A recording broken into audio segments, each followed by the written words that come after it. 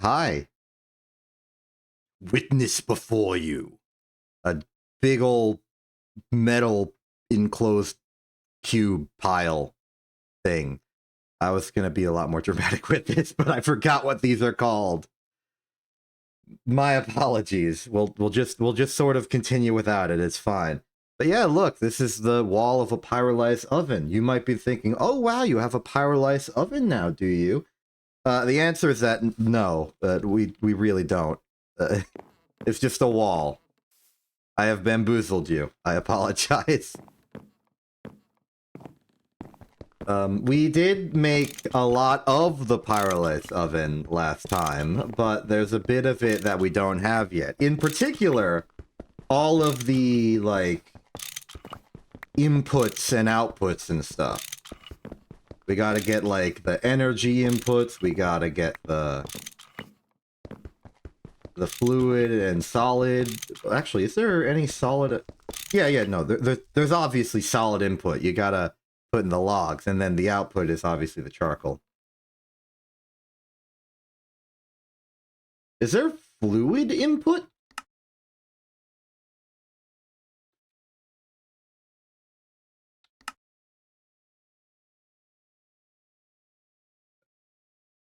Yes. Okay. Good to know. So, that's what we gotta get now. All the pyrolysian bonus stuff. This will include the Cooper nickel coils. I did consider what it's going to take to get Canthal, but apparently what it's going to take to get Canthal is high voltage EBF technology, which we do not have. Because my thinking is, oh, I'll just upgrade the EBF to Canthal coils, then take the Cooper nickel ones off that, put in the pyrolyse. Not happening. Not happening.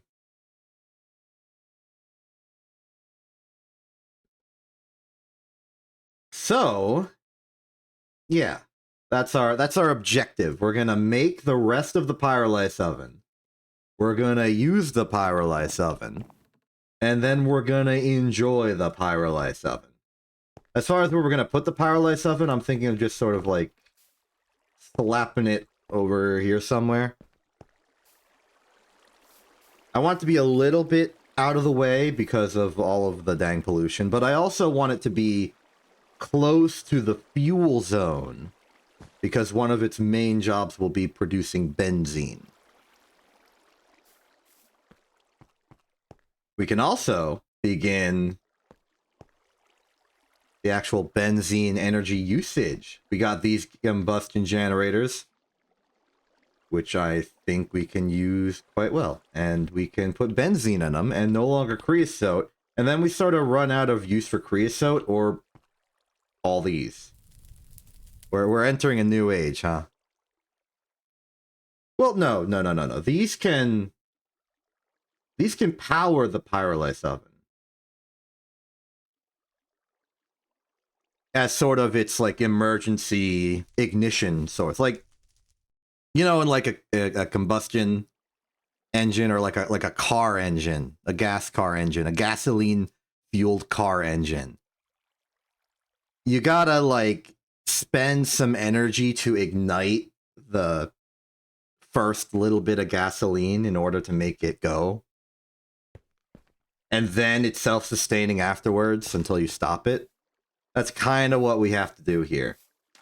We gotta have a little bit of creosote or just something around to start the pyrolyse oven, which will then activate the shenanigan.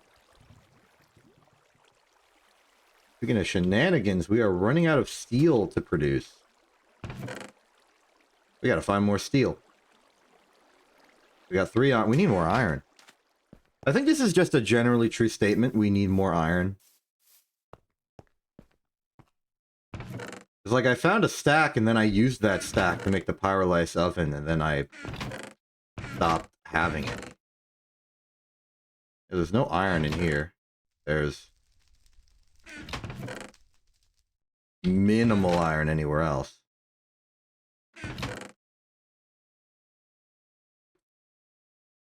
Pyrite. That's chalco. That's well, that's regular pyrite, but it's just one. Yeah, it's just chalco. It's chalco everywhere you go. Tragic.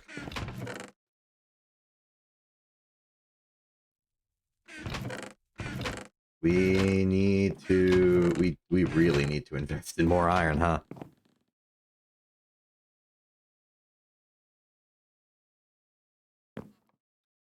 Awkward problem to have. Ew.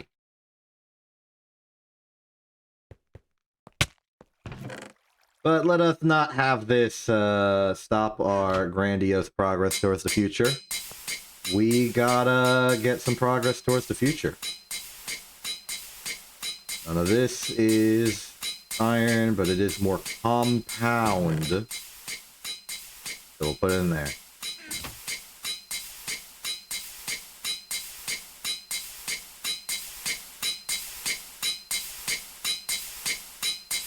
So I'm doing this to the chalcopyrite because if you centrifuge impure chalcopyrite, it'll give you some pyrite, which we can use as a emergency source of iron. This is silver, this is lead and sulfur, this is nickel, that's more lead. Yeah, we're out of iron. We could go on an expedition. We can make room, we can do that. Our inventory management has improved. We could just go on a little bit of an expedition. That would be fun, right? That's a fun activity to perform. We can have fun.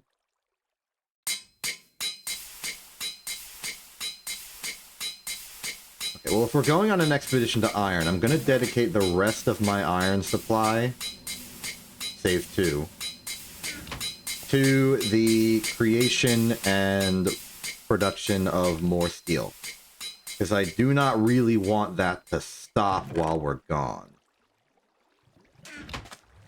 So let's just say 16 there, 16 there, and that will be... I won't use the charcoal or the cactus coke.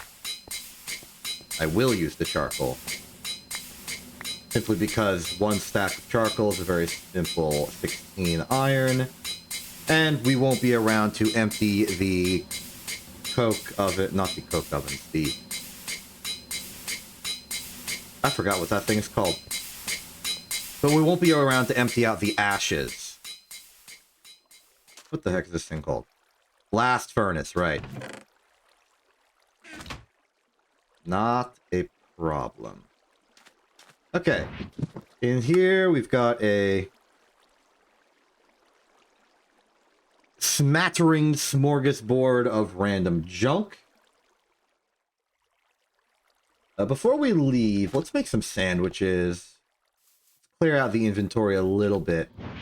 In fact, we have room. I'm going to take out these raw ores of unspecified origin and put them in here. The rest of this is vaguely important. I especially want the obsidian around to repair the hammer. Got the hammer repair. The pyrolysis oven components can go into here.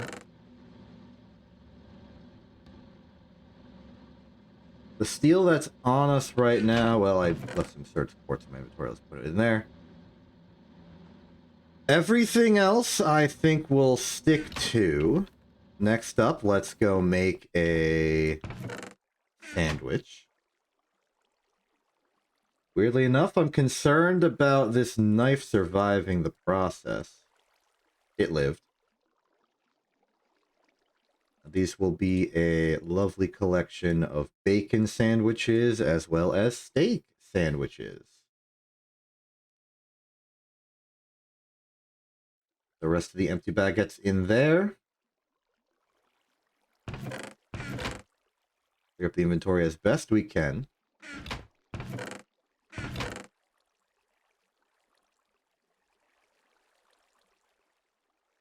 Looking good here. Ooh, fruit crumble. I'll take one fruit crumble and have it. Alright, let's, how's the lunch bag doing? We can put the fruit crumble in there, I say. Okay. Begin expedition. This is a very simple expedition. We just got to go somewhere and get iron. Open up the ore menu. Let's see what we got. There's iron right here. You should be careful. There's a world where we just go back into the old copper vein because there's iron under the chalcopyrite. That's a thing. And we've been scraping the top layers to get the chalcopyrite because we didn't care about iron at the time. But we care about iron now. Let's do that.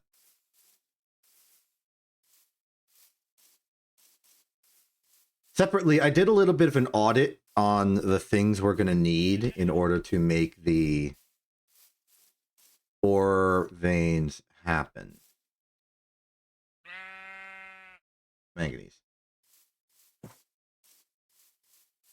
There's nothing too egregious we need, and there's nothing we haven't already built before.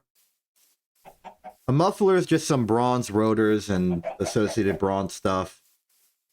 The input and output buses are just chests, which we have like 25 of, and the railcraft style tanks, which we can easily make now. That glass is available. Only thing that might be missing for those is a solid source of obsidian, but we have the obsidian for that. How do I remember making a big old tunnel, and I thought it was to... Is that it? Is this my tunnel? This is my tunnel. Great. This will take us to the classic... I didn't bring any torches. Did I seriously not bring any... I didn't bring any torches. For some reason, torches have just become a complete void in my mind. I don't think to need them. I don't think to get them. That works. But that's all right. We can simply skim the... Actually, this is starting to feel like incredibly a waste if I can't even... Okay, well, look. Let's look here. We go this way to a mysterious gold vein that totally exists.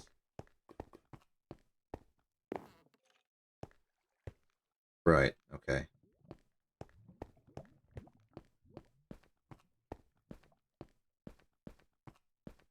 I guess we just sort of find a place to go. Operate with a bit of an emphasis on lowering the floor. This mine's a lot smaller than I remembered it being. Well, we have some iron ores. Let's take those iron ores.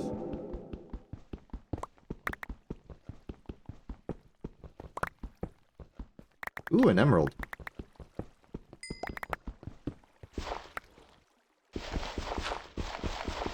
Yeah, we don't have all the resources that I would have liked for this.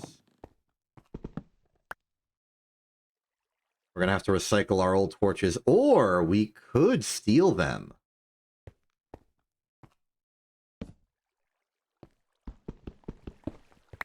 After all, there is an abandoned mine shaft off to the side. There's probably torches in that.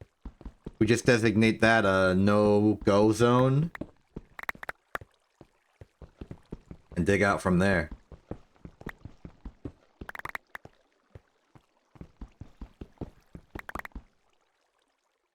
Alternatively, is there anything I can use to make torches here?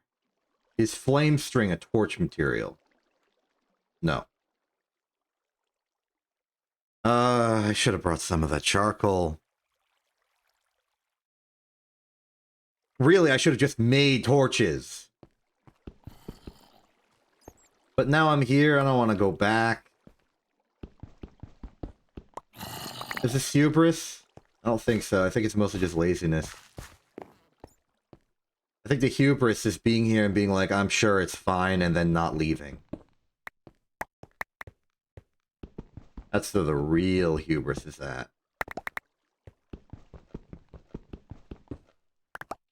Or emerald.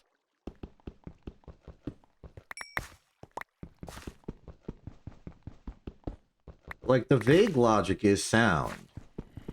I understand the rules and regulations of mob spawning. And with those in mind, as long as you light up the floor, or like anything that can be a floor, you're in good standing. So if the only thing we do here is lower the floor, then it's always going to be fine. But let's be honest, that's not all we're doing here. Because we're digging sideways, we're opening up passages. The surface area of torches, there's going to be little overhangs above us that we don't exactly lower the floor perfectly on. This place is not a perfect rectangular sphere. And we are not keeping it as such. We will have problems. We will have hostiles. The hope is that it just won't be that big of a problem until we leave. And then if we ever come back, we can get torches. I need like an official like operator checklist for what to make sure I have before I leave. Might be useful. That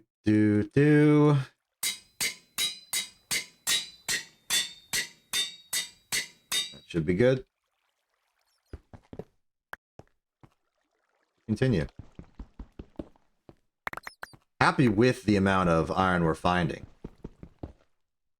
Even if we are making the plate. What the heck? No. No, no, no, no, no, absolutely not. I'm gonna take one.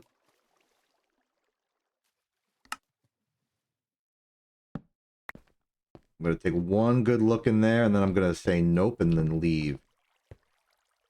Okay, you know what? It's not that bad, and mobs don't spawn in water usually.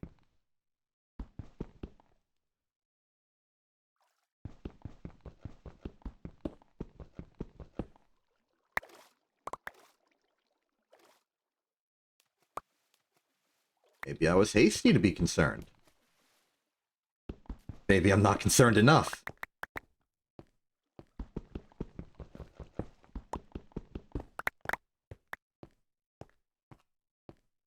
Okay, but let's see. We have 3.5 stacks. That's going to equate to like 7 iron. It's not even counting the incidental pyrite we've picked up, which I trust we have, yes. So this is good. It's... I mean, it solves the problem. We can leave immediately.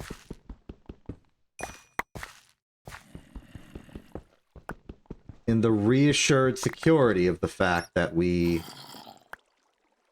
do indeed have everything we wanted from here.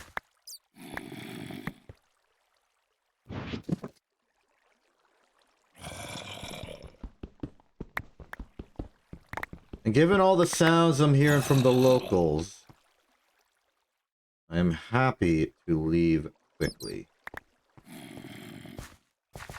Yeah, we've turned this place into slightly more of a mess, slightly more of a danger. We got like 8 to 10 stacks of iron out of it. I think we're good to leave.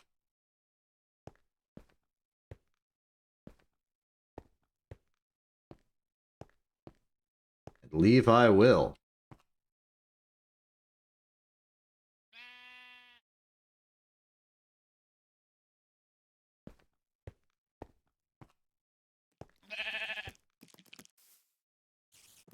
Let me just get this prepared real quick. Oh, I thought you were the spider. You're the spider. Okay. Good news, it is daytime, so you no longer care. So I will simply leave you to enjoying the lovely grass and get the heck out of here. There's an infernal creature behind me of some sort, which I am not interested in engaging. Many other hostiles of certain natures and forms, which I shall do my best to sidestep. Get the heck out of here. Let's do a little detour through my slime orchard. There we are. There we are. I think we're home free.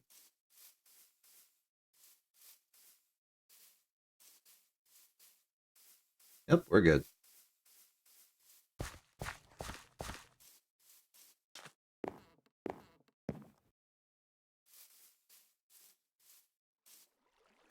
Okay, back here. Priority number 1 is going to be processing our lovely new piles of iron. Get those ready to go. We've got a lot riding on our iron, supply iron. That'll do good. That'll go in here. All that will be good. We got another pile of chalcopyrite we can put in the mixer. So let's put it in the mixer. It's in the mixer.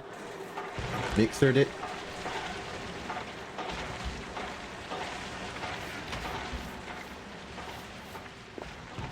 Other ores of partial existence can go in here.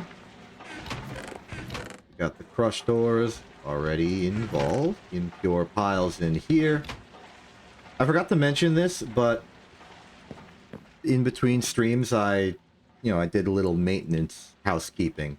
I got more barrels, put the netherrack in there, sorted some of the chests a little more. Nothing too egregious. All the important stuff is happening in plain view of you. Right now, in fact. Okay. So that minor expedition went well. Let's start construction of the things. I'm going to start with the easy ones. And the easy ones are just a lot of metal. So let's start divvying this out. Split until 9. There we go. Input bus, output bus, input hatch, output hatch. Muffler maintenance.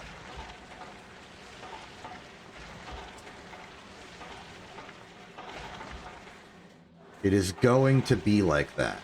This is not enough steel. Because outside of this, we need the 2 energy hatches.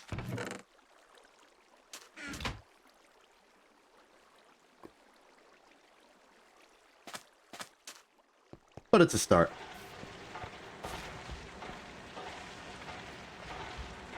Now you can see why it was so important to get all of the iron. Also, we are going to need wrought iron, but I think I am just going to buy the wrought iron for now. We do not have the arc furnace with which to make wrought iron directly, and we're also about to make wrought iron completely obsolete. So I'm okay with just making it now. Making it through the economy. Iron, check. There we are. Then we can bend these.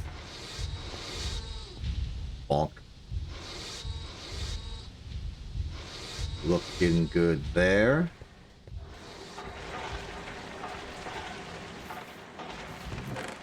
Also gonna need tin cable. I don't know if we have any tin cable left. We were using a lot of it.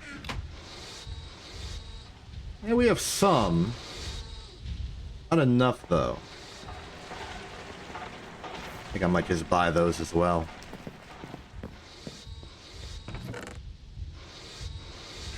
We got the economy for it. Very good.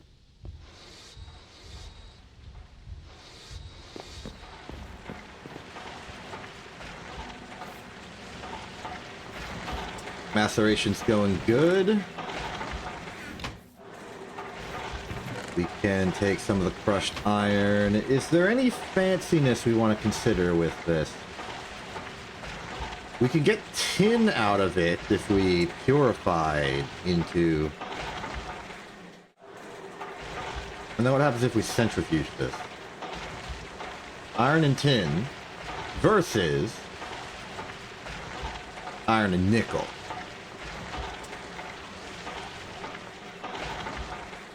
I'm okay with getting iron and nickel.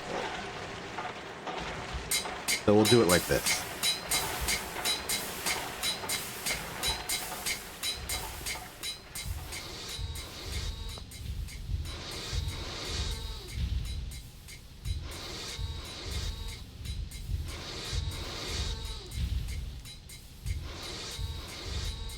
There's that. Those will bend through, but separate this out into 9. 1, 2, 3, 4, 5, 6.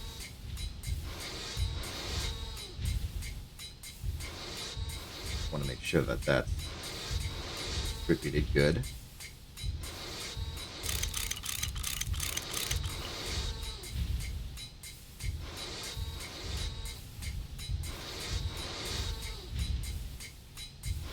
The lint. Doot. Doot. And then these 2 extra will be great. That's exactly how many we need for the energy hatches that we have not made yet. This is also going to be enough. 6 LV hulls in one fell swoop. A beautiful thing.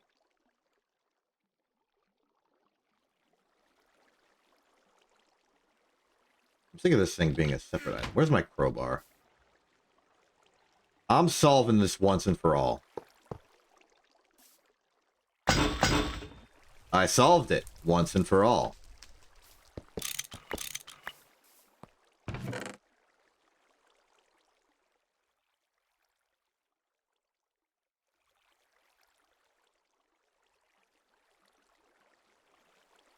Good. Okay. So now we need to make the detail. Oh, that's 2.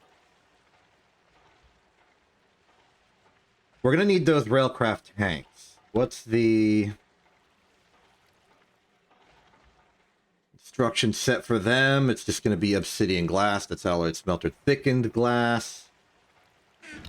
For that, we will get... We're going to need to macerate some of the obsidian. So I'll just take 8 of it and do 1 obsidian cycle. Bail out the iron for a second. Let the obsidian go through. That's going to be like 20 seconds until it even starts. Stop the automated pourer machine and go to molten glass. We are going to need 2 tanks here. This is completely ignoring the requirement for iron rings, but those are pretty simple.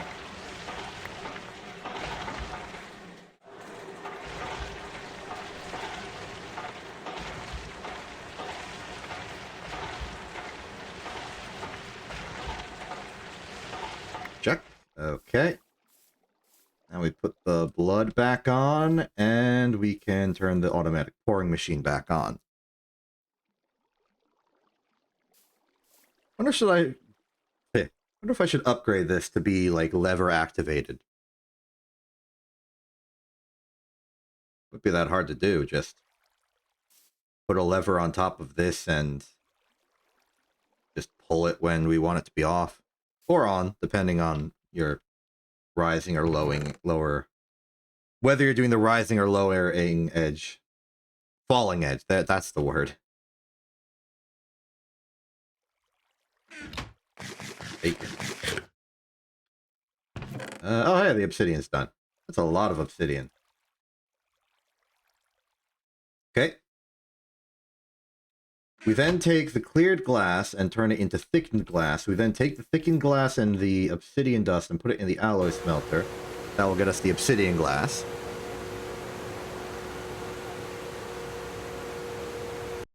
Then, with the obsidian glass,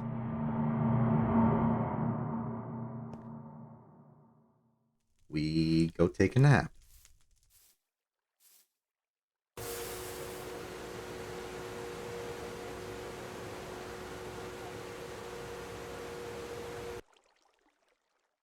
All right.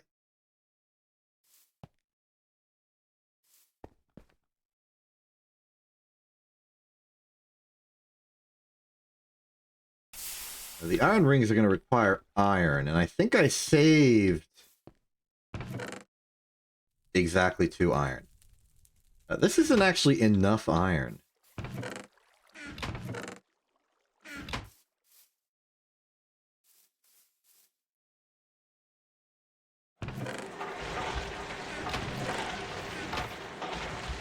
Fortunately, getting enough iron should not be a problem.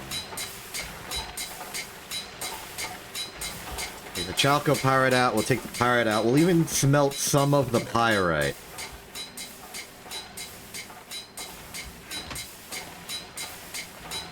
To get some as fast as possible. We just need 4. Materially, in terms of literal volume, we only need 2. But in terms of how we make a ring, we're going to need 4. That's just how it is. Which means that the 2 we already possess, combined with this 2 right here, is enough. Onto the lathe. There's the lathe. Lathe it. Those will make a resounding 4 iron rods, which we can then turn into iron rings using a hammer and file on the top left and left respectively.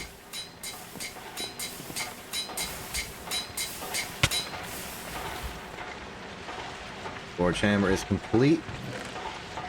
Next batch of iron, if you please.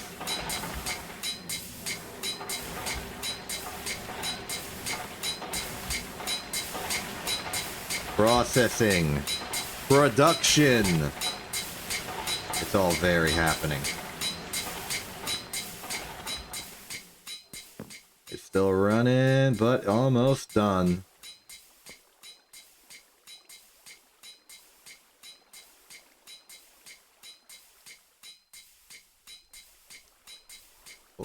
Okay. Put those back into the dust. Take the last rod. Go here. It's the classic formula. 1 hammer, 1 file. Now, just to check. No special treatment, just put it in. Put it in. It was put in.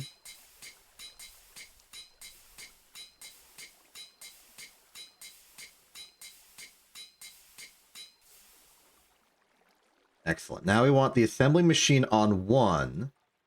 We put in 1 tank.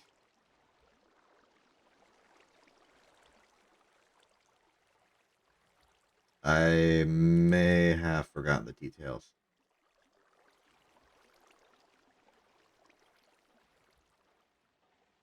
Oh, of course, we need the glue.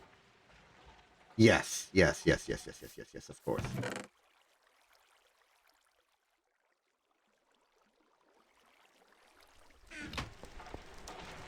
Let's take some glue out of our mixer.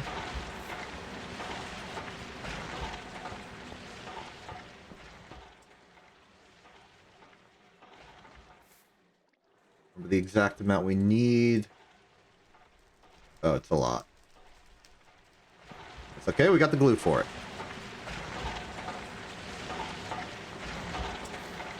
May need to do another rubber harvest in that case.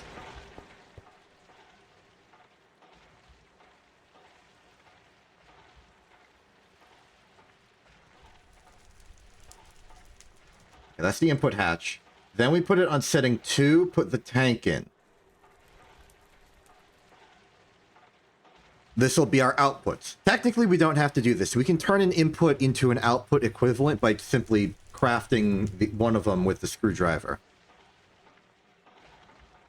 But I'd like to do it this way, simply to show competency and responsibility. Okay. So we got our input buses, our input hatch. This will be our output hatch, and then our output bus once we take it out. Let's also prepare the large glue receptacle. Oh, another thing I should mention while I was in between streams, I found out that we have like 8 oil cells that we probably got as a quest reward. In fact, we almost certainly got it as a quest reward. So that's good.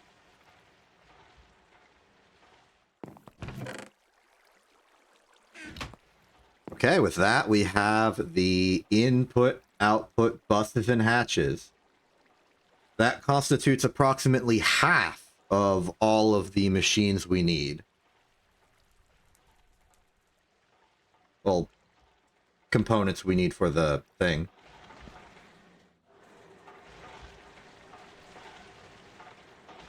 We are going to need the muffler, the maintenance hatch, and then the 2 energy hatches.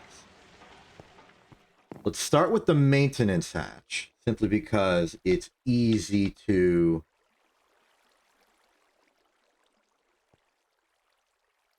do with all of the things we have. So, file there, hammer there, screwdriver, wrench, wire cutter, crowbar, soft mallet, saw. Machine hull. There's our maintenance hatch.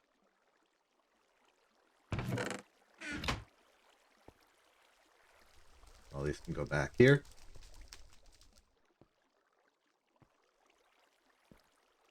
Now, I wish I had the tape for this, but I don't. But I did learn that we can make tape, and the only machine we're missing to do tape technology is an autoclave. That's generally available to us. So in principle, we can do it.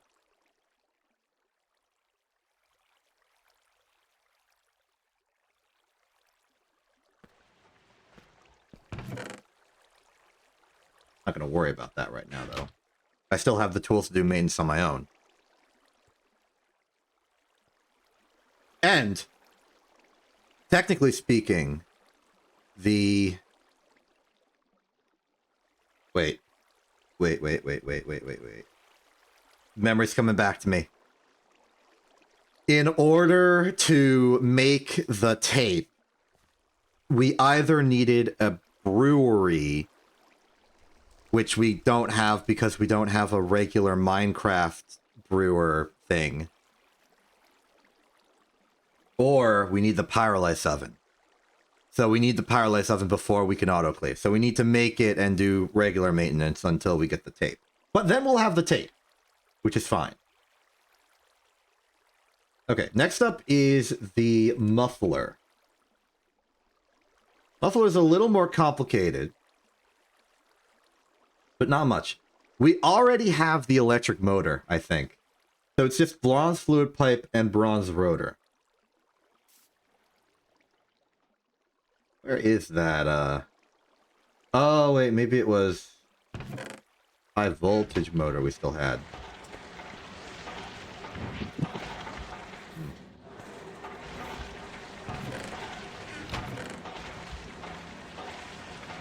Motor. I'll check. If we need to make one motor, we can make one motor. Yeah, maybe I recycled it into a pump or something. That does sound like a thing I'd do. Oh, that's fine.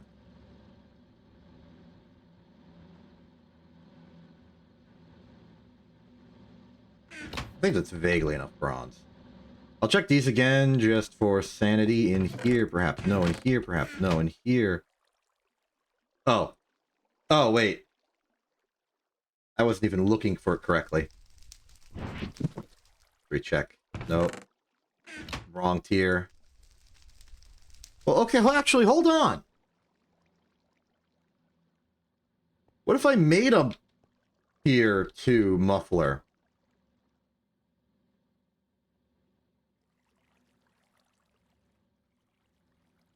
Okay, maybe it's a little expensive, and especially expensive in steel, the thing we don't have really much of. Alright. I don't know why I'm trying to be so lazy as to avoid making a low voltage motor. I could just make it using motor powers.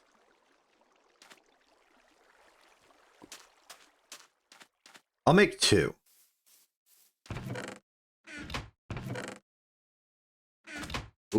And I choose to make 2. That's sand. I choose to make 2 because I want it to be even with the amount of small piles it gives us from the lathe. If we did 3, that wouldn't work, so we need to do 6.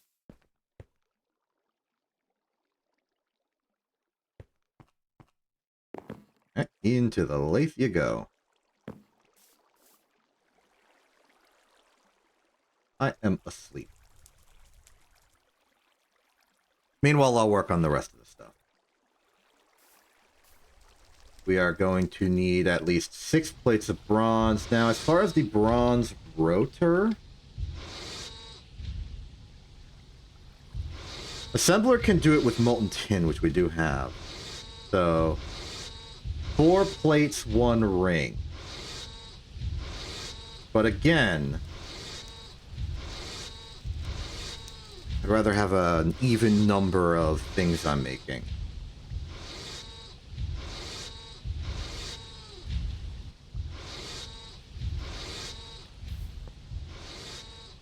But you go in here. Make a lovely hammer and wrench. That's the correct size.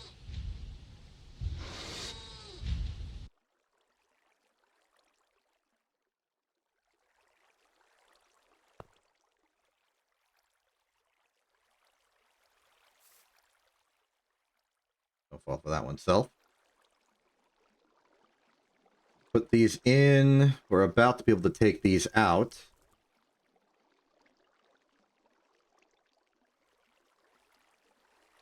Check there. Those are being turned into lathe components. We have that. For rotor assembler, it is setting 4. We put this in. We'll need the rings and we'll need the tin. Where is our tin? It's in the circuit assembler. Right. We can move that out. Bonk. Bonk. I don't know what I'm going to do with the remaining bronze rod. Once again, hammer and file. Put it in there. Makes us a rotor. Take the tin out. Put it back in the circuit assembler. Now we just need the motor.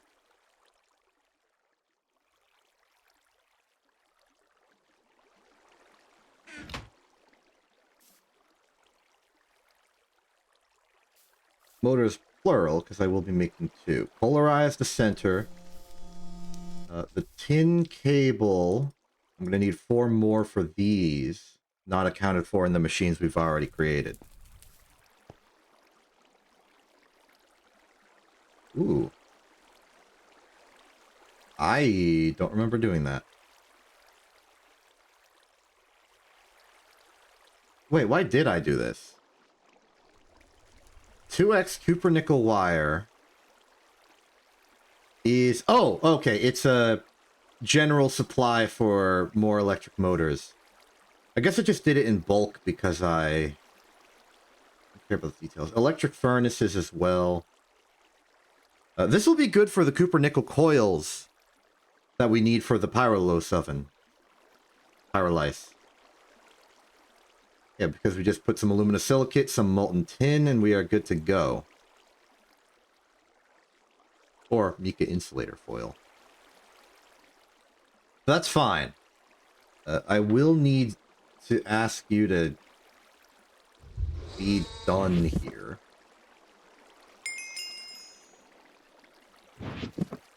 One, 2, 3, 4. I got an achievement.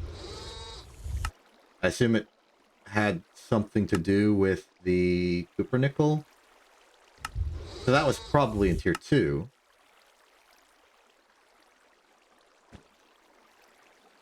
Oh, no. Well, I really wasn't paying attention. Did anyone else catch that? I did not catch that. And I feel a little silly for not having caught that. Oh, wait, I can figure out. I can go to these, press this, see what quests they're used for. MV motor and EBF time.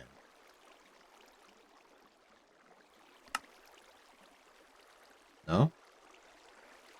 Okay, maybe it was something like buying more.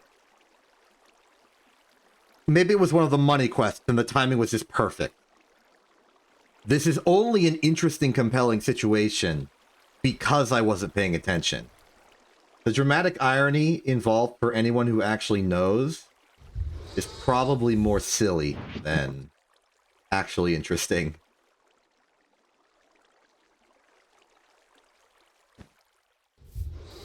Okay, let's start charting out these motors. We only need one, but we're making two because even numbers are cool.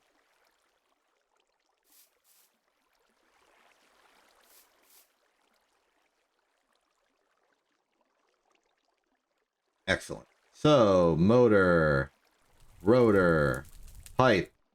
This, I think that goes there. Yes, we do. Muffler hatch complete. We are well on our way. But we're not done yet. For the final two components we need are the most difficult.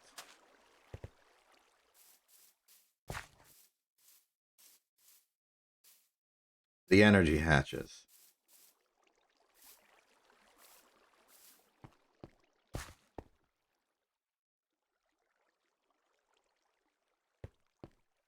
Before that, though, because we gotta wait till the deal's done, let's excavate back here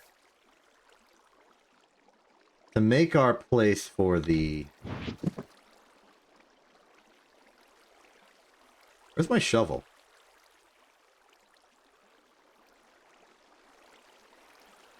Where's my excavator?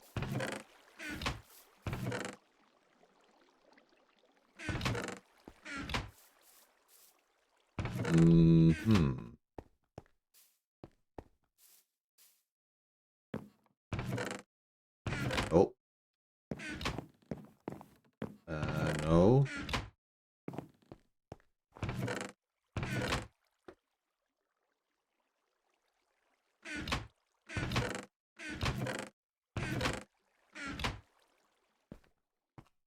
I lost my excavator somehow.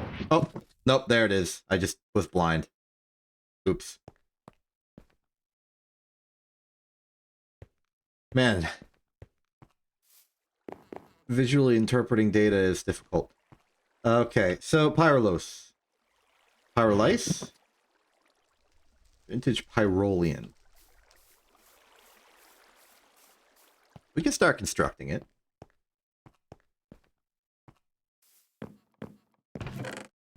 The most outer shell, at the very least. You're an element. This bronze is a compound. Neodymium, Damascus steel. We got one steel in here. We got steel bars. We have a steel fluid pipe. Ignoring that for the time being. That tin away. Put this iron away. Not here. Iron and tin. Excellent. The Pyrolyse oven, which I shall keep calling Pyrolos due to a continuing mistake I made all the way back in Season 1.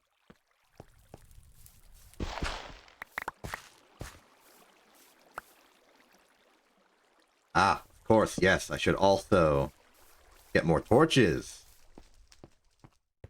More than 0, even.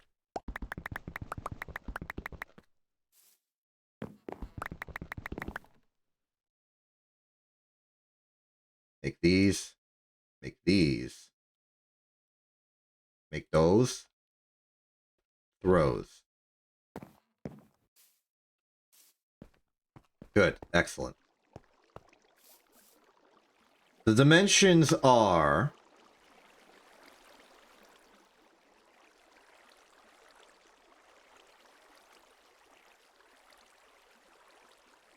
5 by 5 foundation and then 4 high.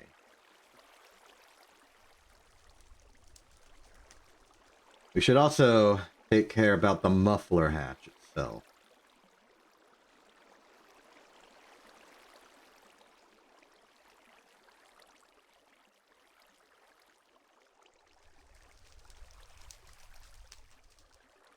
Okay. Let's say starting from here. 1, 2, 3, 4, 5.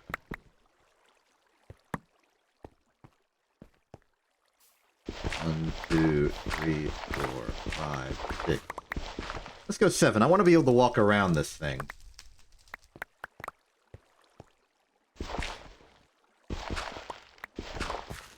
There we go.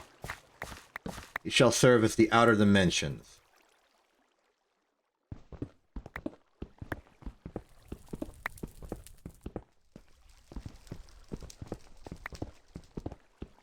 We'll then, like, punt a little hole in here for the output. Now I understand that we just need to have it be not obstructed, but I will try and make a hole all the way to the surface. We're not that deep into the mountain.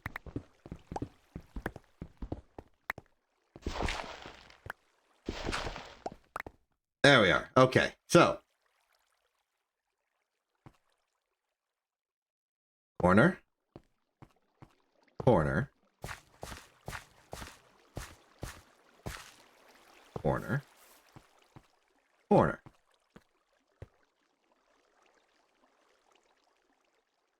The height is 4, so let's raise the roof.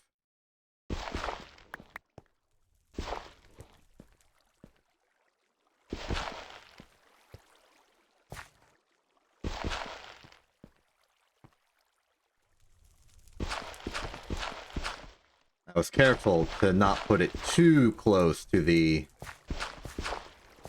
side over there with the cactus farm. I didn't want to accidentally open up a hole into the doom chamber. And then, because... Oh, it's nighttime. Better go to sleep. Going to sleep over here so I don't accidentally hit one of the dirt patches and lose my bed accidentally. Yeah, this makes sense to me. This positioning.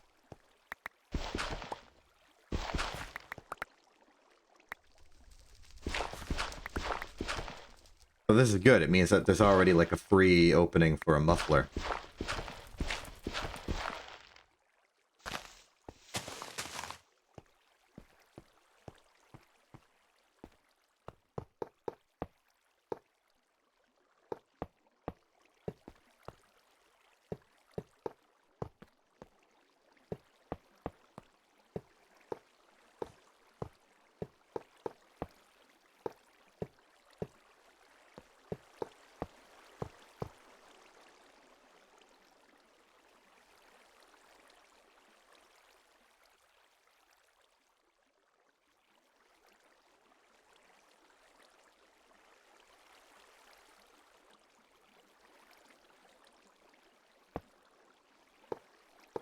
My ideal would be putting the muffler exactly in the middle.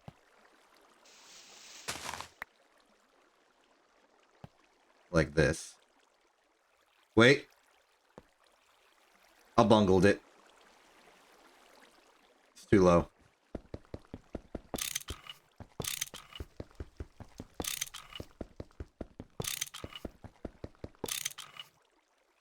My mistake.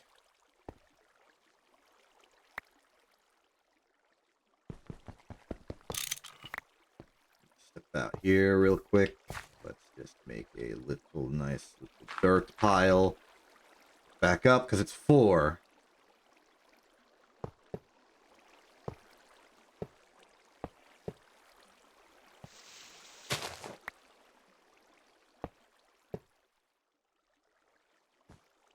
yes. Muffler here. The pyrolyzed controller goes here? Yes.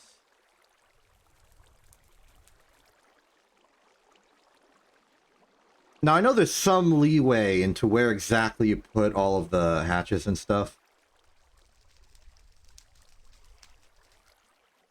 I'm gonna do a system of input solid,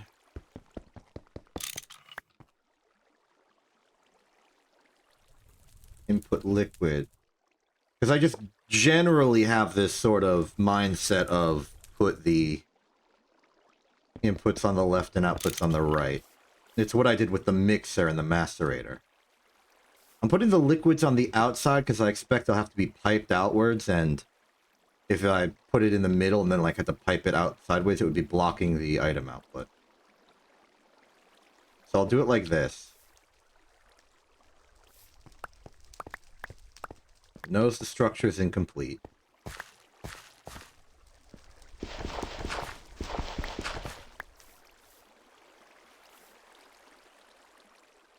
Now, it could be the case that the pyrolysis oven has, like, specific requirements, and I will try and look those up right now. Okay, let's see here. The pyrolysis oven controller, front, center, bottom layer, 1 input bus, center 3x3 on top layer.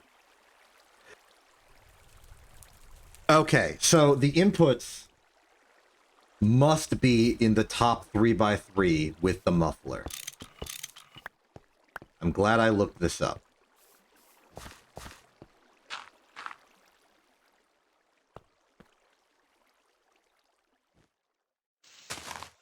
This up. This up. So in that case, I'll put the input bus here. And the input hatch here.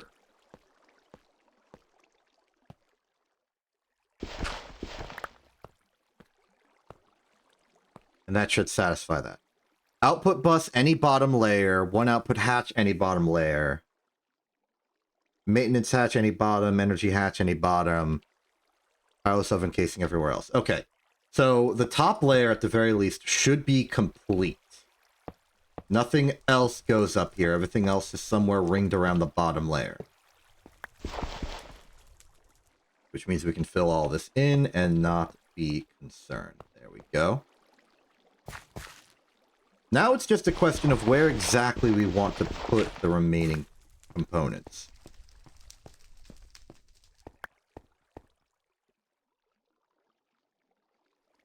We won't need to access the maintenance hatch, so I'm willing to put it sort of back here out of the way.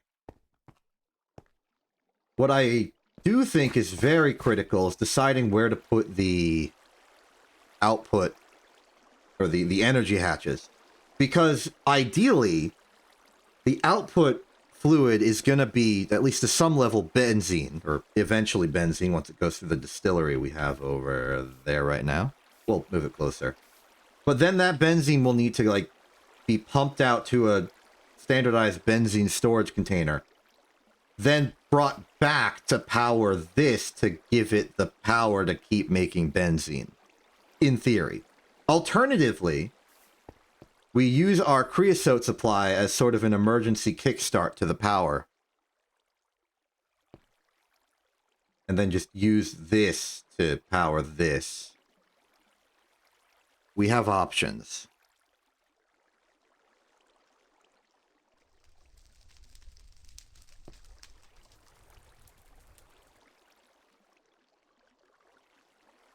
I'm going to go with putting it on this side, because even in the case of powering with this, we just move the pipes a little bit further. We'll put the power over here. We don't have the power. But they will go there. So we'll put these everywhere else. Now we just need the copper nickel in the center and the 2 energy hatches.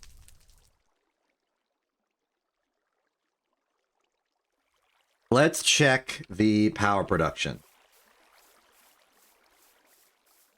Well, the steel production. The steel to be made for the energy hatches, which correlates to the power we receive. That's 2 more.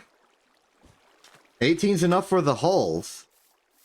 Not enough for the rest of it, but we'll keep going.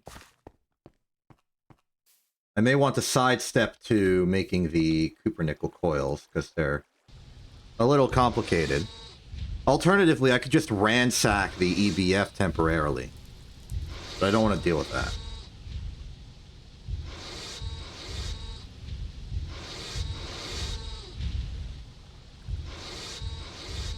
Wait. We got 6. We need 18. That's correct. Okay, so let's remind ourselves how we make cupronickel coils. Because the stuff we need to make it is temporarily in here. Mica insulator, asbestos, mica, other quartz. These are just all ashes. We don't have to worry about that. That's an empty map.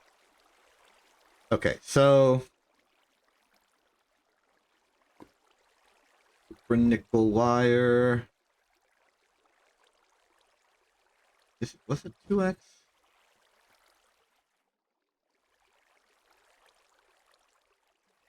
I guess it was. Okay, as a reminder, cupronickel is being used for molten tin. This molten tin we have mica insulator foil 8.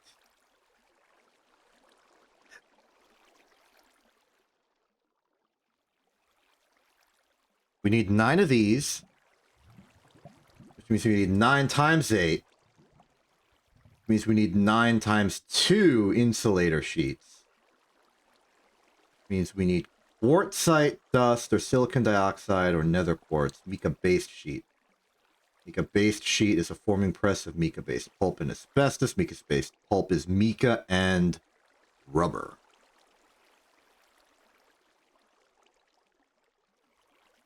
I'm not interested in doing the exact math on that, but the general result is mica combined with rubber. We have mica. We have rubber.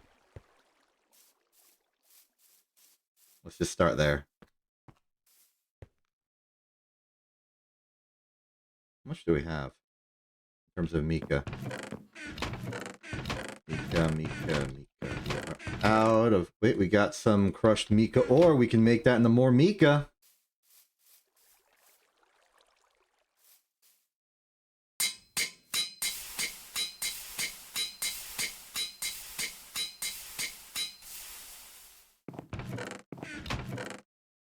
Nickel iron.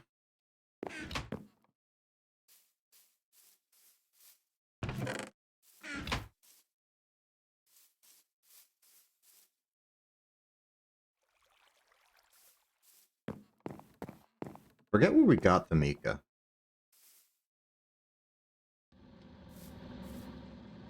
I'm keeping 1 intact.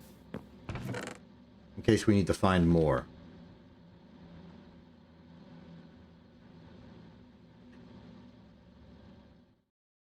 Right, it's the mica vein, the overworld, the kyanite ore.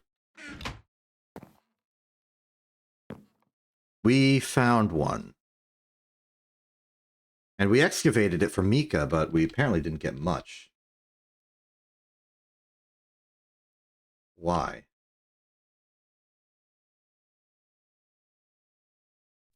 I guess we just didn't care that much. We got as much as we needed and then we left. That's okay. We got it. We can get more. Let's see. Mica, combine that with the rubber. This is a mixer-based step, yes. All right.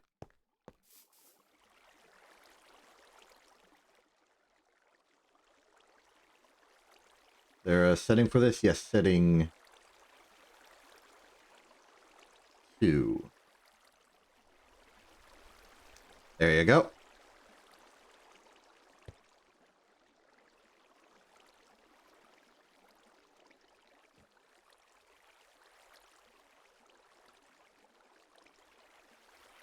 And the sheet is 4 of those with 1 asbestos in a forming press. Where's the forming press? I know we have... There it is. Any special setting for this? Yes, it is setting 1. Well, in the forming press, we can simply put in the asbestos I didn't bring. Let's just take all of this. It appears to be what we're using anyway. Okay, put in that asbestos, take out the this, put it in the this. This is going to be a lot less tedious this time around, considering we don't have to worry about all of the waiting. We don't have to do one machine and then another. This is just like down the line, assembly line nonsense. We just do it and it's done. Next up, Mica insulator sheet is alloy smelter with something that is silicon dioxide. We used nether quartz previously, but I think quartzite is just as available.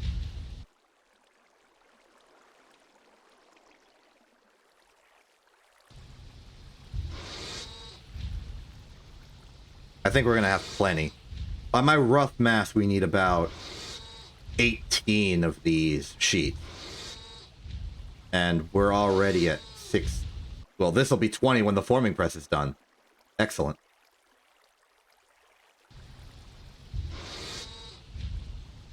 And combined with my general understanding of math and ratios, 4 to 1. That'll be all we need.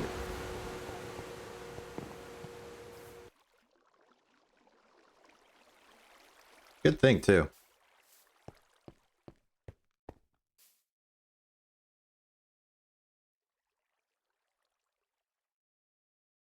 Always incredible how the things we have helps make the things we need easier to get.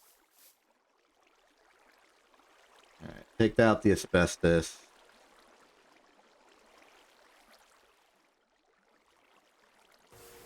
Take out this. We'll put the insulator-oriented materials in here.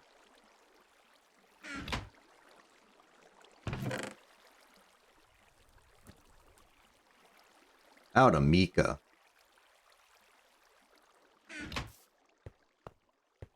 Let's wash this iron.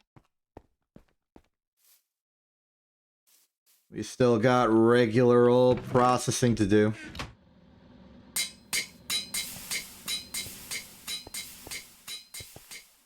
But this part being done and easy is a major relief for me.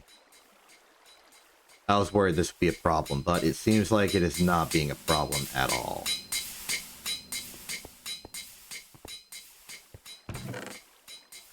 Well, target is 18.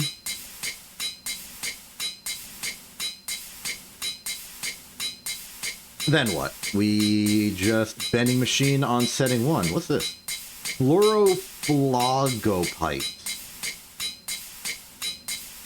Is, oh, maybe the dust.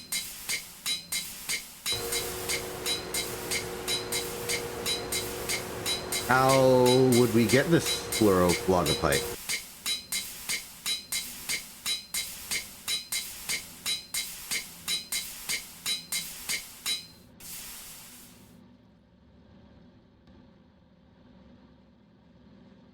I don't understand. It seems like the fluoroflogopite is a singular thing. It's used to make insulator sheet, maybe some tools, but I can't figure out where it comes from. Alright, that's 20.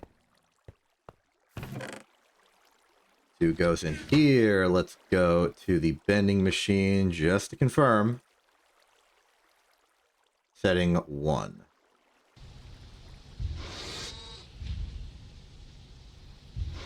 I'll go in here. Let's start making the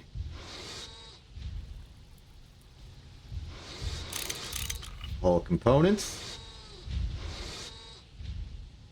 There's my wrought iron. There's my Iron saved it for later. It's later. Our LV machine holes. Now we can go to the energy hatch. Yeah.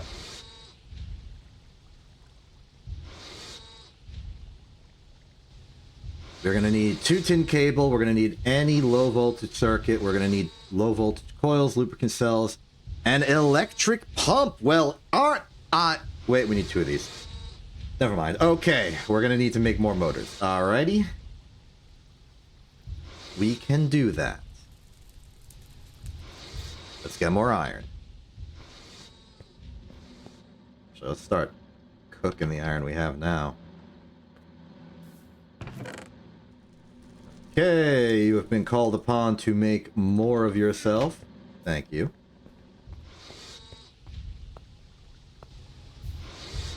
Lathe.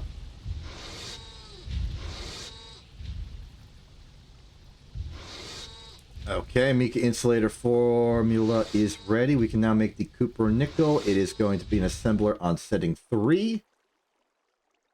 With the foils installed, as well as large amounts of copper nickel, which I think I put in my backpack. Yep, there they are. And then molten tin. Molten tin we have currently is once again in the circuit assembler. Let's pass that over here. Part of me doubts this is enough. I'm gonna go get some tin and melt it. Heck, it might not even be enough copper nickel. That's fine though. We've got enough, we just need to convert it as such.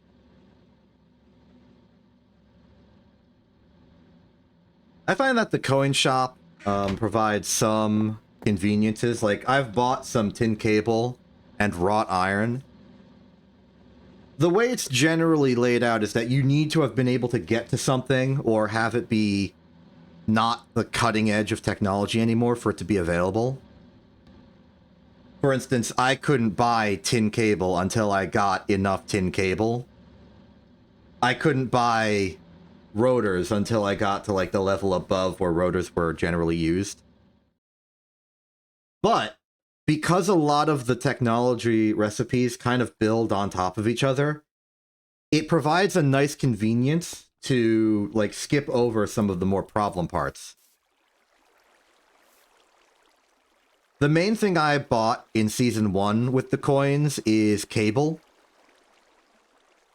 This time around, it's been a mix of, well, definitely some cable. Cables have actually been very helpful for me because it means I didn't have to deal with my severe lack of rubber before I got all of the slime. And that was a big problem in Season 1.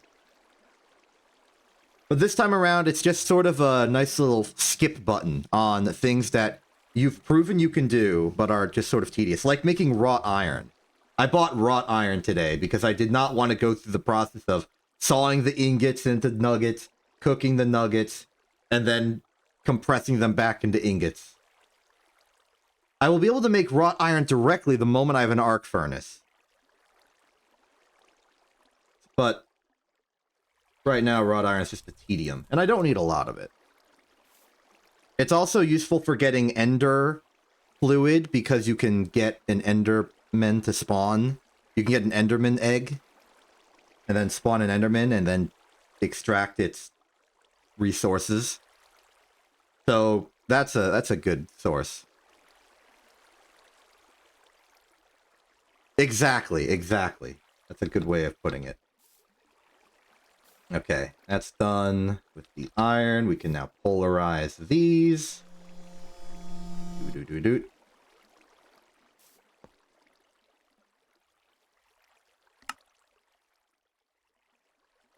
We are gonna need more. 1, 2, 3, 4 for the 2 pumps. Let's get that in the wire mill setting 1.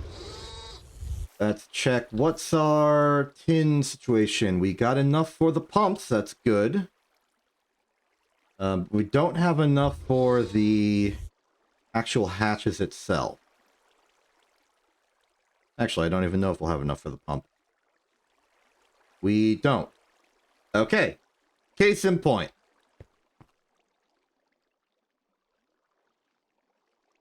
I think I'm going to take my thing and buy some more tin cable. Tin is cheap, rubber is cheap, but the coins are also cheap. And I'd rather keep the tin around for other things, because I'm still using tin as a resource. So, let's buy more tin cable.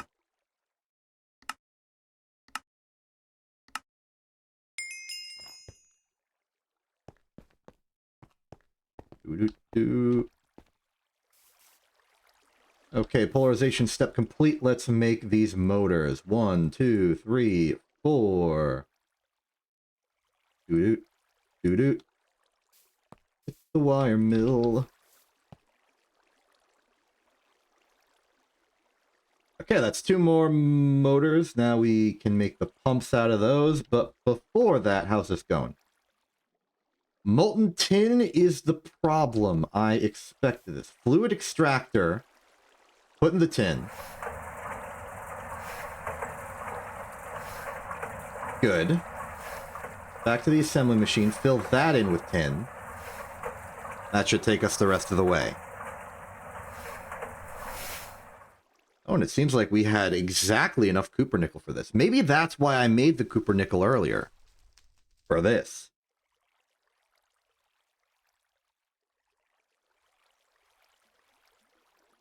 That said, we can't buy low tin.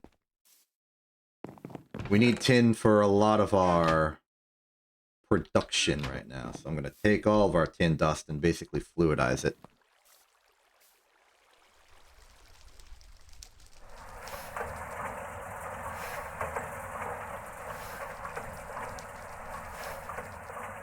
Oh? I appear to have suffered an off by 1 error. We are 4 foils short. Did I leave one in here? No? Did I leave one in the bending machine? Yes, okay. There we go. Okay, pick up that tin. Pick up this tin. Put the tin back in the circuit assembler. One day we'll have enough antimony that we can switch to soldering alloy, which will save on tin. If we care.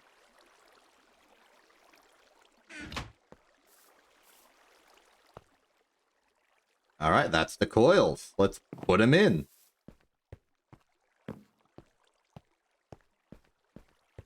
Nothing to it. I'm just going to have to punch a hole in here. 1, 2, 2, 3, 4, 5, 6, 7, 8, 9. Excellent. Seal that up.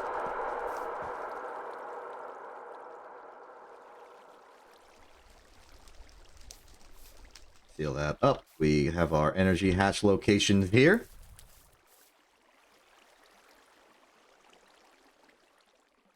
Quarry, quarry, quarry, quarry.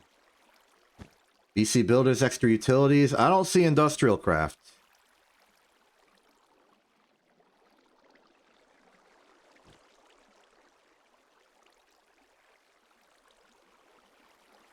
I do know there are mines, or mining drills. Oh. Okay, but if it's a multi-block, it should still show up here.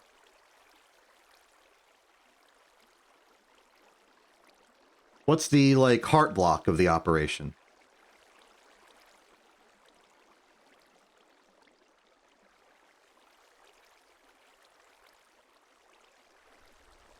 Industrial wand charging station.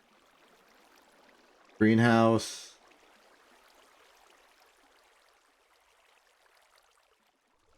Chisel buff. Industrial coke oven, centrifuge. Material press electrolyzer, precision lathe, autoclave, wire factory. These are just industrial, not industrial craft. I don't see industrial. Oh, there's an industrial craft thing.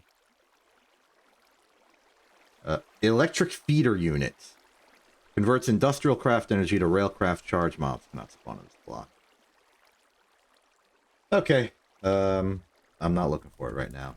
What I am looking for is a solution to my problems. We need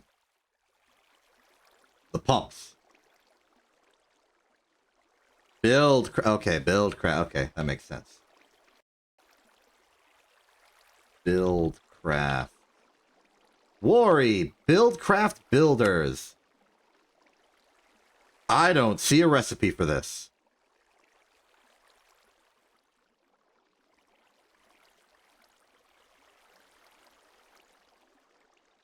Template has a recipe. Architect table has a recipe. Okay, so assuming that there is a way to make the quarry, because it's in the mod, I'm going to guess it would be at the same time as the other buildcraft stuff, which would put it at high voltage. So we're not there yet. Not like we need the quarry. We have the mining drills somewhere. Is it just called a drill? Is it a miner? Yes, it is. The basic miner. Which we have access to now, technically.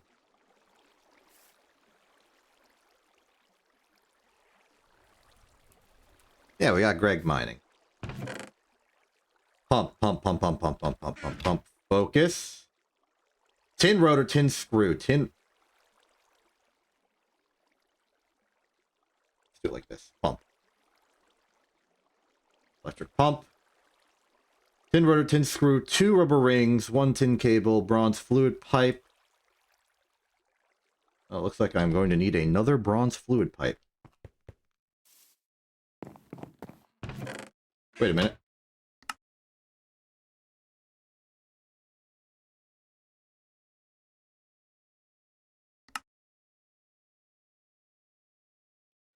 Okay, it won't let me buy motors. Or pumps. That's reasonable. I was wondering, though.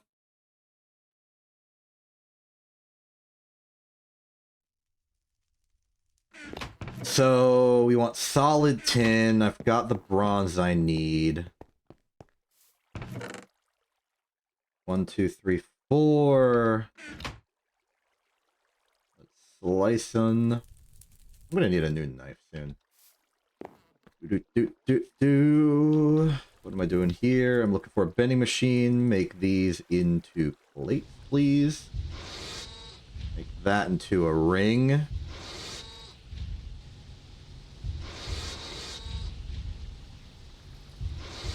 Gonna need more for more bronze fluid pipe, unless I have a spare one.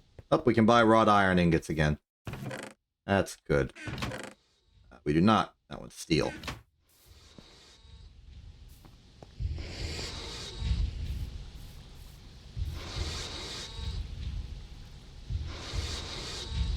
Three, 2, 1. Go. Before that, it's another hammer file situation. I'm gonna guess this is also on 4, just based on my own... Dang it! Oh, where's my crowbar? It always gets you. It always bamboozles you when you least expect it. 4th one in there. Get my tin transferring tank. Steel from there. Put it in there. Pick that up again. You know what? I'm not making any circuits. Let's just fill it with tin right now. It's fine. It's fine. We will need tin screws, and we can't get around that. That's actually good for us, because it means we can just go straight to Poor small pile. Wait, what am I doing? I need 4 pumps.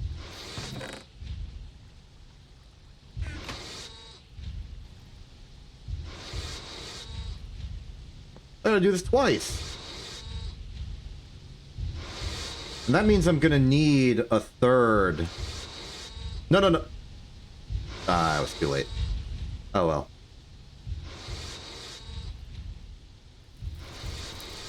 Bear the brunt of responsibility on that one. So. Hey, while we're here, why don't we make the maintenance hatch?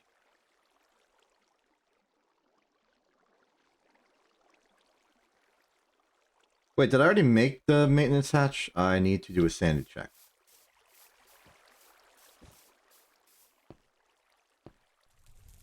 I did.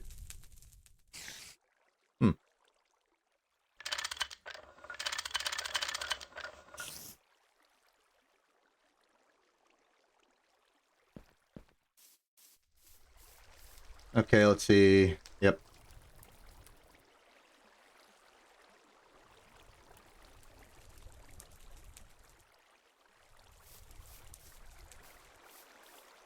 Moving on. Back to the lathe. Get this in there, this out of there. Another hammer file. Ah, we lost our file. That may prove to be an inconvenience. That there. 4 more plate.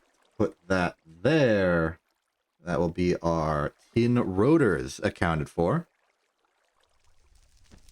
Now, for the pump. No particular assembly machine setting. Put those in.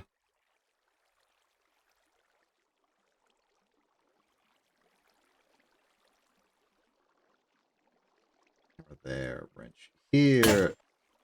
We lost the wrench as well.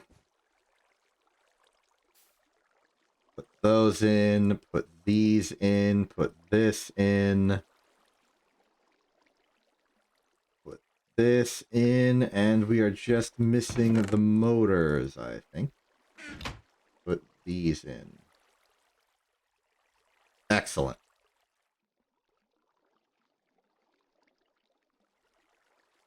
Well on our way to the energy hatch. Next up, let's secure the lubricant. Let's go to sleep first and then secure the lubricant.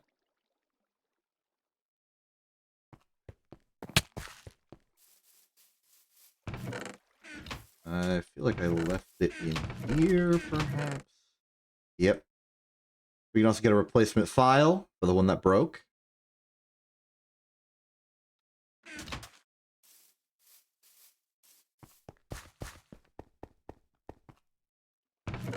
Okay, replacement file goes in here. Good. Now,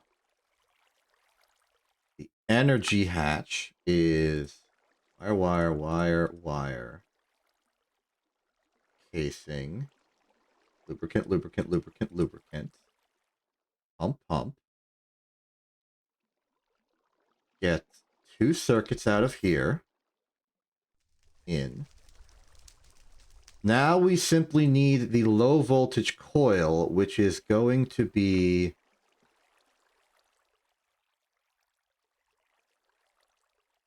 setting 3, 1 ingot makes 8. We are going to need 1, 2, 3, 4. We are going to need 8 steel, 4 magnetic iron rods.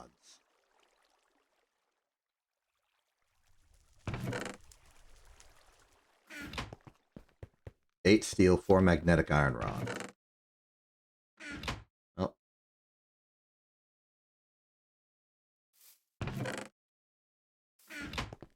Rods are secure. What about the steel? It's been running for a while. Wouldn't be surprised if there was some hope. Guess what? That's 8 steel.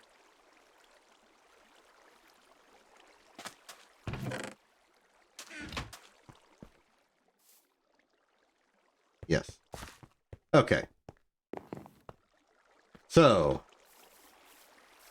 we want a lathe for the iron rods, which we shall magnetize afterwards. The wire mill on setting 3 to make the fine steel wire. Very good.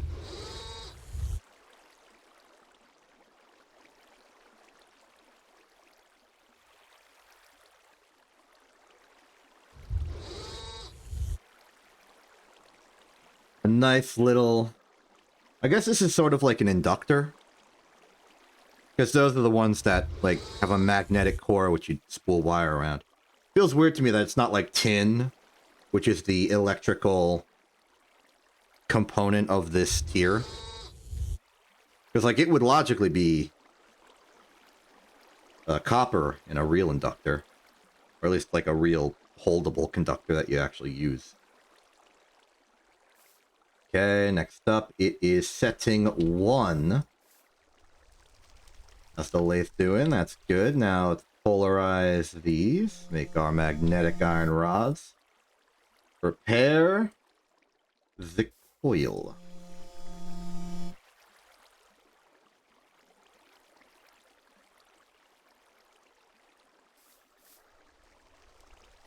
Excellent. That'll be done in about 40 seconds.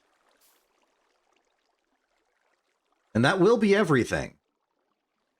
Save for everything else. Yeah, we'll have like a fully operational Pyrolos oven soon. Pyrolyse. Pyrolysia.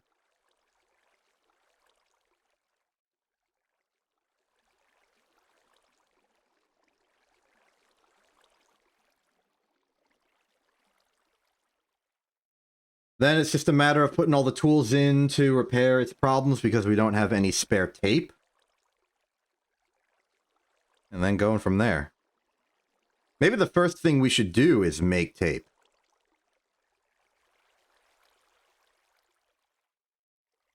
Well, the thing we need for that is biomass, not IC2. Well, yeah, I think it's...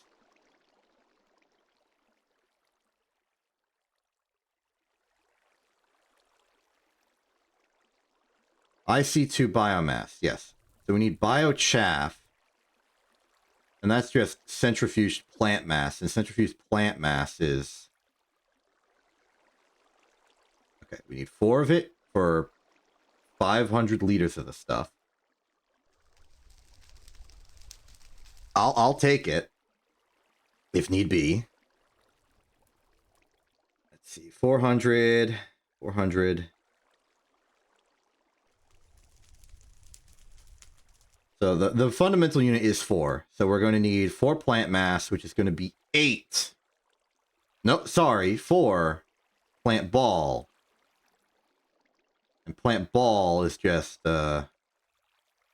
compressed tree. Let's start working on that, because I would really like to just tape up my problems and not have to worry about it anymore. In fact, this can be our test of the pyrolysis oven. But first things first, compress that plant.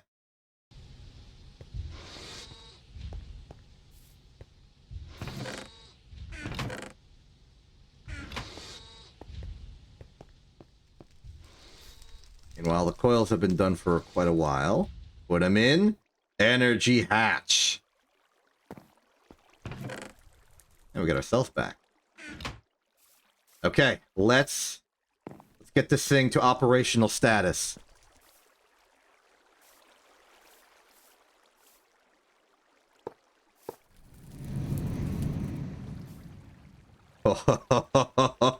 Oh, excellent. Now it's just a matter of tooling. Screws are loose. Get a screwdriver. Okay, actually, let's get a short list. Screwdriver, soft mallet, hammer, crowbar.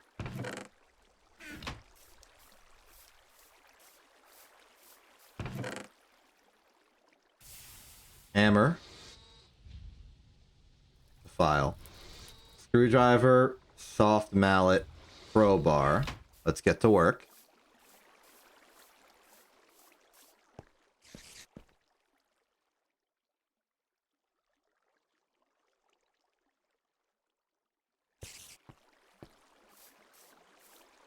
Clear. Now it's just soldering.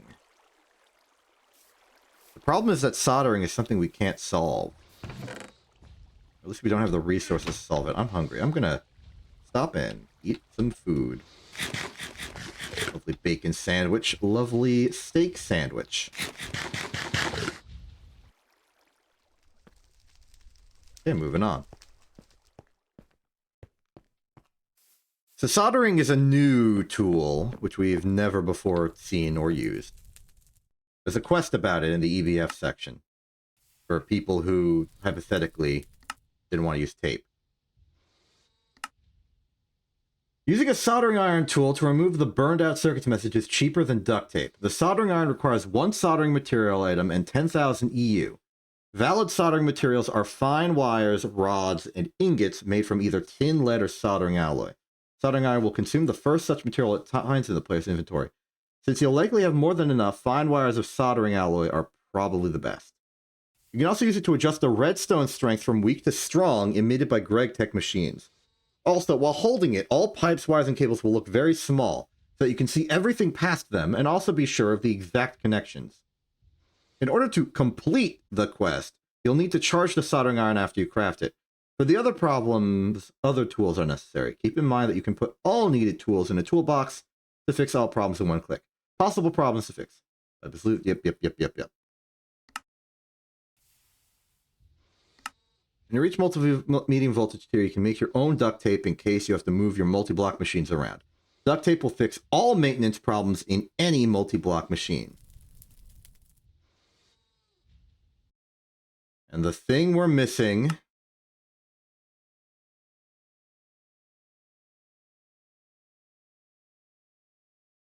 Okay, we're missing a few things.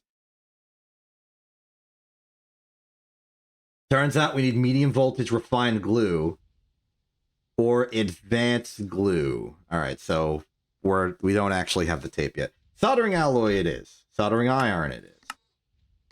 What do we use to do? Oh, we need a battery, do we? My word.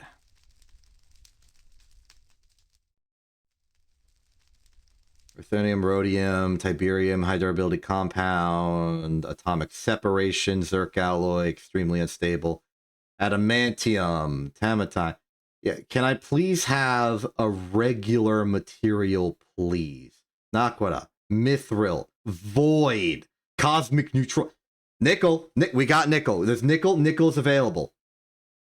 I'll take it. Okay, nickel, steel rod, rubber sheet, medium battery, screwdriver file. Okay.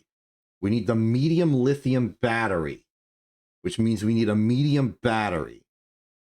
A medium battery is battery alloy plate, molten poly. You've got to be kidding me. Oh, that's the worst chicken and egg problem I've ever seen. How am I supposed to get polyethylene?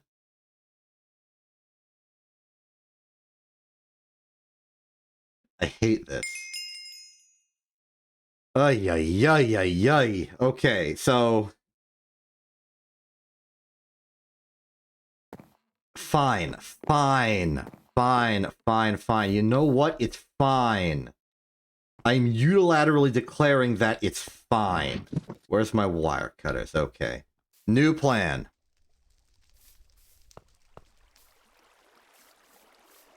Same as the old plan.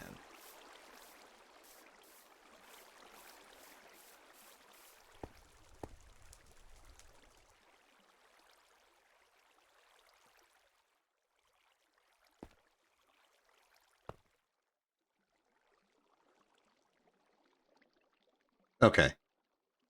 Here's what we're going to do. We're going to let that problem persist. Problems are not prohibitive. They are allowed.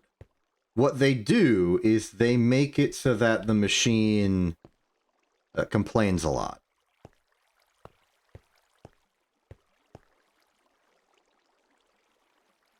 Here's what we're going to do. We're going to slice all of this out.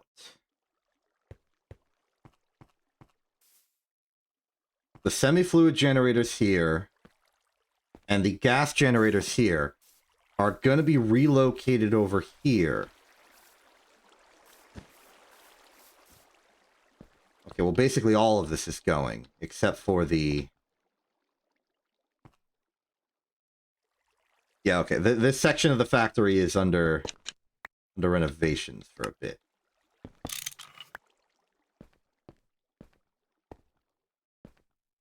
Wait, no, we don't need this part. Keep that there. We don't need the transformer. Because this is all low voltage anyway. We just need this. Ow. And that. Probably want the 2X cables as well. At least some of them. Okay, the EBF is officially offline for now. Deal with it. This is not ideal. It's also not the final form of this. I'm just gonna do it like this for now, just to get the components in place. Let's do combustion. Combustion.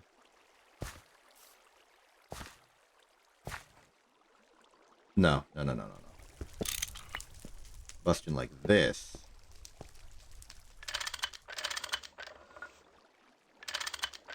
Connect those. Then this will shut down the entire factory. For a while, at least. Fluid extractor, fluid extractor.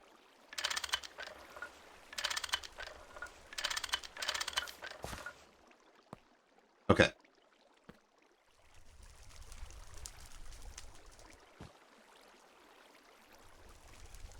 Open this up a little more. I need room to pipe.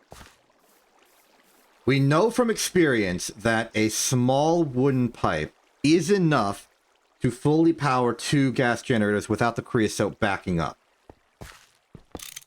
I am not so certain in the case of 4.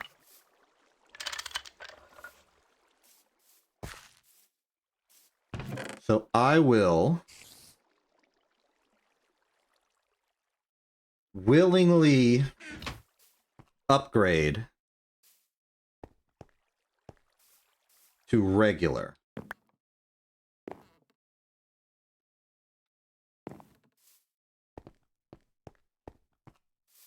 Now, how do I fluid pipe wooden? I don't want small wooden, I want regular. But, you know, it's saw and soft mallet. The classic configuration. Saw good, soft mallet. Good. There we go. 2, 3, 2. We lost the soft mallet. That's okay. We can build another.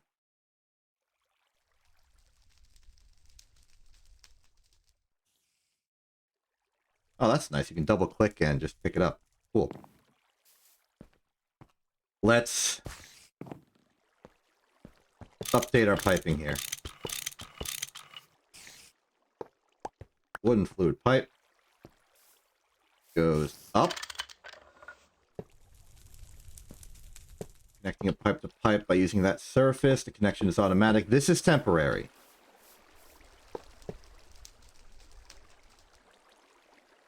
They're connected. Good. You may be seeing the vision here.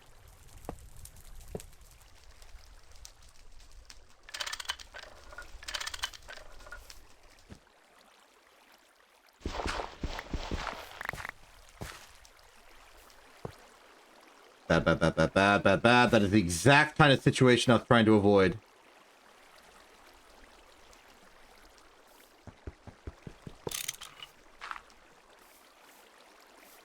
Okay.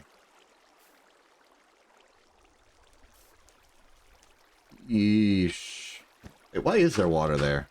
Oh, that's the very corner. Okay. This is a liability in the future. It's gonna fall down and we're gonna start a fire or something. I'm not looking forward to that.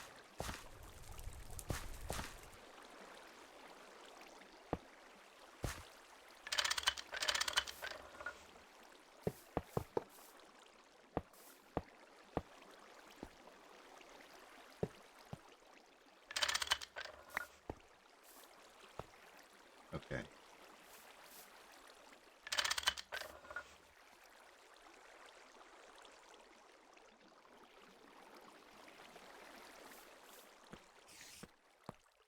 Made this place very difficult to navigate.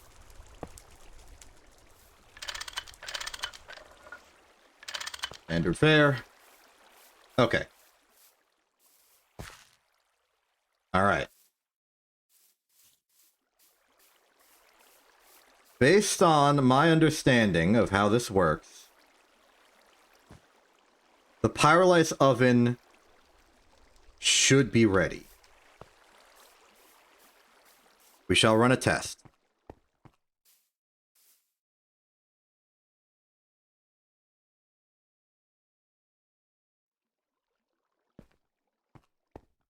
We shall run a test.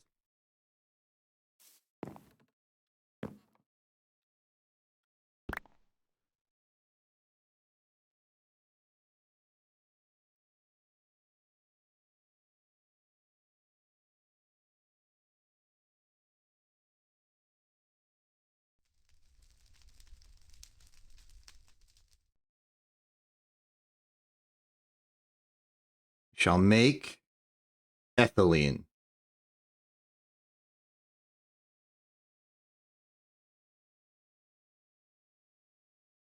Ethylene is made out of wood gas.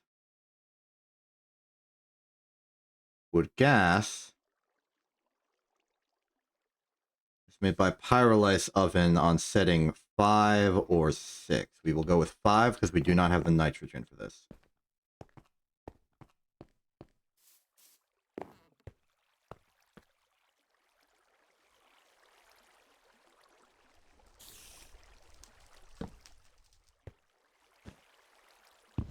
Okay, sticking with that there. We're gonna need like a staircase to get up to the upper layer because that's where the inputs are. On this side.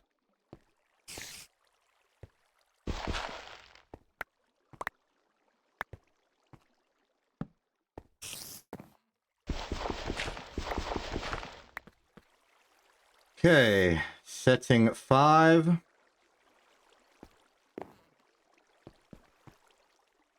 In 3, 2, 1.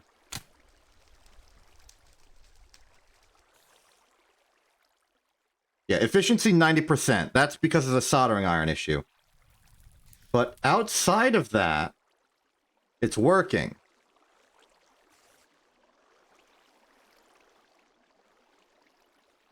It is working. This will make us 20 charcoal and 1,500 wood gas.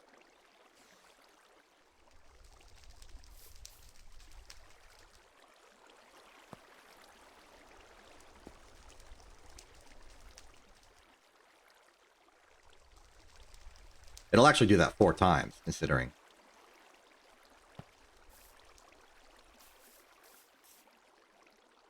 It's working. Okay.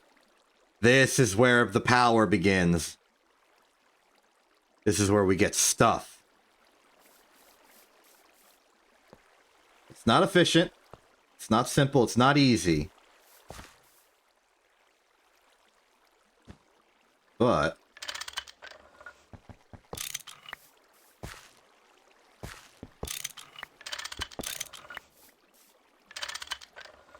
optimize it a little bit. 1600, 1600, 1600, 1600. We are at pace. Creosote is draining, but not very fast, and our backlog is immense.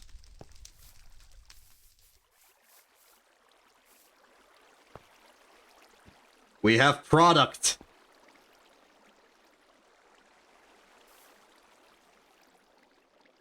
Okay, what's the next step of this process? From wood gas, we medium voltage distill it into ethylene.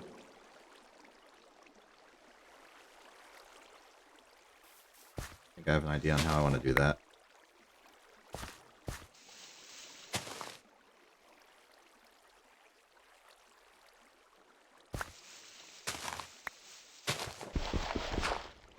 Okay. This is where we're going to need the remaining cable from here. My deepest condolences to you, electrolyzer. Your currently existing stockpile of chlorine will be useful someday, I'm sure.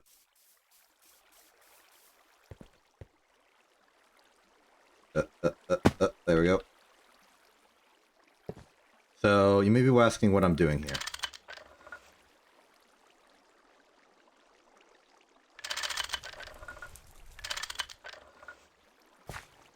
Well, it all comes down to this transformer. I'm going to use the transformer in order to get power into the distillery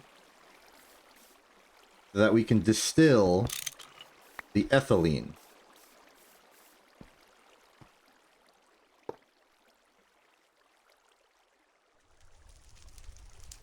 Right now it's in step down mode. This is incorrect. We want it in step up mode. We want it to go from low voltage to medium voltage.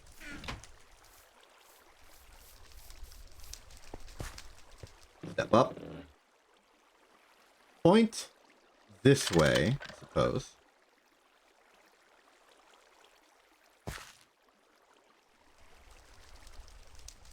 About a space in the floor. Good, good, good. A little bit of cabling put in. I'm gonna wait until the pyrolysis oven is done. We do not have the power to run both of these at the exact same time.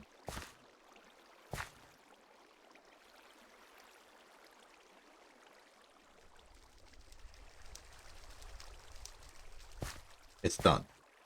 Okay, so 2 amps there. 2 amps there. That'll give us 1 amp medium voltage. Which will then go to our distillery. Which I shall put here.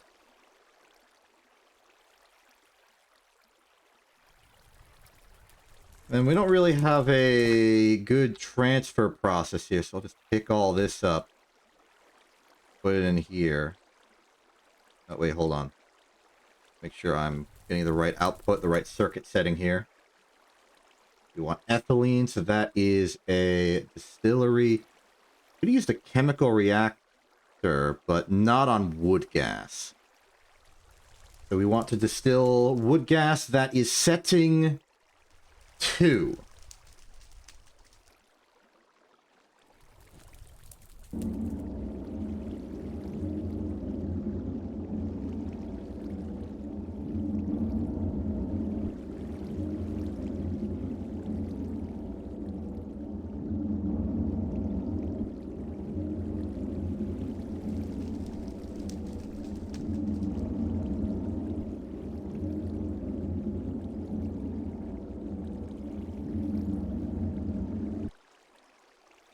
We now have ethylene.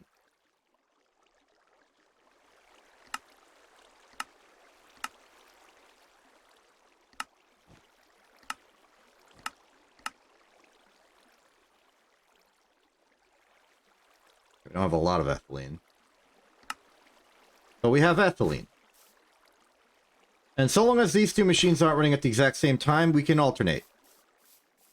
So we can make more ethylene.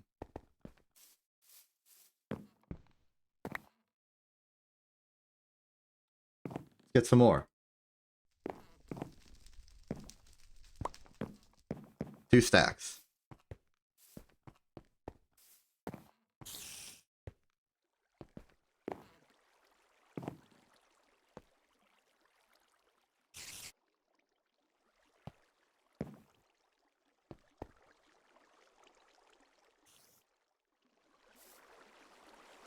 Take the charcoal out. We can put it into our coal situation.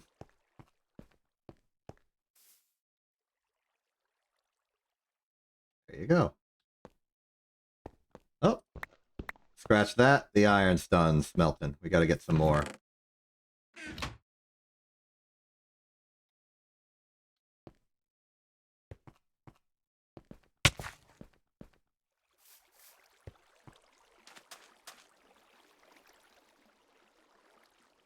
The system proceeds.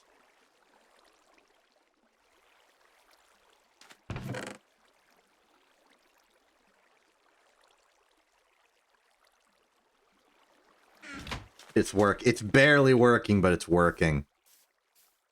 That's really all I can ask for.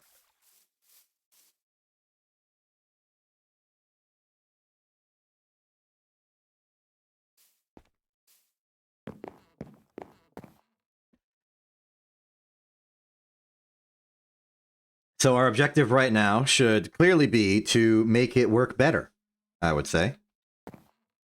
How do we do that?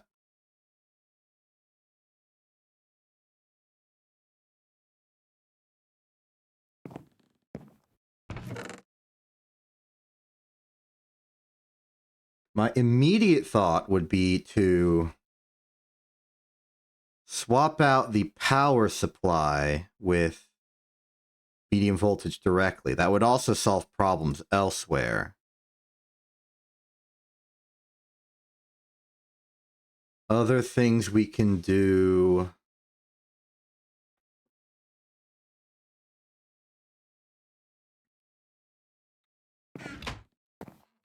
The polyethylene will give us the soldering iron as well as the means to use it.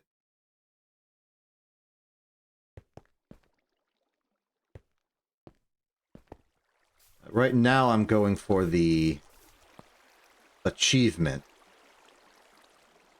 which is to get 4 cells of ethylene.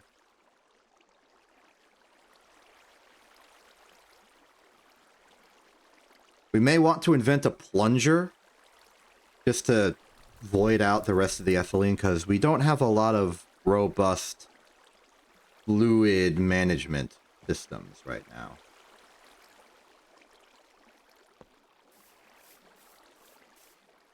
But what if we did?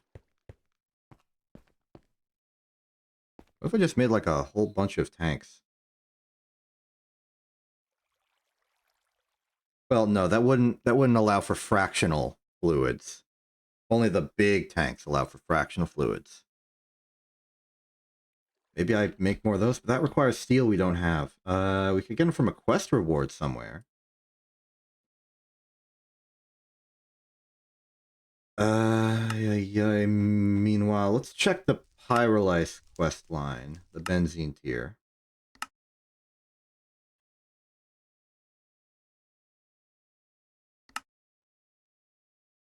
Let's get a spruce or oak bonsai. I can get an oak bonsai. I can get a spruce bonsai. I've been planning spruce. Let's just make that quest proceed forward a little bit, I guess.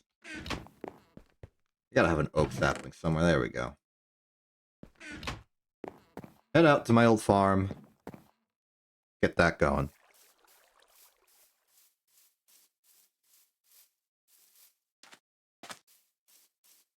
That's the farm.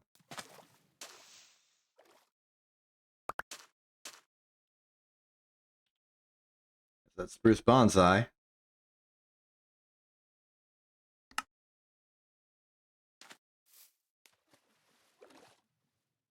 I have it. I don't know whether or not it's declaring to me that I have it. Oh, okay.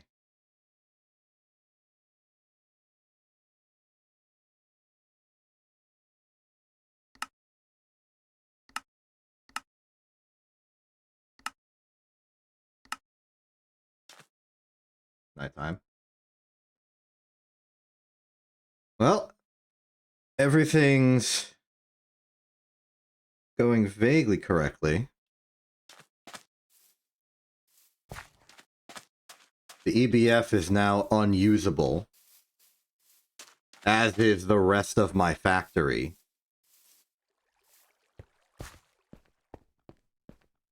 Maybe we build the altar of the Church of Benzene.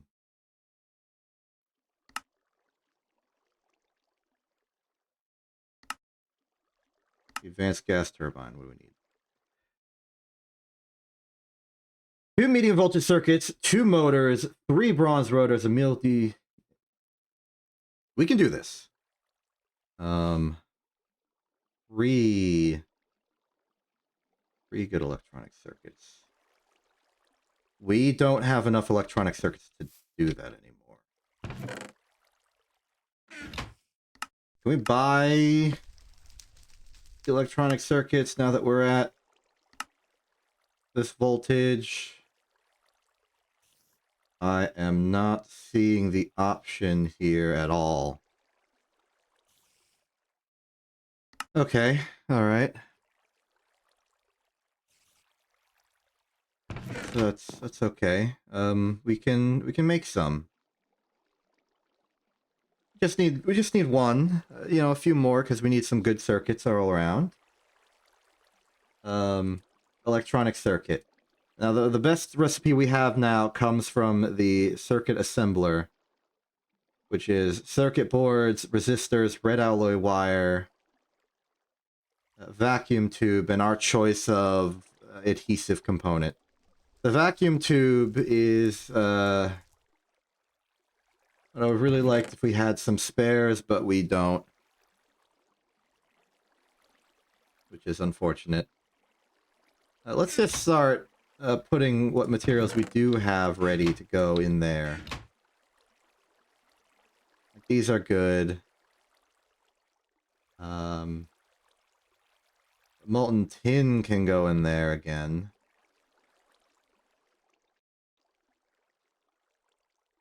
There we go. Red alloy wire and vacuum tubes is all we need. It's all we need. A few red alloy wire. Do we have red alloy at all? I would be surprised if we did, and not surprised if we didn't.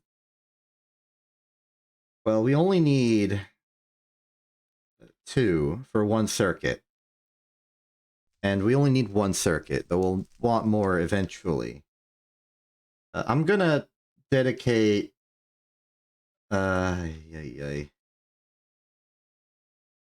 I'll just make the 1 for now. This is an alloy smelter situation. There we go. We would wire mill this if we had any power at all.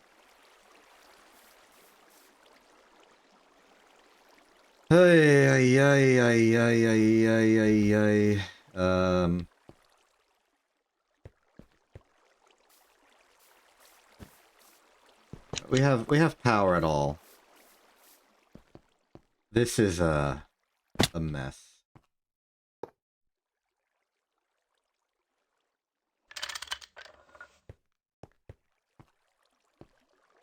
Going back to steam-based power for a little bit here.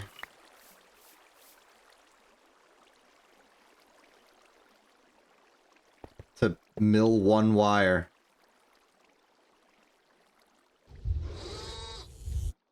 We did it.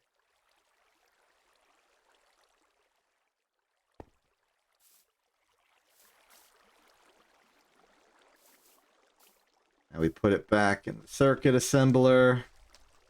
Now we just need those vacuum tubes, yeah? Yeah. Okay,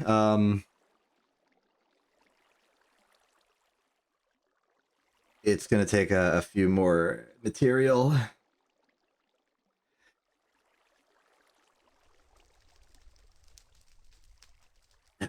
Yeah, okay,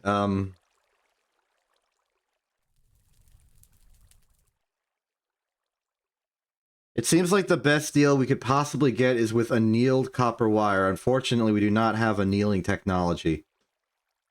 So I'm just going to go with our basic molten redstone.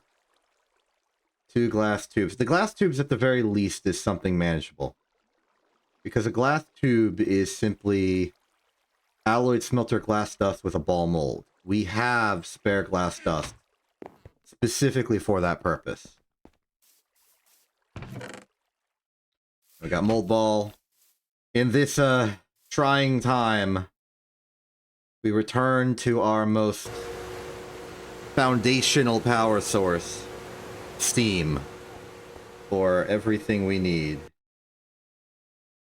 And, you know, it's taking us there.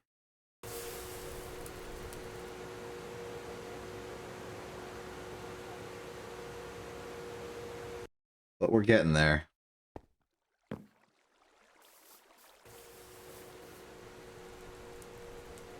Okay. How's Pyrolyze? Pyrolyze is done. Good. You now take out this, put it in here. That can run. Take out the rest of it, put it in here. That'll get us a good amount of ethylene. Not enough for the quest, but enough to be proud of ourselves, I suppose.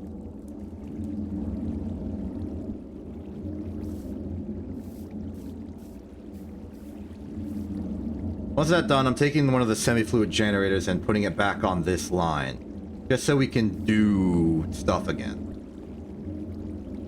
We're gonna have to keep shunting around the literal physical position of the generators to get all this working.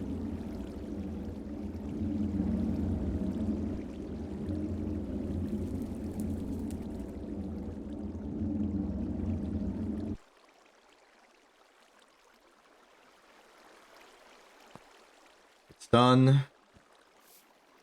Halfway on the ethylene quest. Take the semi-fluid generators.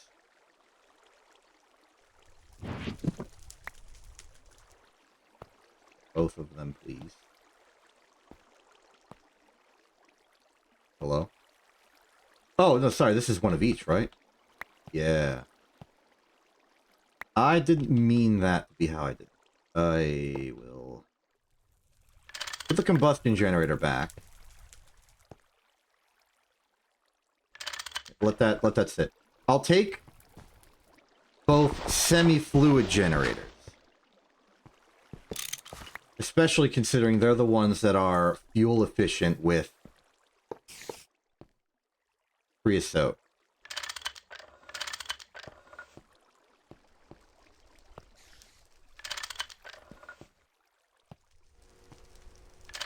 Okay, the factory has power again. Let's start making what we wanted to make.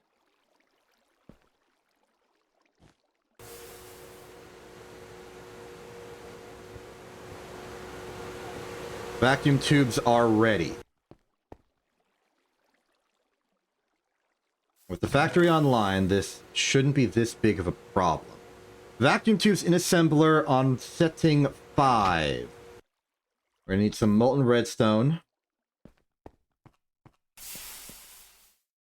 Molten redstone is not tricky. Molten redstone, it's 1-to-1. So we take 1 molten redstone, we'll get 2 vacuum tubes, that'll get us our circuit. Press, and cable.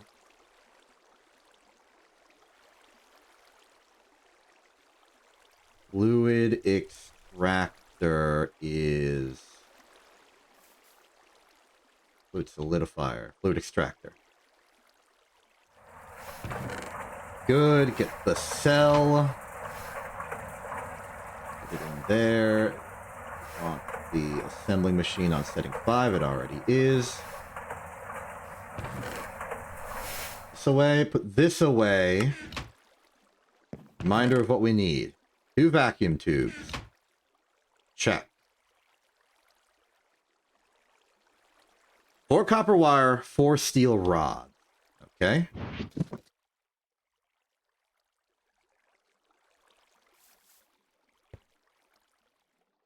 Yeah, it's still over here.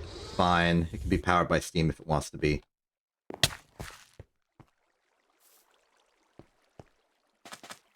Checking on steel status. We've got some steel.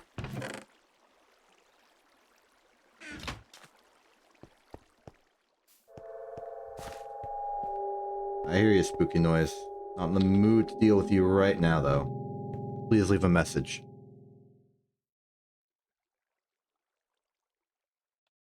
Many W's. Okay, lathe those into 4 rods. It is doing so. Once those 4 rods are done, we can put them in... What? What? Huh? Oh! My mistake. The pipes weren't connected.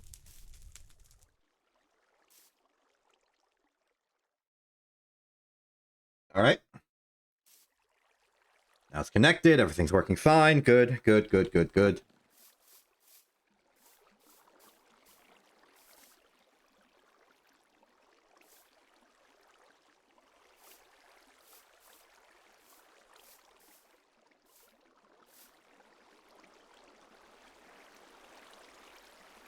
Is there a way to filter fluids? Is there a way to filter items?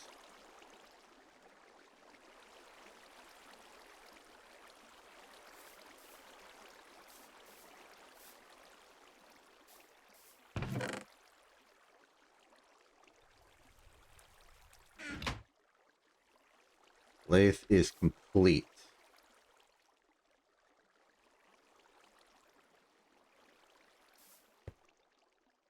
Cable.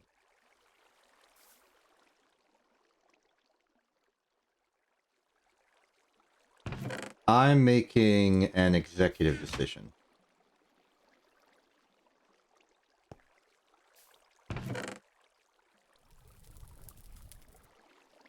I'm gonna go with molten red alloy instead. I feel like if I'm gonna be doing stuff of this nature, I should respect the actual material efficiencies here.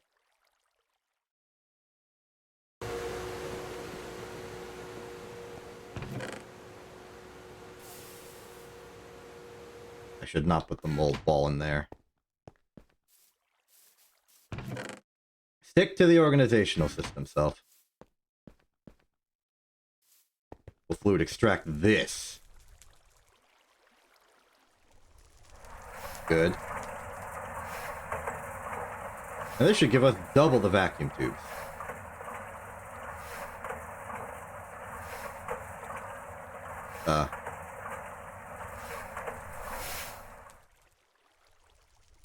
Oh, of course, right. Since we're making more vacuum tubes, we need more glass tubes. Of course. There we go.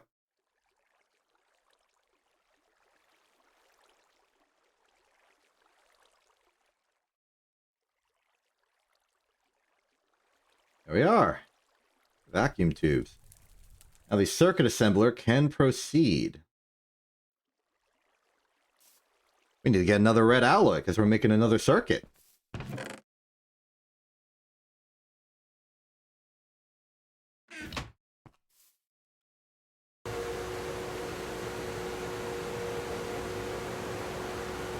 Very good.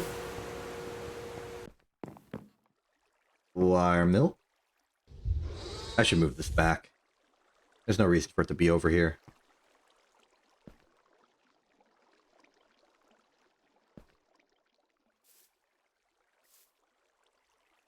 Another one. Okay, very, very good. We are now properly possessing enough electronic circuits to make the next step of this process. So, the next step of this process is, of course, making a good electronic circuit. In the circuit assembler, that is, again, molten tin, we want copper wire 2 diodes, 2 electronic circuits, and a good circuit board. We have what we need for this. But a reminder of what we're making all this for. It's for the advanced gas turbine, which needs 2. That means 4 of all of the relevant components that require doubling. Assembler. Here's a good circuit board. Here's the diodes. Here's that. Now we simply need the copper wire. Easy enough.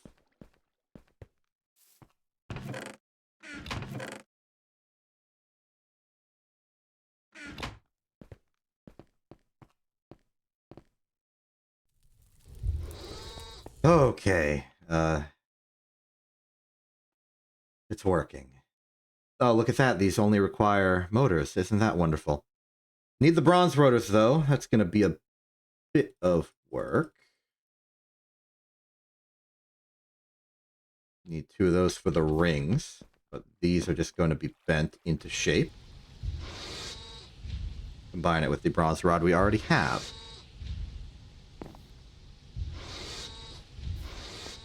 Wire mill is done. I worry about overloading the system. We already have 40. We have a maximum of 64. We've went overboard. I bungled it. Something's gonna lose power. Something's gonna stall. Yep, there it went. And it was the bending machine. Honestly, probably what my choice would have been for thing to stall. Well, not necessarily what I predicted, but what I was hoping for. It's the fastest machine of them. So if it stalls, we don't lose much time.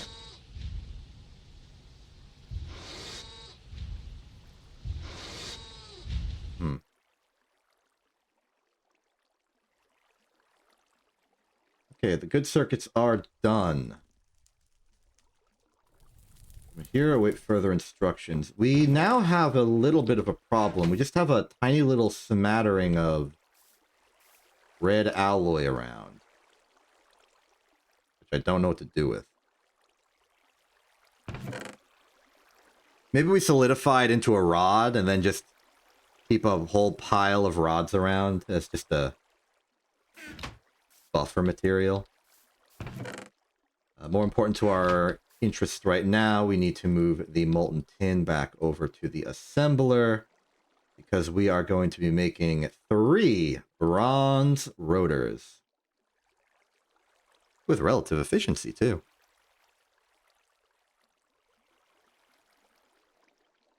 And all of that gives us the bronze rotors we need. Let's start preparing the frame for all of this.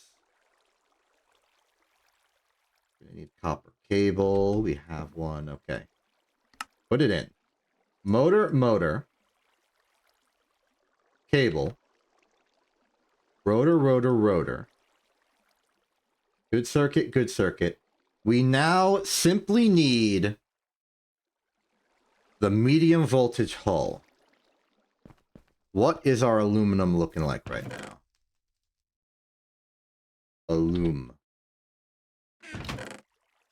Well, in terms of aluminum, we are possessing aluminum. That's a relief. Okay.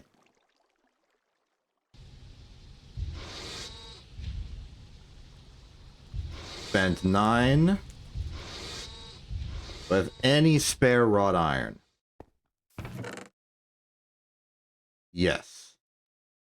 This is the last of it.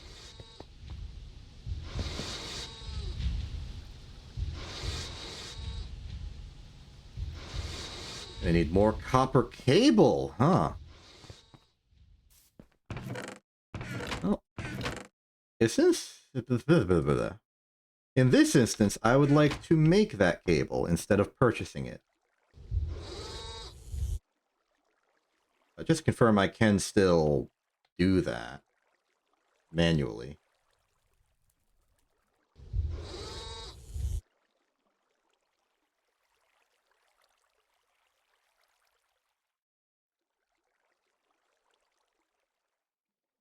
Oh, I think I need to do it via fluidized rubber on assembler setting 24.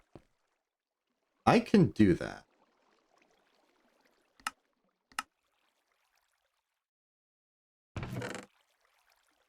Take a little bit of fluid Tower of Hanoi.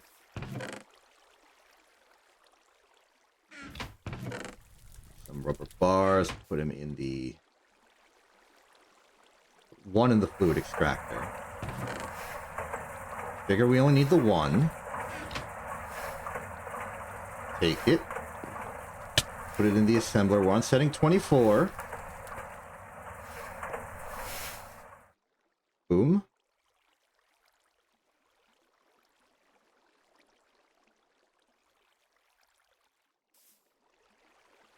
Let's do 5 more.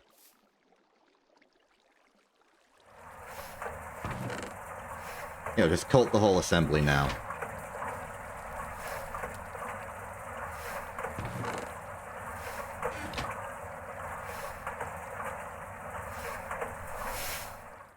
Doodle-doo. Got those. Put them in here. Put the cable in here. That will give us plenty of cable to work with, but we only need the 2 right now. Right. Set these aside for a second.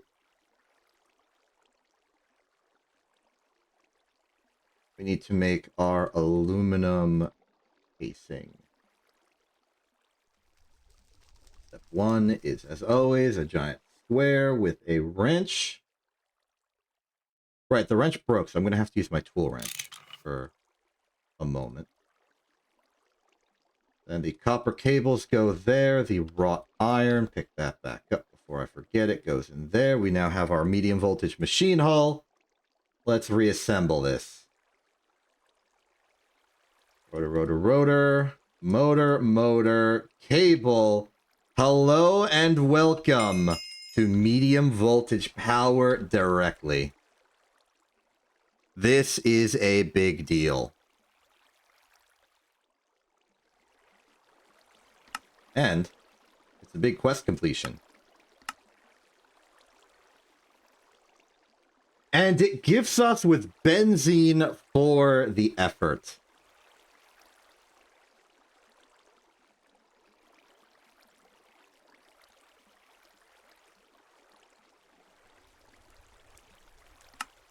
Fantastic. Fantastic. Okay.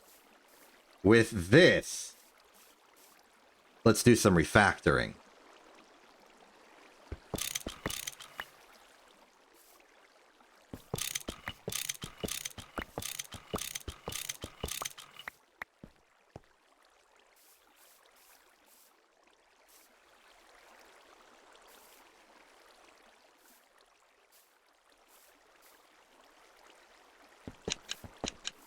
I'm going to steal some of these just to make the system work a bit better for what I'm doing. Take these away, put that away, put this away. Put the random stuff. Okay, so here's the new situation.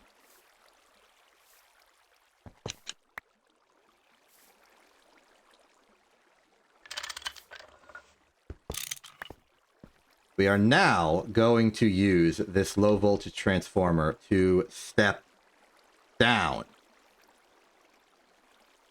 Its input will be medium voltage 1 amp, and its output will be low voltage 4 amps. And it will simply connect directly via both of these into here.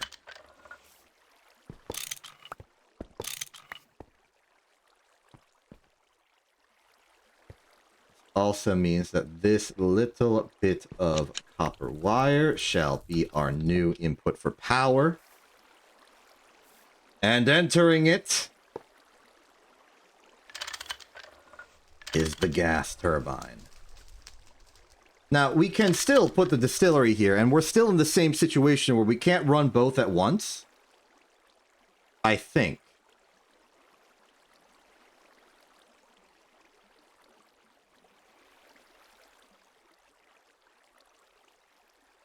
64 EU per tick. I think if we get the pyrolyse oven to be maximally not broken. Like, we put the soldering iron to it to maintenance that, or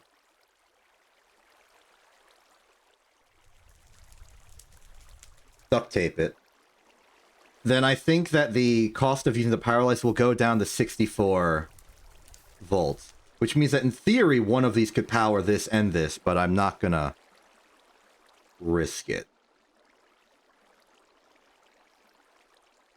Maybe we could bridge the gap with some batteries or something. That's not important.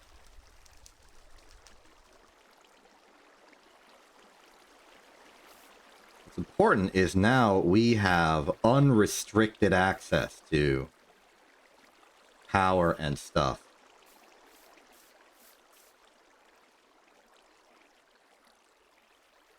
We can also, separately, reinstate the EBF.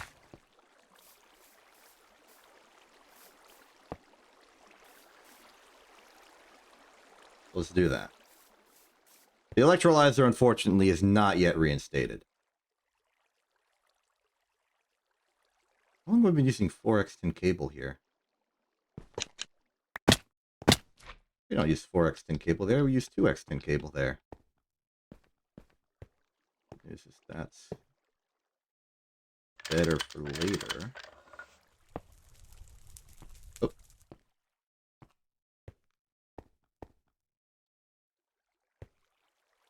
And here, there, there,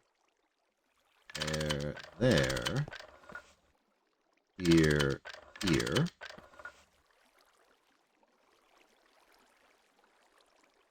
Reinstate the small wooden fluid pipe.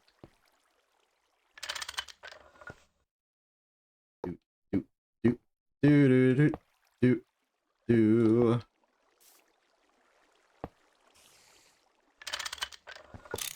Step aside.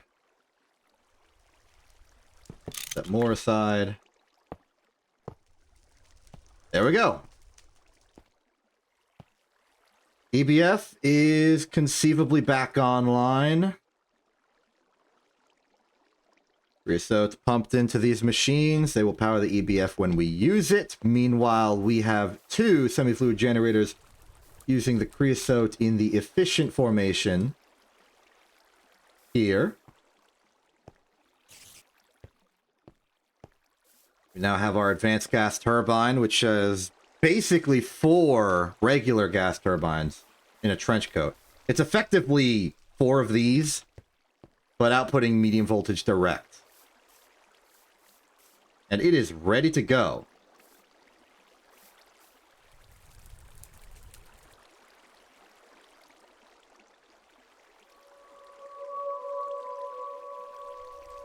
The one problem we have, you can even call it a problem, is that the pyrolysis oven is doing a lot of things at once right now. In a very specific way.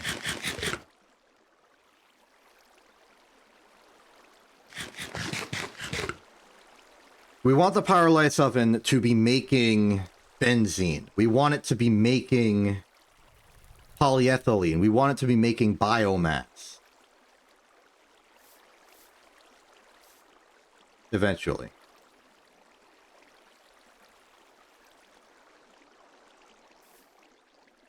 Right now, though,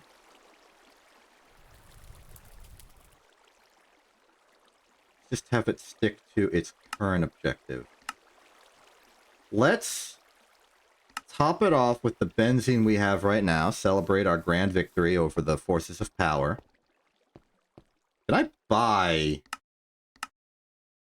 benzene?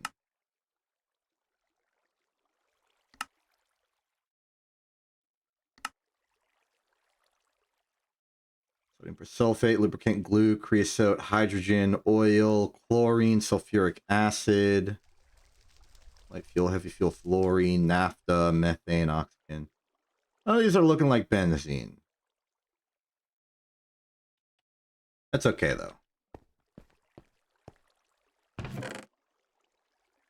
Getting a lot of Technician 10.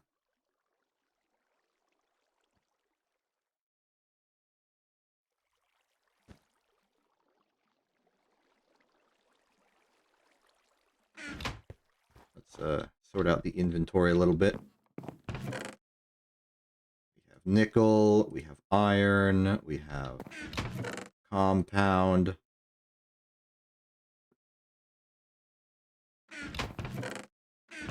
Aluminum, tin, bronze. Okay.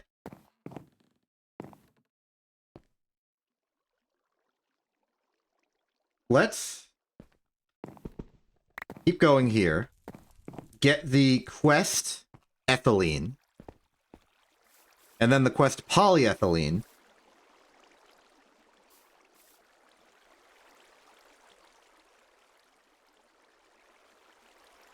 Go from there. Benzene.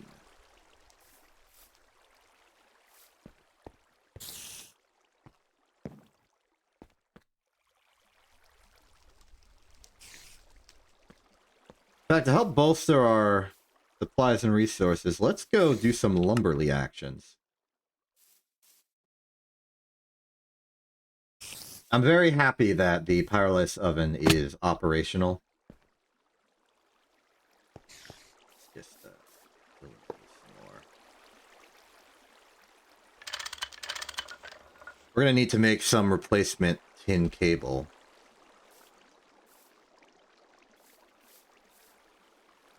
Technically, we don't have to, but conceptually, we should.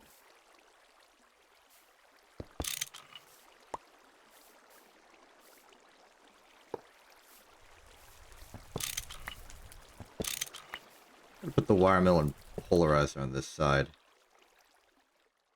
This is just a cheap trick to not have to make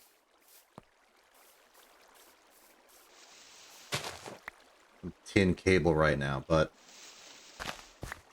it's fine. We're getting where we want to go. Meanwhile, lumber and associated actions as we collect our thoughts. So, there's a lot of things we need to consider. There's a few things we need to test, even.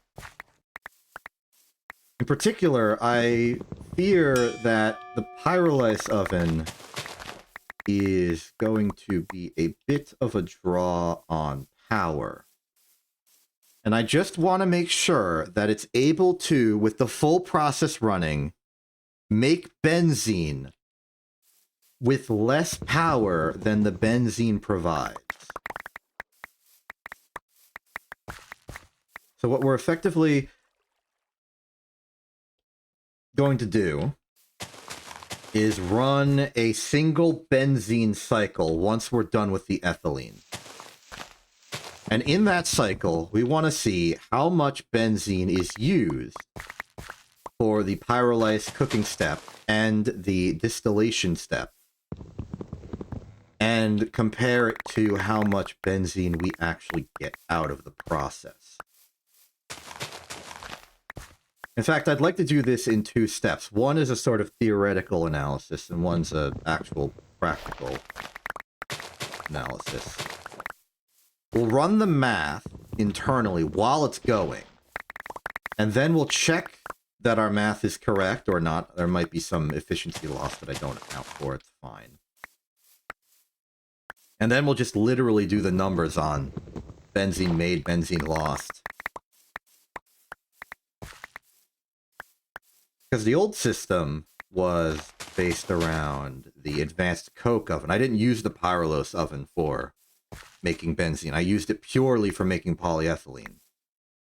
The advanced coke oven made charcoal, and the charcoal was fluid extracted directly into wood tar. Here, though,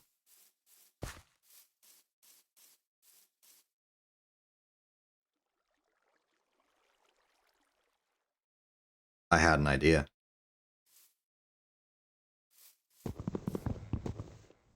I don't know if it's a stable idea, but I have an idea. The Pyrolysis oven outputs charcoal as, well, basically a byproduct. Eventually, we would want to use a fluid extractor to get wood tar out of that. Because it also gives us free ashes, which we can then process for, some ores, mostly iron, plenty of oxygen. Useful.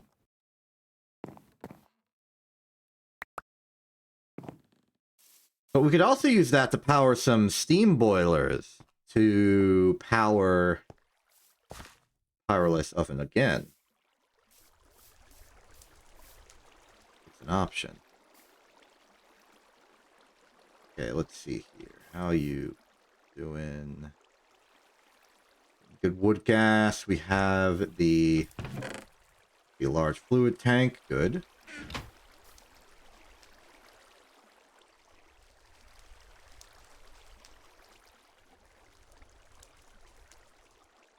Oh, I wonder if the oak tree is ready to be processed. I'll do that while we wait.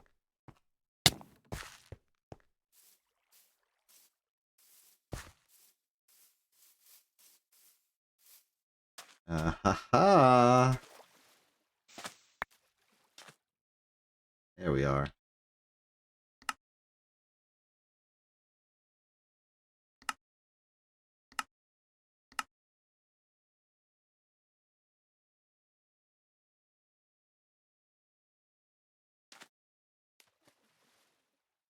Why isn't it giving me this?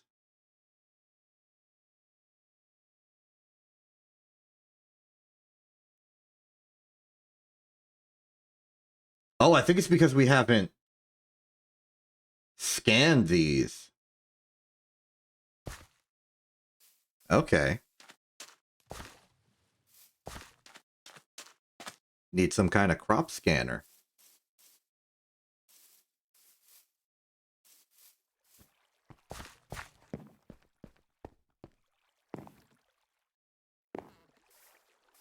Do I have a crop scanner? Well, like a tool for looking at a crop? I think I recall maybe getting something of that nature from like a loot bag. Dirty portal generator. No, that's food.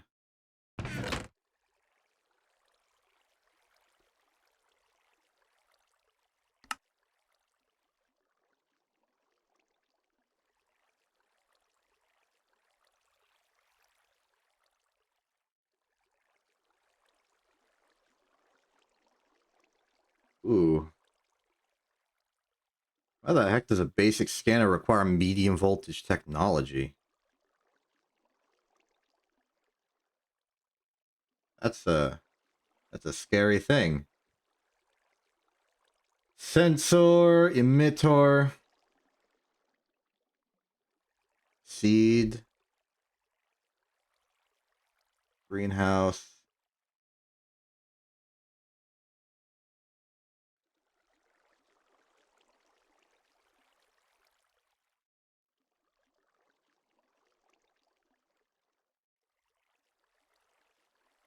Oak bonsai seed. Late game tree quest. Low and medium voltage loot bag.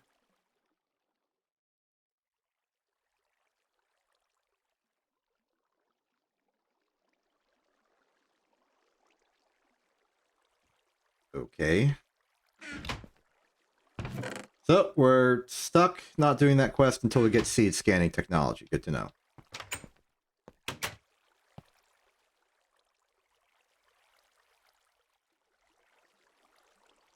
Part of me believes there's something more to this. Forestry.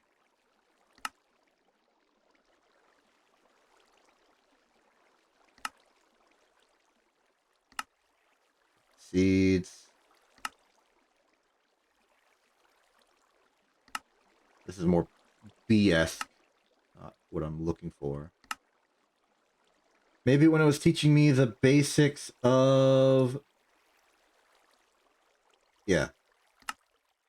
We got this quest. This crops is... They're almost fully grown. You can double crops this the center. With some luck, you can get a new... Weeds need to be removed. Using 3x1 plots is easy. If you find a really nice seed and do 3x3, 5x5. More crops next to the double crop system. The fact new plants will show up to 4. Also, a way to get new versions of the same plant. You can't do it with just one. Put them out. Hopefully, get a seed bag. Put low stat seeds in production fields. Don't require babysitting. Keep the high stat seeds for crossbreeding.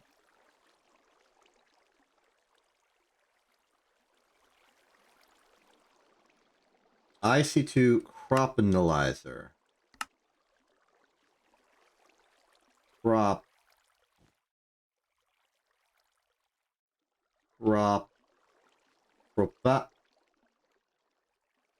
analyzer.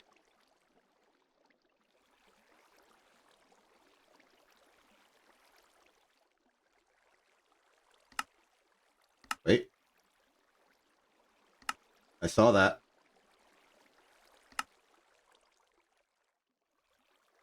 Wait.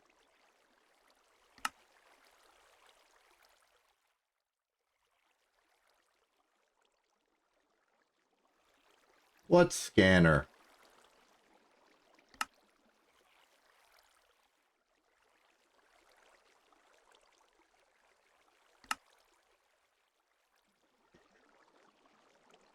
Left clicking will destroy the plant and drop a seed bag. It's not guaranteed.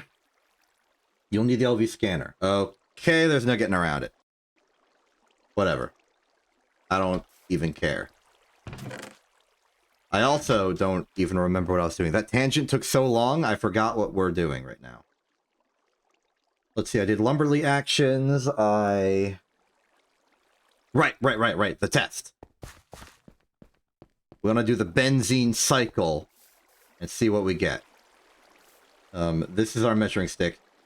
This is done. We want to make more ethylene real quick to get the quest reward.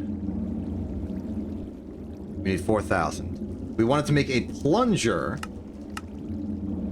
to make sure that we could remove plunger. Plunger is rods of a weird... We'll go with nickel. Nickel seems to be a reliable tool that lets us do this stuff.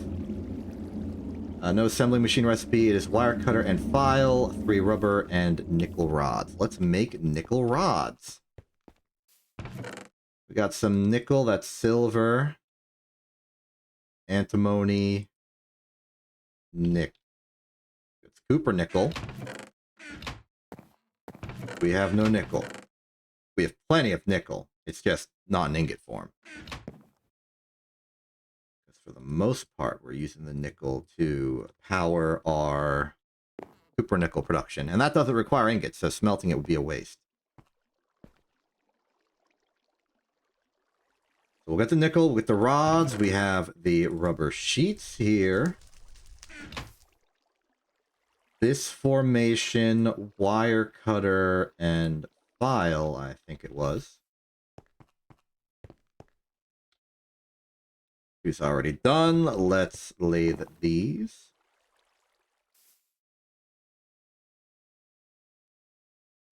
We can check.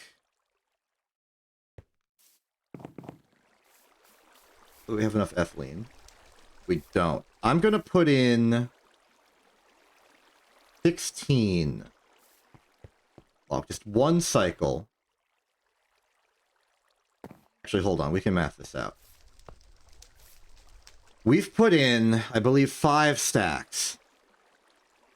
And it gave us exactly 3,600 liters. So that would be... Every one stack is an awkward 720. Which means that 116 chunk would be...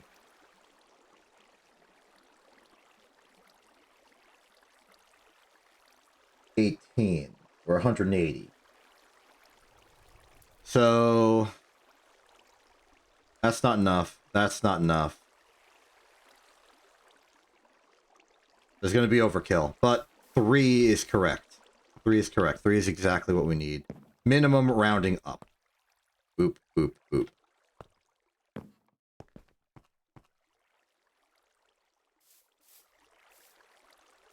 There it goes. It'll be done in about 3 minutes.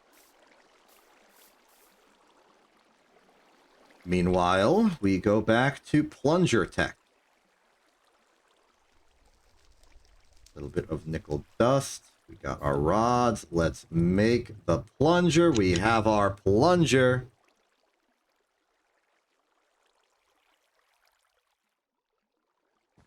We got plunger power. Now when we... Yep. That's the quest.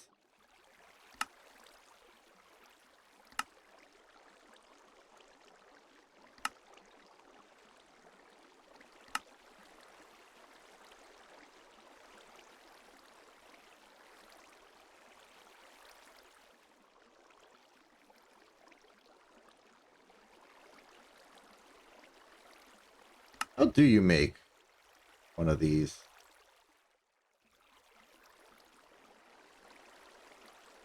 Reinforced glass lens, refined glue, rubber sheet, low voltage assembler. These glass lenses are... Okay, that's a little bit fancy. What about the rest of it? Orange wool and refined glue. I mean, aside from it having to be orange, that's not that bad. Orange carpet. Okay. Rubber boots. I mean, that's just rubber boots. It's easy. Provides full hazmat protection. Okay. Never made a soft mallet.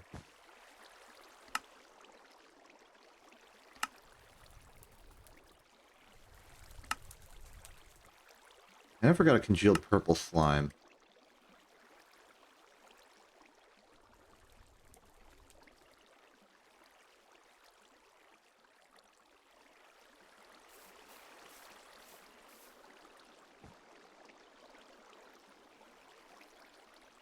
Almost done. Another minute or so.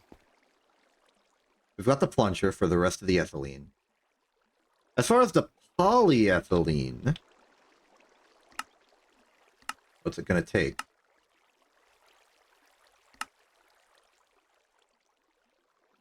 A whole lot of oxygen, huh?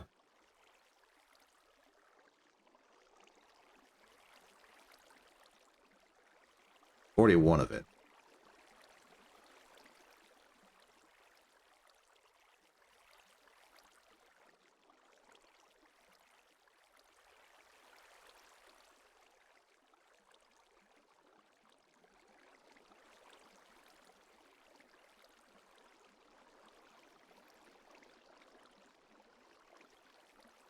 Wow, 12 to 84 is like the perfect ratio, apparently.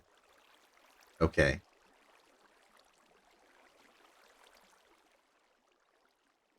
Well, I got the plunger, so that's fine. You are done. Pick you up. Place you in. Prepare the 4 cells.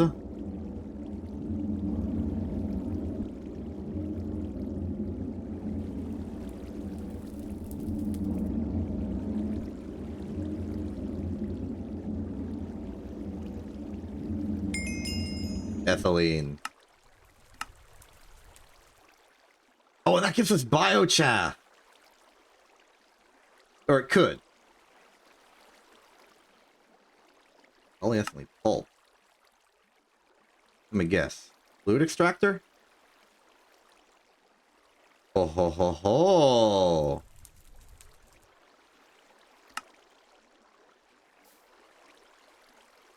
I am compelled. The empty cells would be really nice though, but...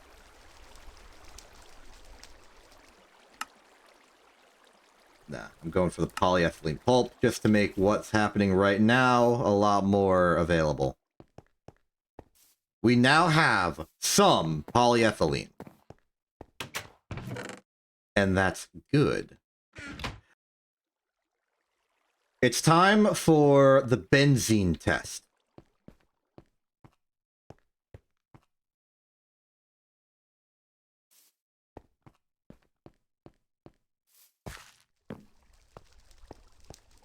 benzene test shall consist of the following.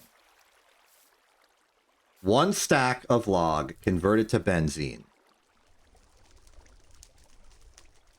We shall check the power consumption, but first let's check the recipe. Benzene. Wood tar is circuit setting 3.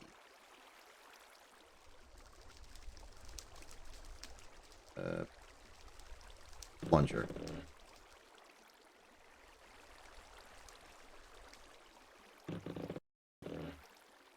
Okay, plungered. Moving on.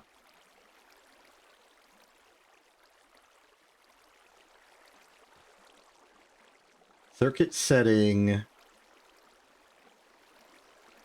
for wood tar, circuit setting 3. Next up is, what's the recipe for wood tar? Pyrolyse on setting 9. We set the circuit condition in the input hatch. 9. Okay. Wait, before we do this, we need to record the amount of benzene in here right now. 12294. 12,294. I have logged that down. Let's do this. We can also run the math while this is going.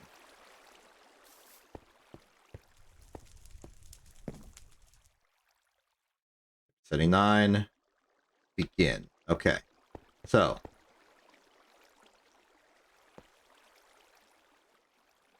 According to the recipes involved, starting with the pyrolyze step, the conversion to wood tar will require approximately, you know what? Let's get the math online.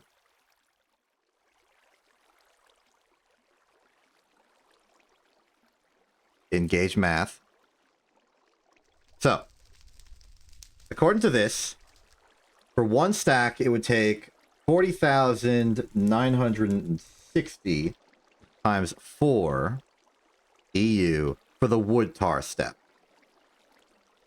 Now that'll give us, at the end of it all, 6,000 wood tar. Then, we need to consider the conversion of wood tar into benzene. So for every 200 goes to 80. So that's a ratio of 20 to 8. That's a ratio of 10 to 4. That's a ratio of 5 to 2.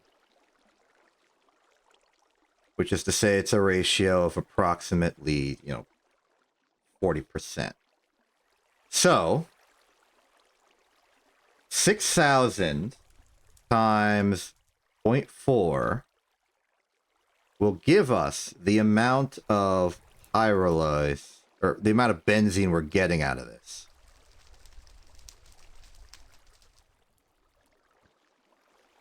Now that's not exactly a difficult equation to do. That's just, 600 times 4, and that's 2,400. This is 2,400 benzene. So the question's gonna be... I've accidentally... Yep, no, we're good. The question is going to be, do we spend more or less benzene doing this? Let's find out.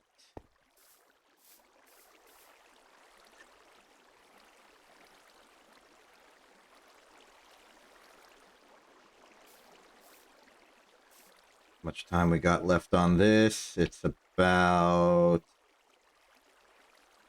say 66% of the way through. Now, as far as the energy required for this, that's going to be a question of how many cycles of this goes through. And because that is going to depend on the original conversion. So it's 200 per, and we have 6,000. Which means this is going to be 60... It's going to be 30 cycles of this recipe. Which means, and since one recipe is 1,024, that means this is going to be 1,024 times 30 cycles. Which, you know, it's 10, 24, 38, so that's 72, 30, 72.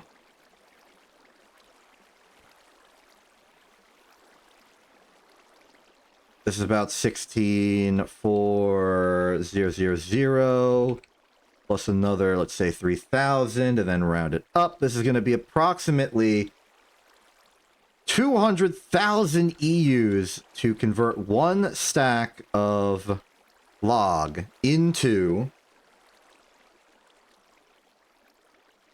2,400 benzene.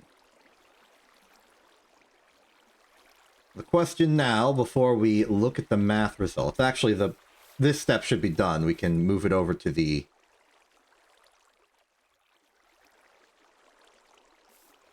distillery step for this. It's on setting 3 as it should be. There's our benzene. The question is, what's the energy density of benzene in an advanced gas turbine? We check the gas turbine. One benzene cell is 360,000 EUs. And since we know that we're going to be getting approximately 2.5 benzene cells worth of benzene, we can reasonably conclude that this process overall gives basically an excess of benzene of about 2,000. So every time we run this process, we are spending about 500 benzene or so to create 2,500, 2,400 really. Okay, now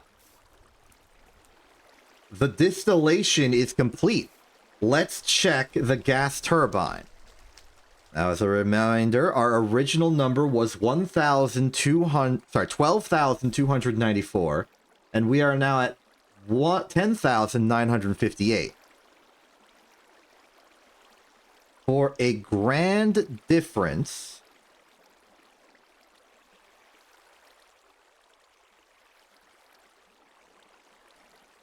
running this quickly,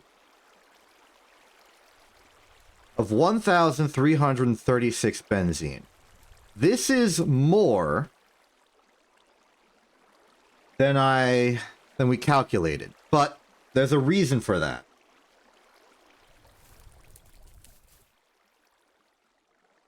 The reason is the circuitry burned out.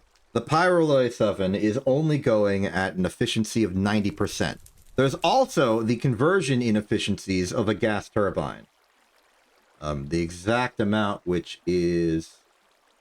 Yeah, the fuel efficiency here is only 90%, but that's semi-fluid. We don't need semi-fluid around. Gas turbine. Yeah, fuel efficiency is 90%. So that 90% plus that 90%, it doesn't matter because we're in excess of benzene anyway. We've officially made more benzene than we started.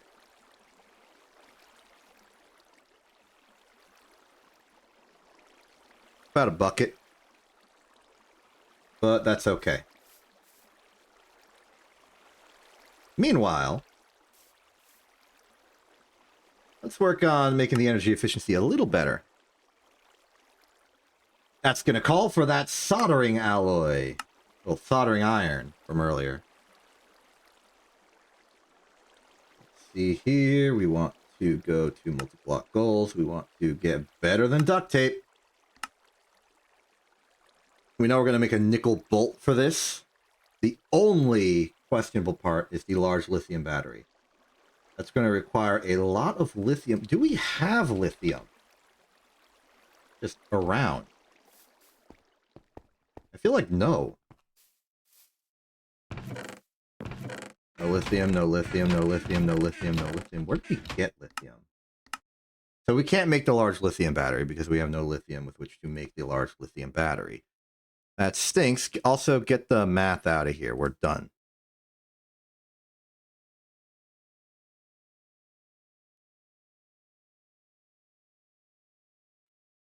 Hi.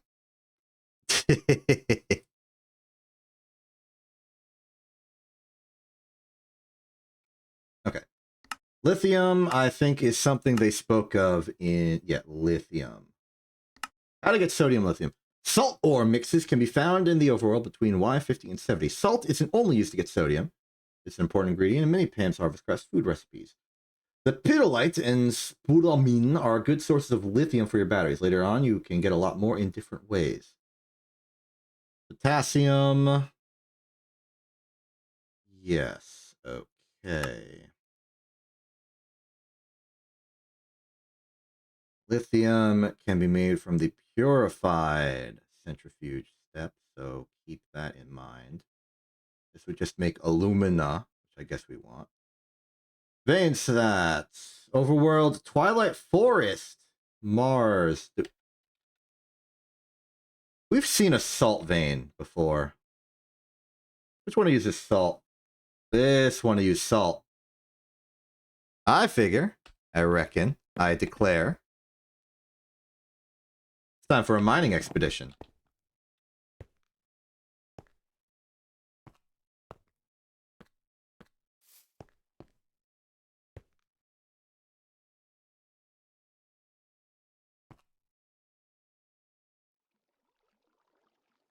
We can put a good bit of this away.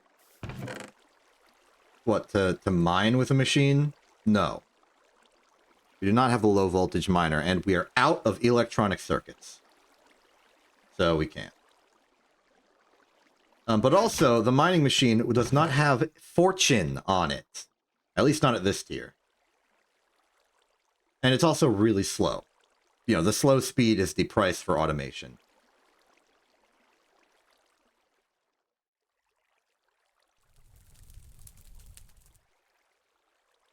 I am blanking on what I'm trying to do right now. Got this. We got backpack. Backpack has reasonable amount of obsidian in it. We have some torches. We could get more. This is polyethylene pulp. Putting that there because it's special and I want to make sure I remember to do it. So I don't want it to be blended in with the crowd. Put the saplings in here. We have the bed. We have this. We could get some bronze to repair the pickaxes. A little more. We have food. Torches. I will take another stack of this. I will convert all of these to torches now. Good. Now we're ready for a proper mining expedition. Let's go get some lithium.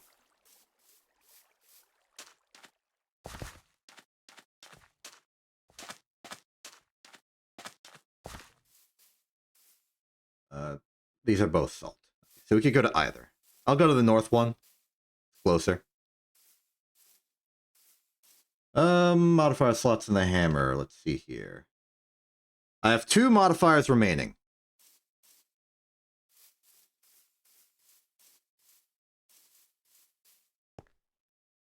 I'm not particularly worried about the speed. Let's see. Salt, salt, salt. Is there a pre-existing hole? Yes, there is. Thank you, past self. Doesn't look like I got far. Oh. Because it's not very deep. Okay.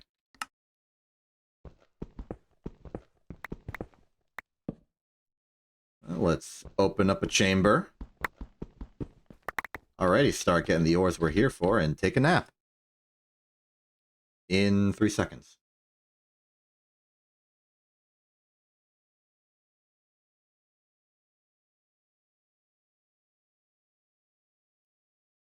Okay, we are ready. Time to dig.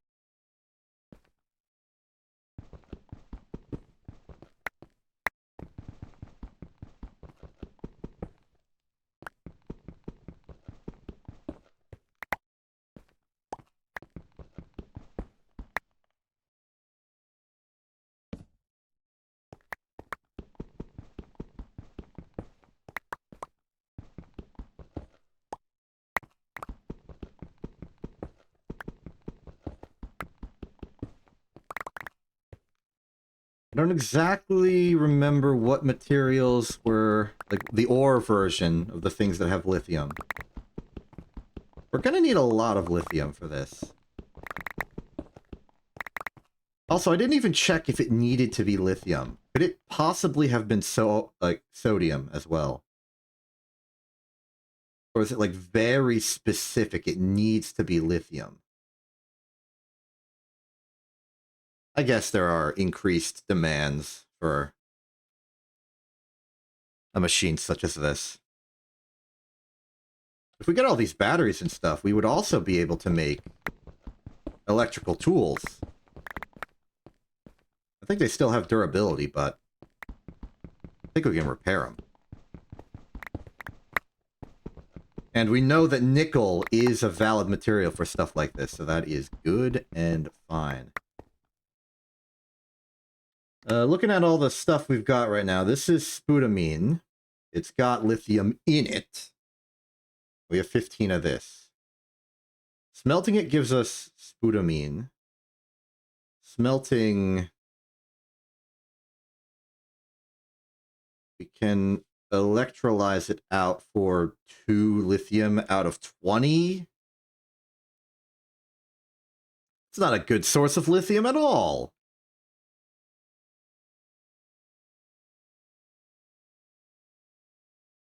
But lithium ore is in the end.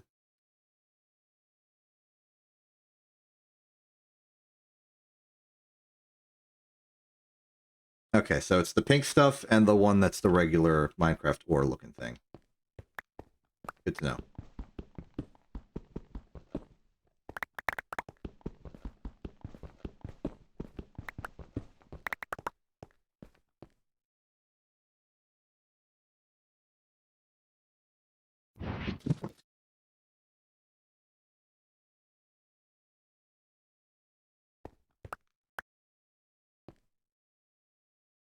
Why did I bring my soft mallet? Oh, I think I was holding it as a result of the... Right. Doing my work on the transformer, turning it into step up or step down mode. I guess I just never put it away. Or it's from the making of the pipes out of wood.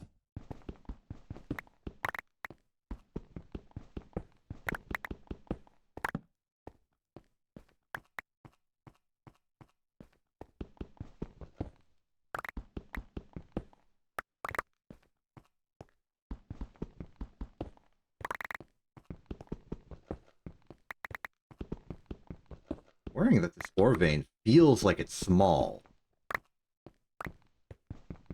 I wonder if the purple stuff gives me lithium at a better rate. Pink. I like hot pink. Ooh, rock salt. It's like salt, but rock.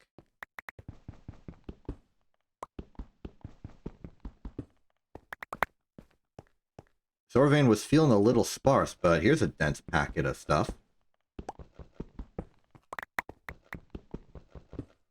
Here we go.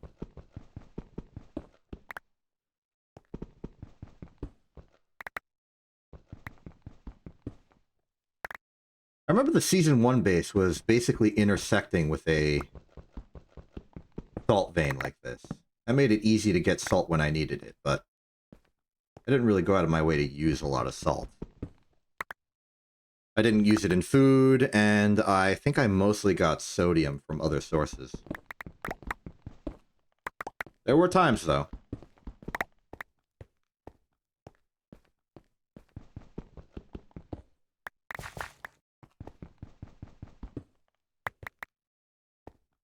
I think we're running out. We're either too low or we're just running out. I'm concerned. Okay, concern mildly removed. There's more this way.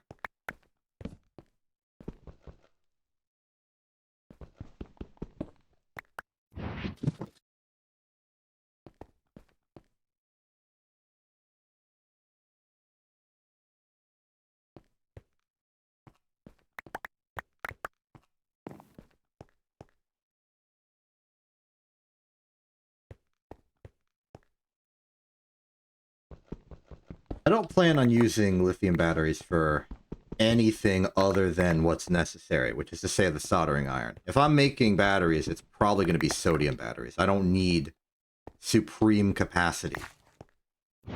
I'll go with what I get.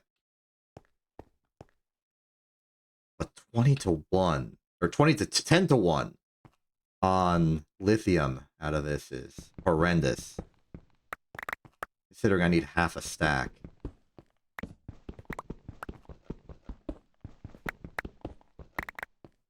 Feels like gypsum all over again.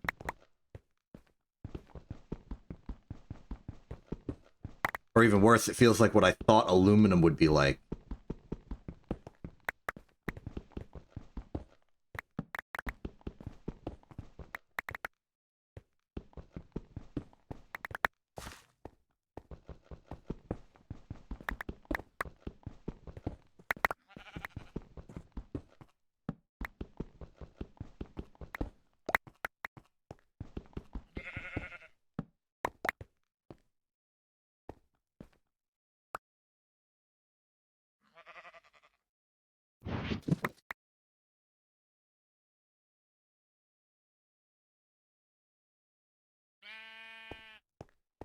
Okay.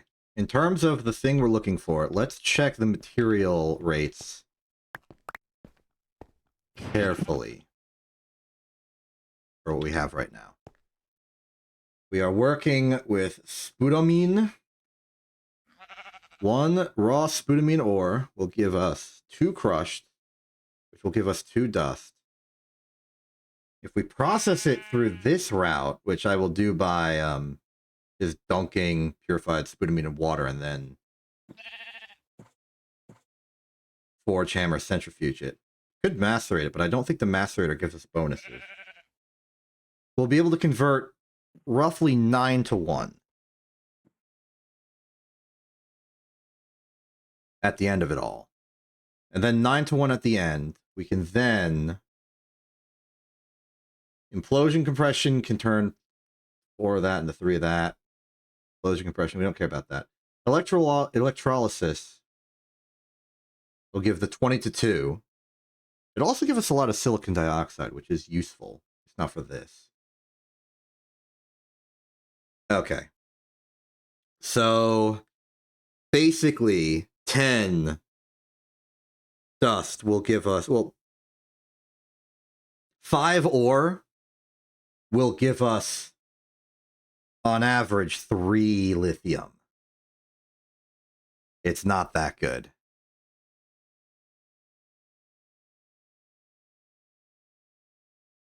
But, you know, 58 is technically, on average, that's the half stack we need. Let's check the lepidolite first.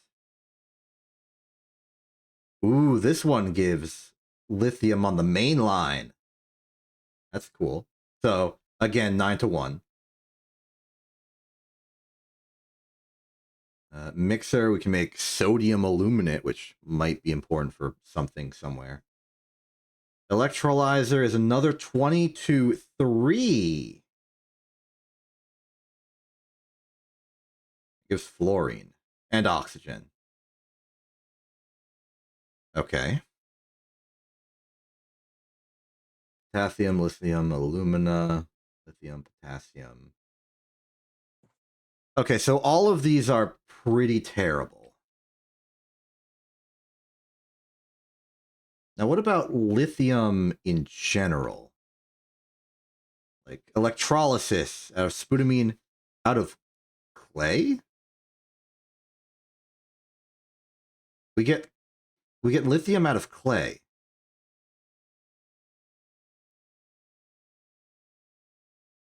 Yeah, it's 16-1, but we get lithium out of clay. It's a medium voltage electrolyzer, but we get lithium out of clay.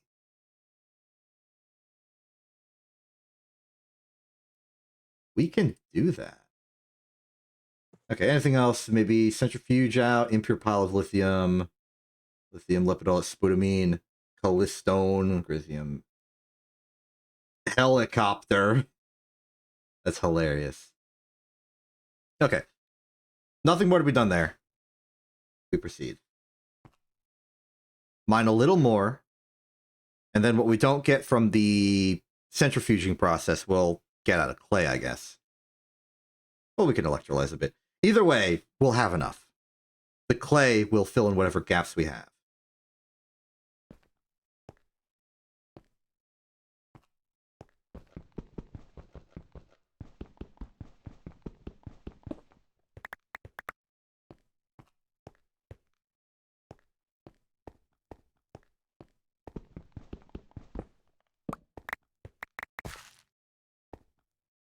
Oh, I'm hungry, of course. I was wondering why I wasn't mining as fast as I thought. I thought maybe I just hallucinated the pickaxe being good, or the hammer being fast. Nah, it's because I'm hungry. Mystery solved.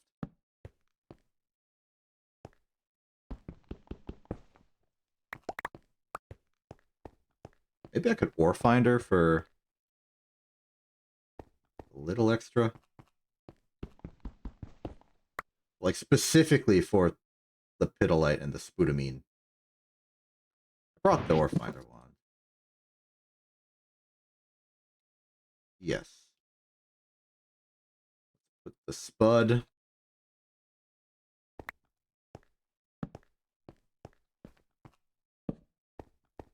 As I expected, I think we've nearly exhausted this entire vein.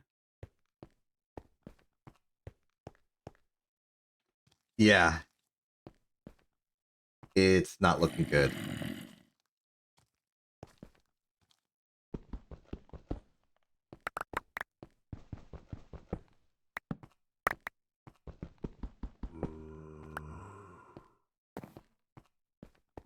In fact, I'd be hard-pressed to see if there's any salt left. There's some in the walls, but probably not much.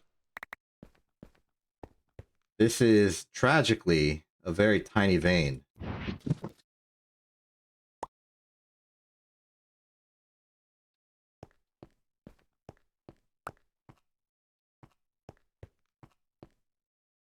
What about lipid? Okay, it's a bit more optimistic about lipids.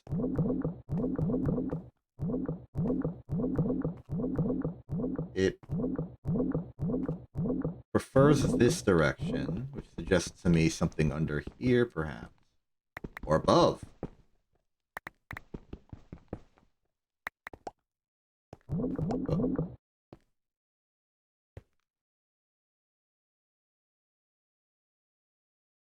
Likes this direction. Likes this direction. Under here. Oh, there's one. Oh, oh, oh.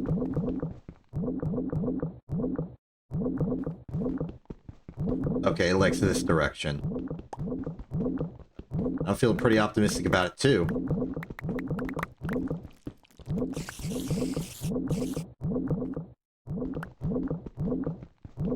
Ignoring the violence. Oh. I think when we're done here, we might have to declare this entire vein to be empty.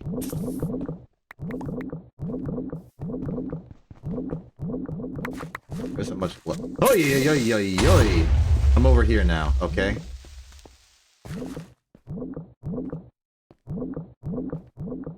I'm gonna ignore that happened. And just keep going.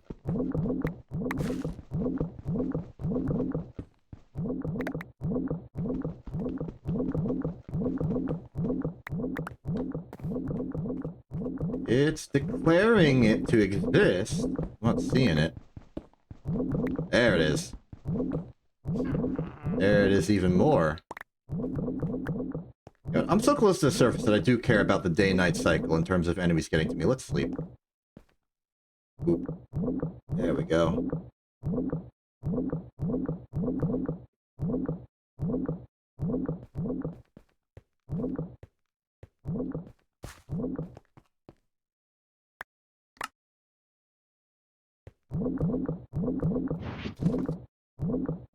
Okay, let's go. I think we've made the best out of the situation.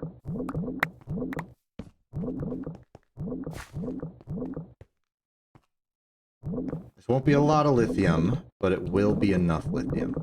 I hope. Oh, hey. Yeah, me too, buddy. Which upstairs agrees with me. What in the world?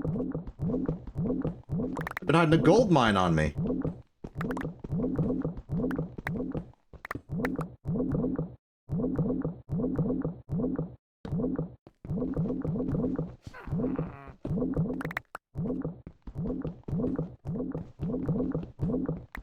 Maybe it's because this stuff is an upper layer material, like with, you know, layer theory again.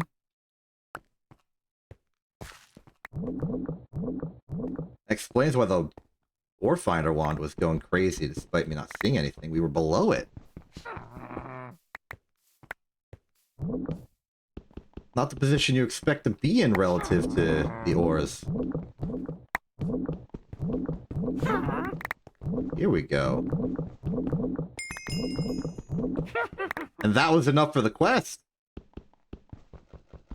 Don't know what we were missing, but we got it now. So why are there so many monsters around? It's daytime. Did I lit up the basement enough? Oh, whoa, whoa, whoa, whoa, whoa, okay, mystery solved. It's because you have the power of being on fire. Cool.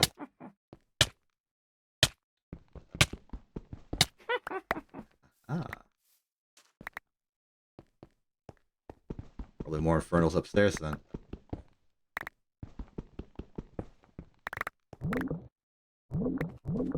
Okay, we're resuming leaving. Fine. Okay, we're resuming leaving for real. Also because the hammer's about to go bad. Okay, I'm running away. How dare you?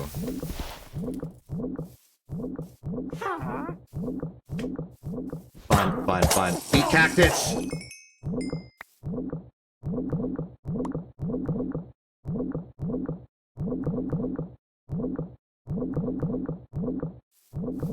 Fair trade. Okay, or fine, I want you can stop your business. We're done here.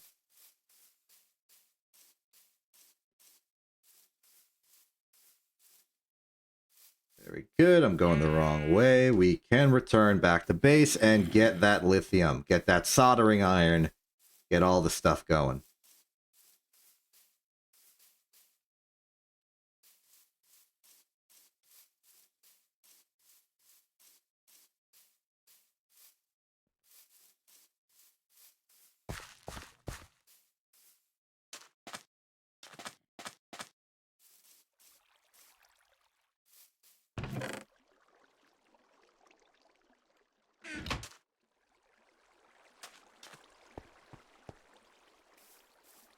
Another batch of steel's about to be done.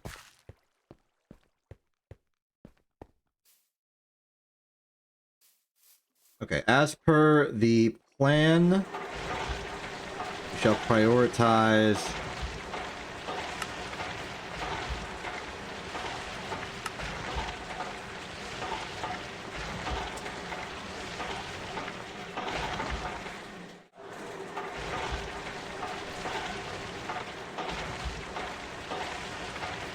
yeah, that would have been cool. Don't got that though.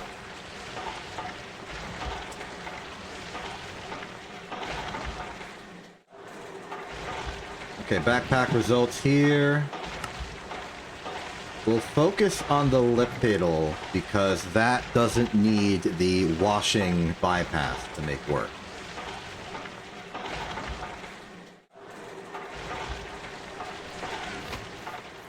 And also, while we're over here, I've been thinking about the cobalt situation.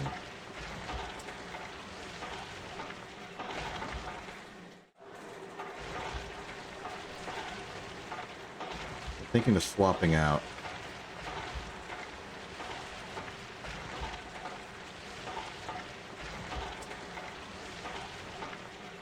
cobalt ingot. Cannot use cobalt dust, probably as a sequence break deterrent.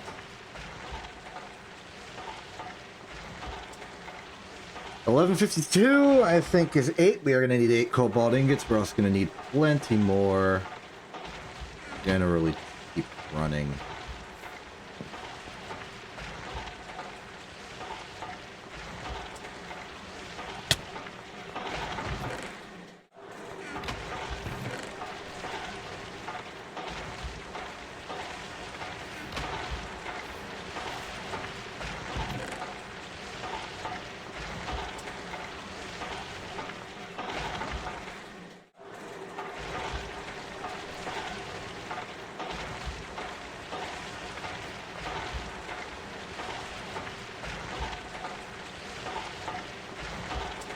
Doesn't necessarily tell you if it gives you the bonus output for macerators and stuff. But given all the time I've used the steam grinder, I feel like I would have noticed.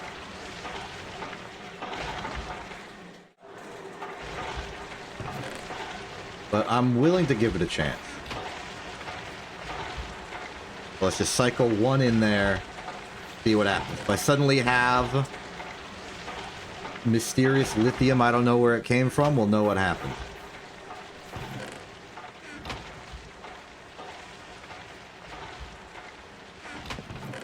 Meanwhile, this just is no longer enough.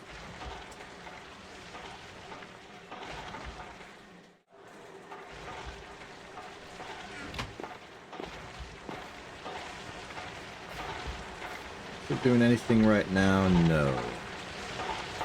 Macerating through, you're all going well. Okay, let's tend to the base a little bit. Another stack of iron I would like to convert into more resource. Get a pair of stacks of charcoal. And to the production of more steel. We always want to make sure we're producing steel, because we do use a lot of it.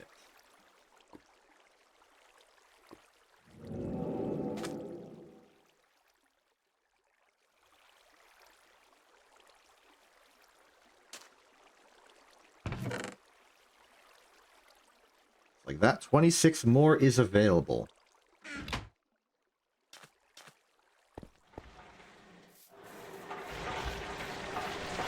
As far as the salt,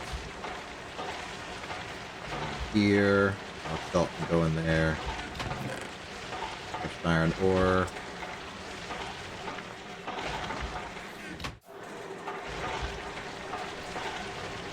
Ores processing. It's going to take a bit of time for the lithium to come through, but once it does, we'll be able to get the Pyrolysis oven to full strength.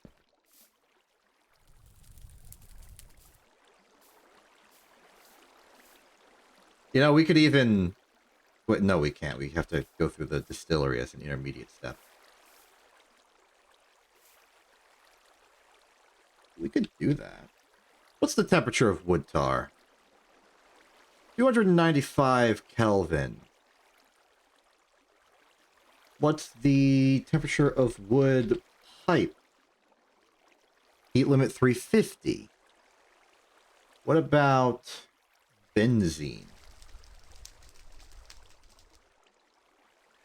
295.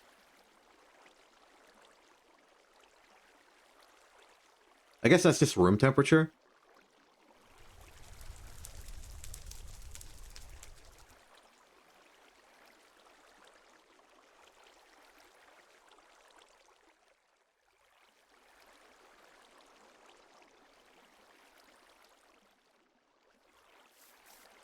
Okay.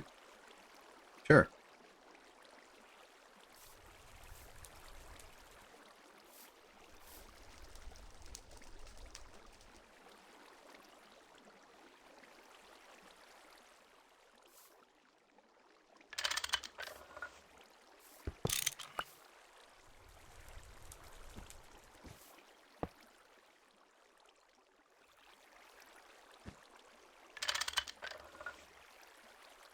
Just for the fun of it. Wait, no, we can't because we don't have the voltage. Never mind. Never mind.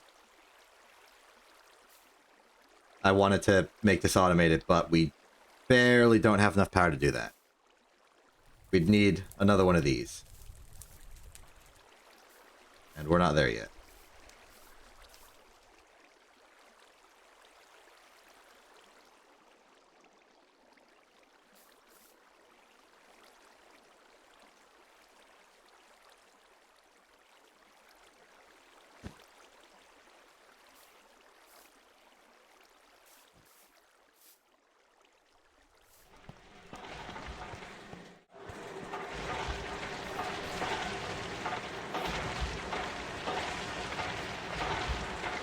Well, in about 20 seconds, we're gonna learn how this goes. If we get anything out of that, I doubt it. I feel like we would have seen it already, but I'm willing to try some more.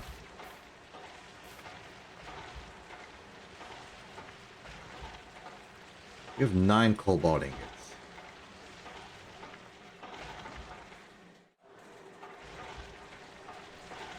We have a supply of cobalt dust right now, yeah?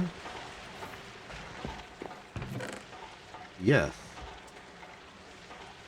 The processing for this is...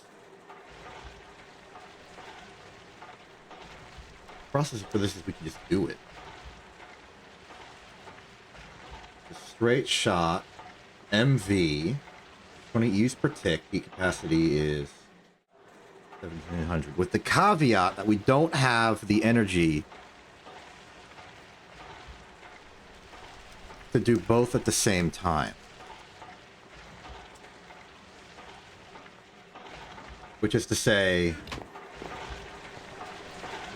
run this, run Steam, run these.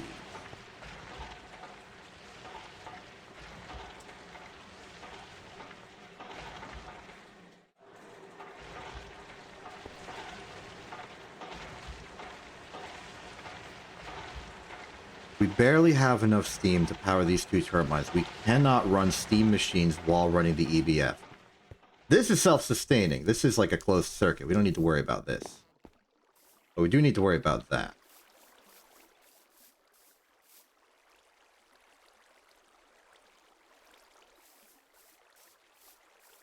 We're making a lot of charcoal.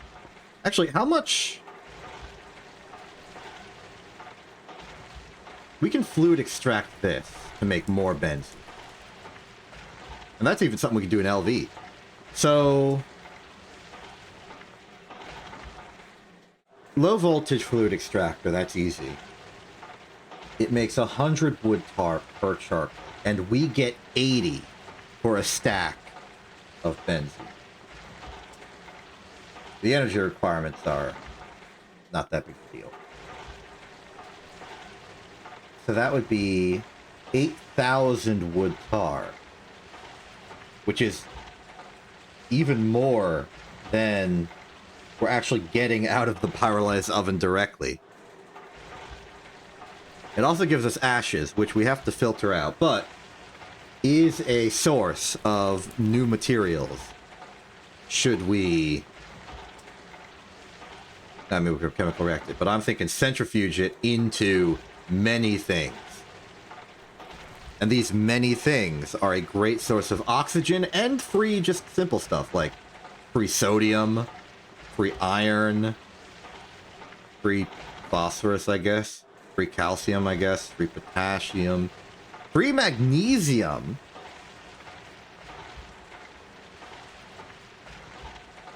We've seen magnesium's benefit when creating oxygen out of sand. Oh, here we go. I am not seeing any extra lithium. This corroborates my original suspicion that we do not get extra out of a steam grinder, despite the fact that we do get extra out of the separator. This means that we can officially not care about all of the forge hammering.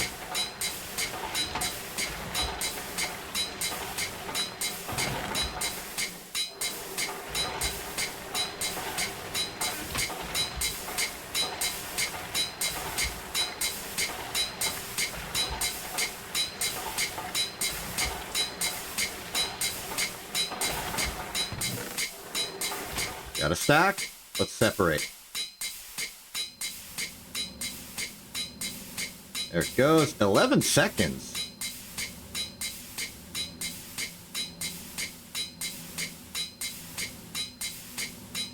There's our lithium.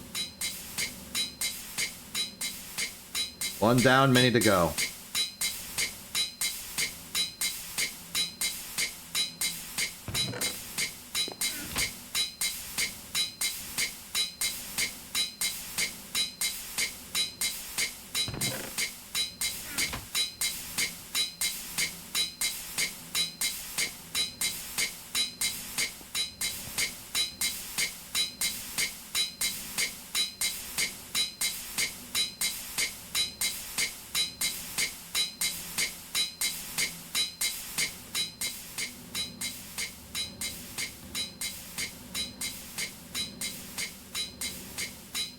It's statistical, so we might get more, we might get less. Right now it feels like it's going towards the less option.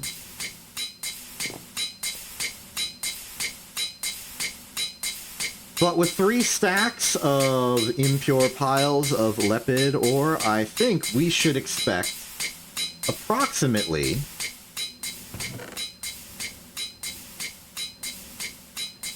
27. I'm gonna also start running the sputamine. Because if we purify the crushed ore before forge hammering it, we'll get purified dust, which does centrifuge out lithium as well. And between the two of them, we should have enough.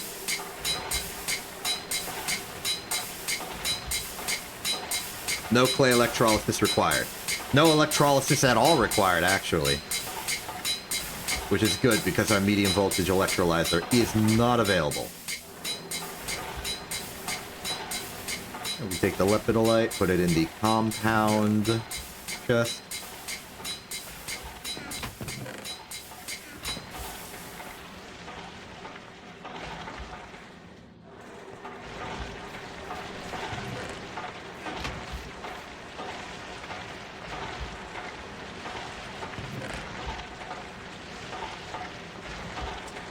Be hard to identify it against all the other sort of grayish silver.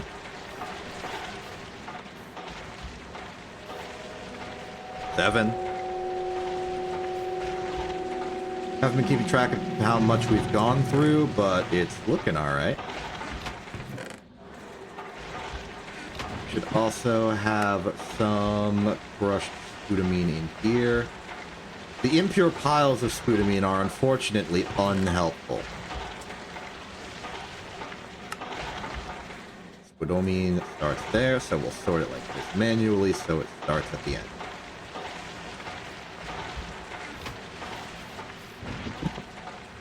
Well, we can put these away.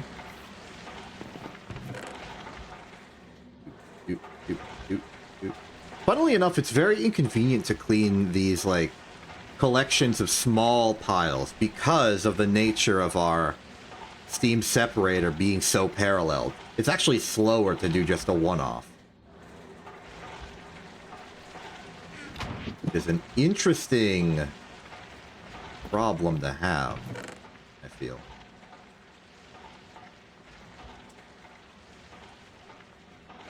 Should we be processing more silver? Do a sulfur or lead? I'll take the lead.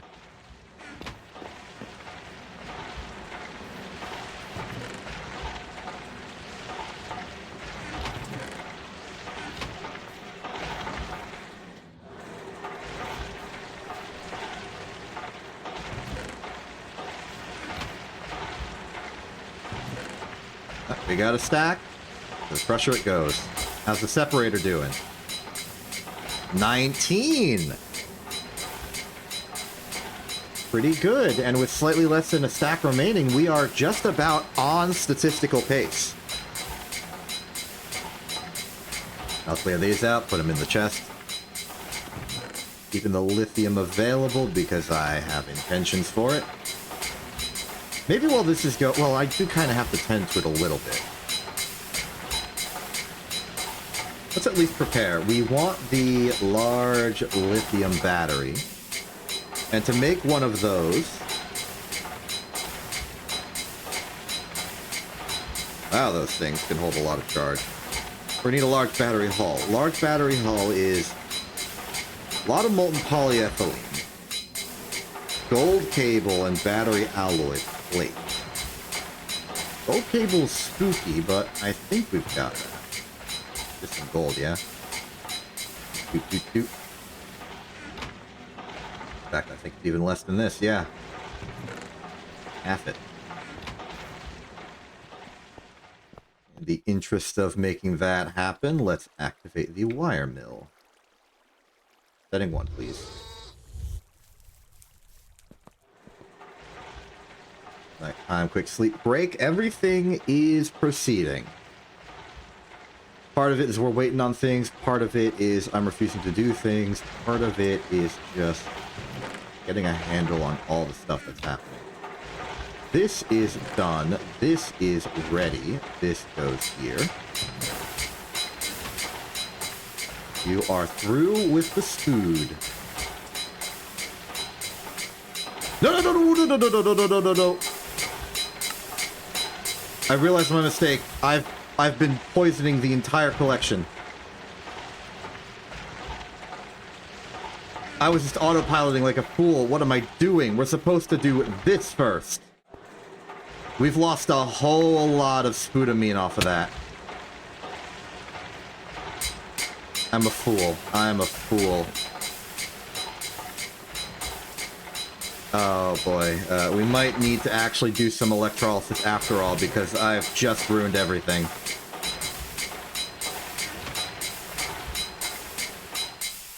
Oh yeah, this hurts. Okay, statistically we're still fine. Because it's a stack. We get a stack, we get 9. There's 23 here. If we get the exact 9, we'll be at 32 and everything will be okay. But now it is very much a gamble. I have ruined this. I am sorry.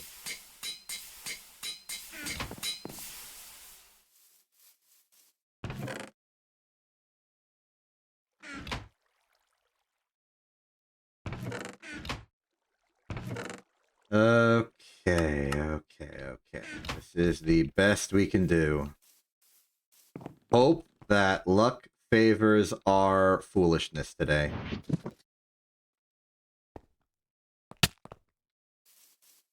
It might. You never know.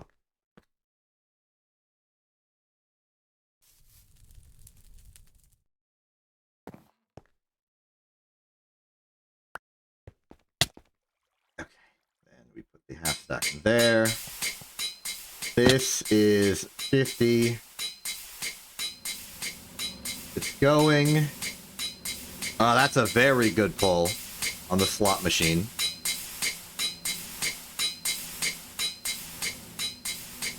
Going back to the battery production, we needed the gold cable. We need battery alloy. Which, if I recall correctly,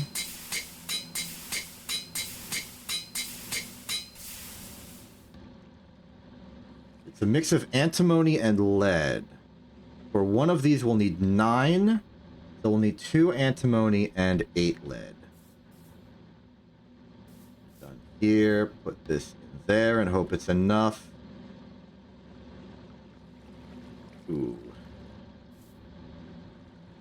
I feel regrets. I feel pain and regret for my actions. Moving on, let's find the antimony. We actually have quite a good supply of this stuff. So that's good. Battery alloy is available. As for the lead... Now, question, is an alloy smelter available for this purpose as well? Yes, and it is the same ratio. I will do that. There we go. Just easier. We had them in bar form.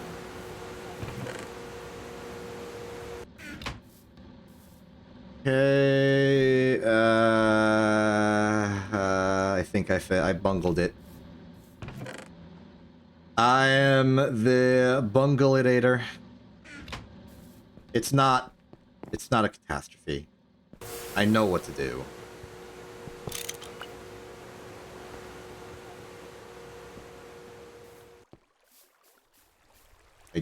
I do this.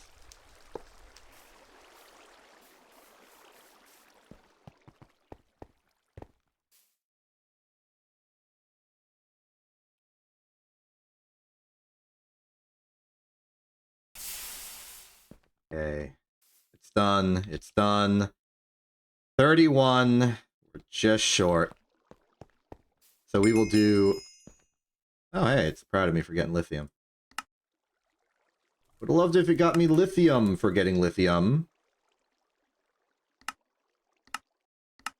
Whatever. Okay, let's just do one cycle of electrolysis should be enough here.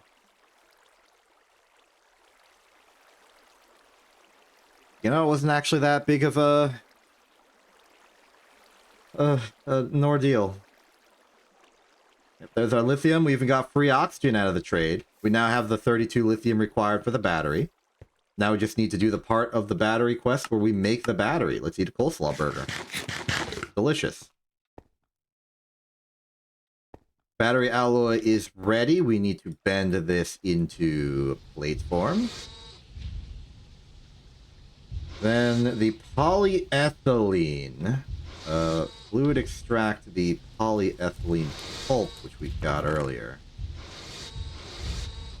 Pulp. Pulp, is it in here? No, I probably put it... Yeah, I put it in the special dust zone. There we are.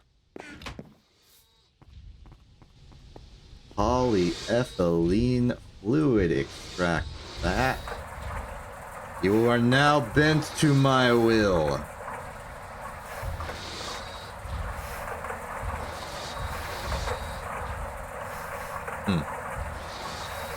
Looking at the recipe, I don't think that's enough.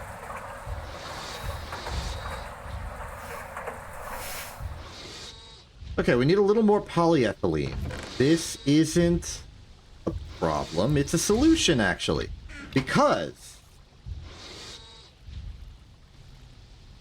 you know this. Chemical reactor, oxygen and ethylene equals molten polyethylene.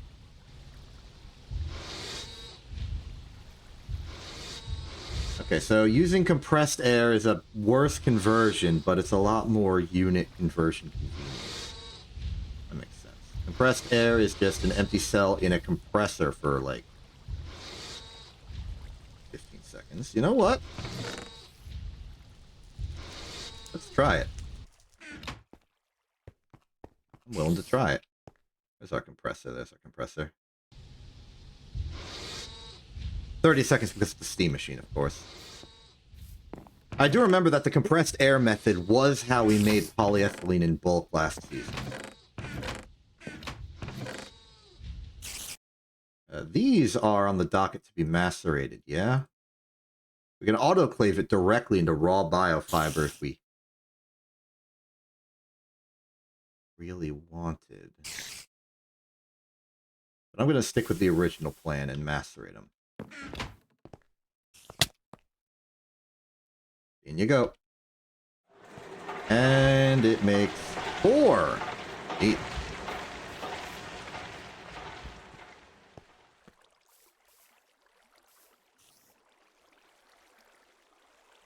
Battery alloy is done. The gold wire is done.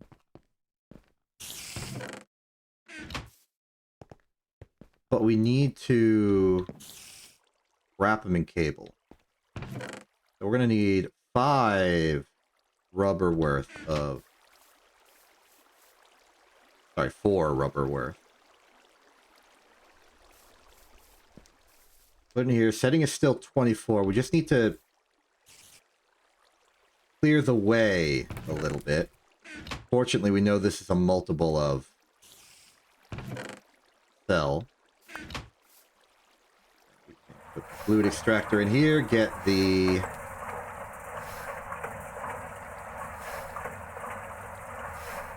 Before we need here. Put it in there. Then we get our cabling good. The rubber sheet can go in there. And we can pick up our very valuable coins. Worth like 16 tin cable, if you can believe it.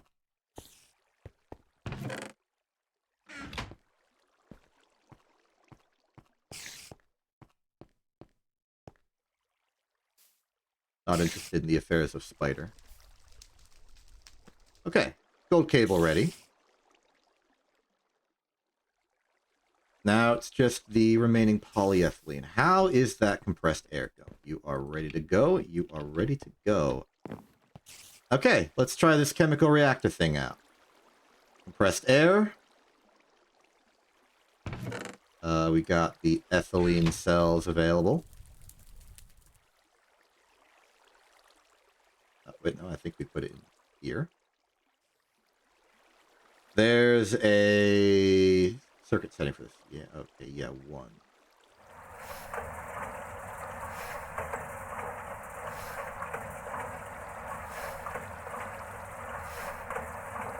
I'm gonna hope this is enough.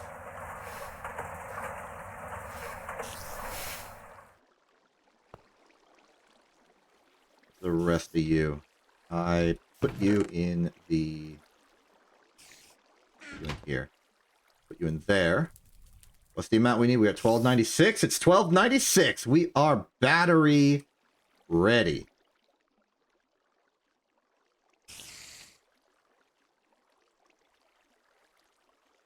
Nine, 4.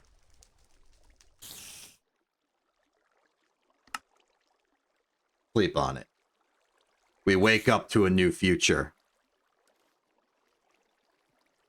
Meanwhile, I recall that we're going to need nickel for this. Just 1, but we got a lot. We're going to lathe out a nickel rod. We're going to cut in half to get a nickel bolt, and that will be the head of our soldering iron.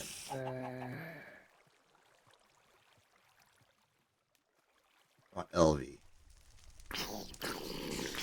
Oh, you are kidding me.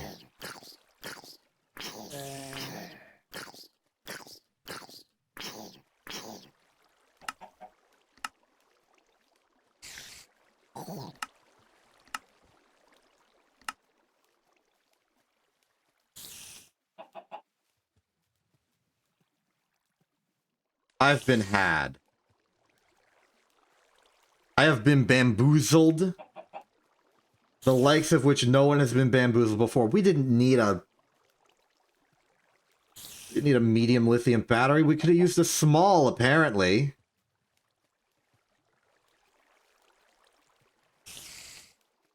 I'm not satisfied with my purchase.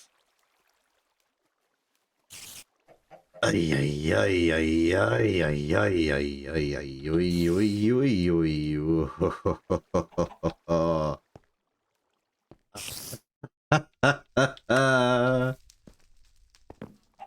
Okay, all right. Bamboozled I may be.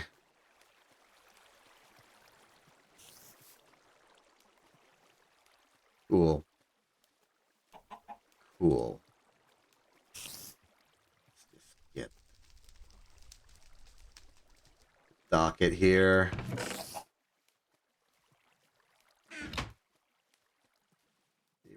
sheet.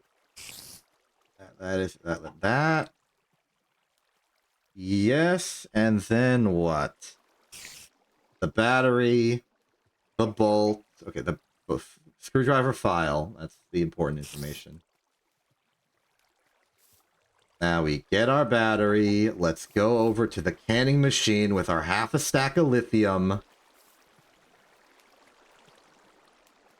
Can it up.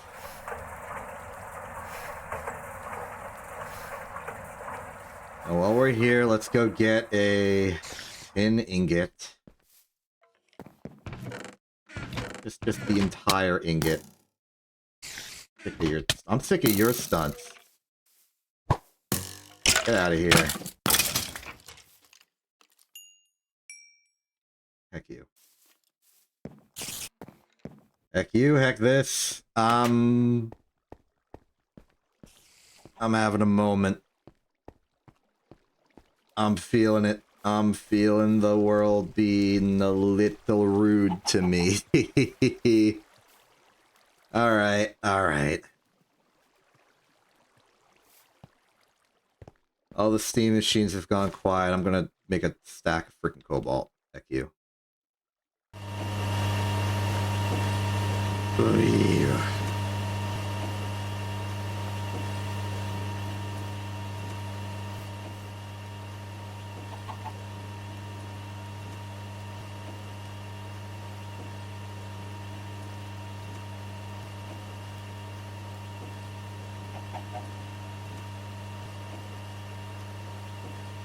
Okay, put it in here, put it in there. Are you kidding me? What am I missing? Go raw. Aqua, mithril, cost. Nickel's a valid option.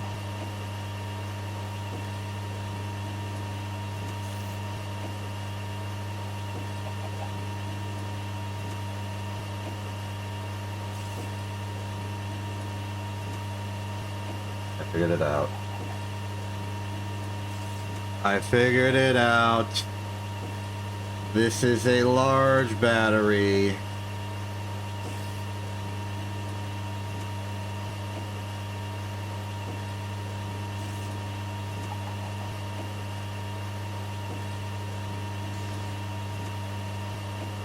High voltage soldering iron requires... You can't use rubber for a high voltage one. Okay. Can we...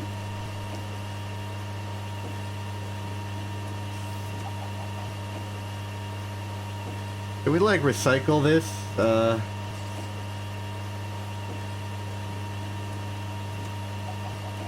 We'll lose the lithium. Oh my goodness. Okay, how much... For a regular, like a small lith. It's a small lith. It requires 2. Okay, we've wasted an entire half stack of lithium on pain and suffering, on my continued agony. We need more. Okay. Oh. It hurts, but I also acknowledge that it is hilarious. Stop hitting me, I don't care. This should be enough. Alright, alright. You've got my attention. What do you want?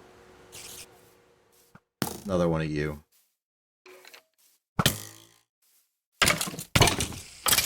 There we go. Oh, I need a food. Give me that fruit crumble. I think I earned it.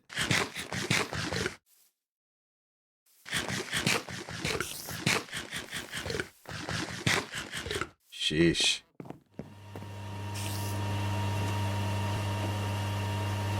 There's also a really irresponsible risk to use the...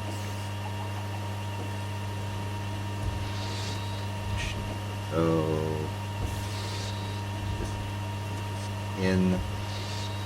Just tin this up. I didn't even need the polyethylene! Ah.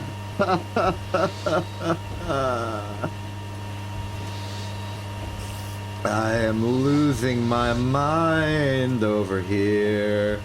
I didn't need that. I didn't need that. Okay, I did need that. I am...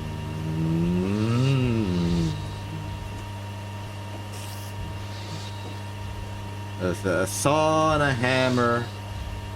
A saw and a hammer. Give me those. Give me that. Why isn't it working? Ah, we need a file as well. Okay. There we go. Okay, go to the electrolyzer, take out the lithium, go to the canning machine, make the lithium battery, get an iron ingot from wherever, lathe it into a rod. I am so I lathe the tin.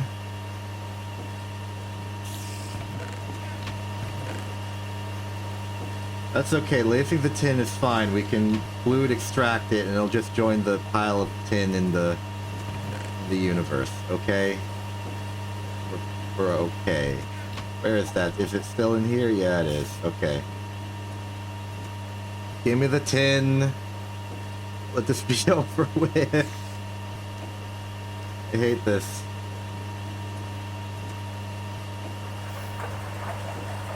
The cell's worth. Put it in there. Put this away. Take it back. Well, we have a large lithium battery for whenever. We have an iron rod. Okay. From the top.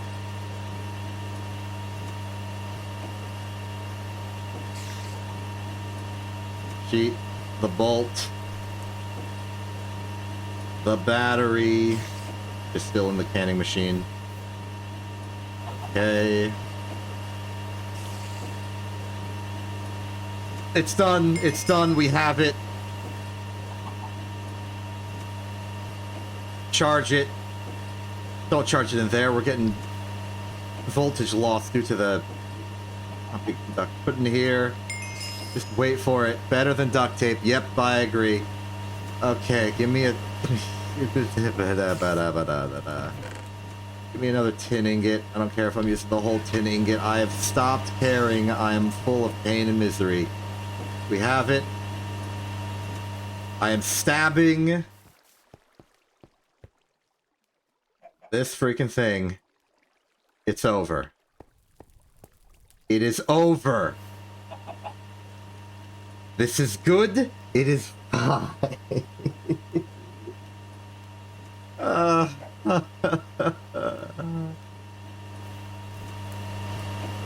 I've gone through a journey. I've gone through an adventure. Gone through a wondrous time of dramatic irony. The lithium bungle of May 5th, 2025.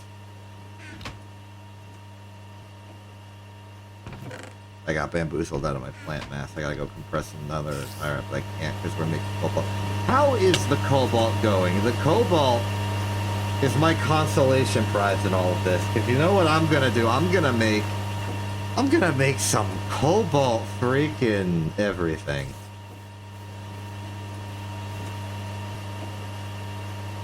Put it in there. Turn this off. I'm gonna make some cobalt tools. We're entering an age of cobalt now. I got a stack of cobalt. I can afford this. I'm gonna do it.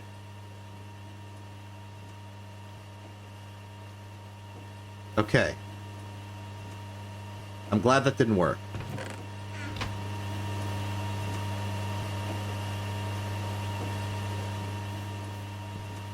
Okay. Let's see what we got here in the tool department here. Yeah, priority number 1. Probably the obsidian hammer. But like just tooling everything I think would be good. I can't do the excavator and the lumber axe. That's just too much cobalt right now. The priority one will be the excavator. I might have to also repair the excavator. So let's do a quick supply run on lava. And I don't mean like a full run to the nether. I just mean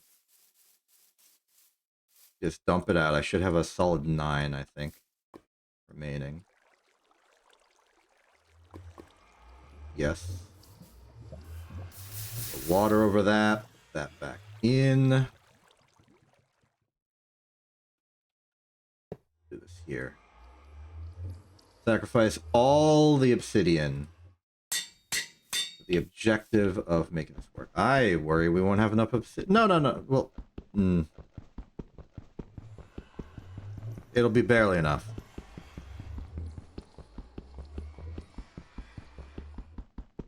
Maybe I macerated too much obsidian earlier when making obsidian dust for the tanks.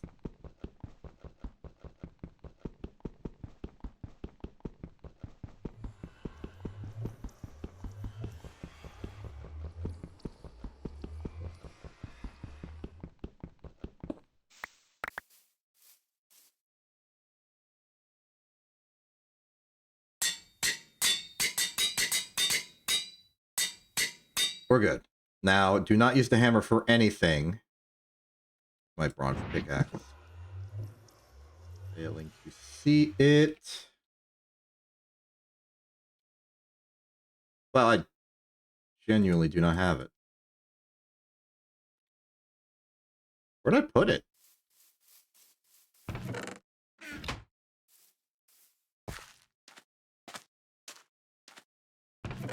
What kind of crazy bungling did I have to do to make that happen? Keep that set. Okay. Okay. The cobalt is ready. Let's go for the hammerhead cast. 1. We'll also make one for the pickaxe, for the shovel, for the axe. Well, I mean, maybe not the hatchet. Maybe we make a weapon. I remember liking my cobalt weapon. I remember liking the Yarr. Okay. We went all this way to pick up this.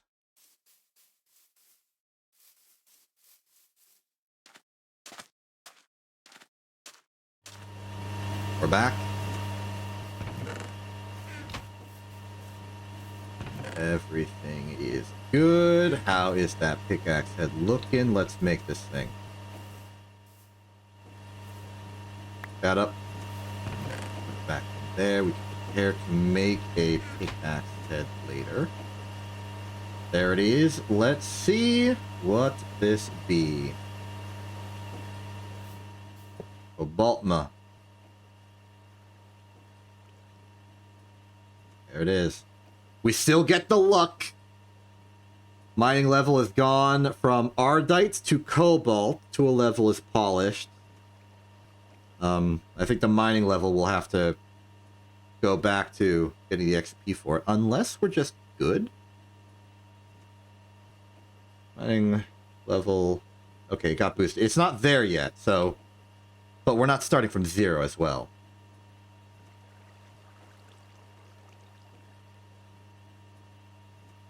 Durability 806, durability 2088. I approve. We are cobalt now.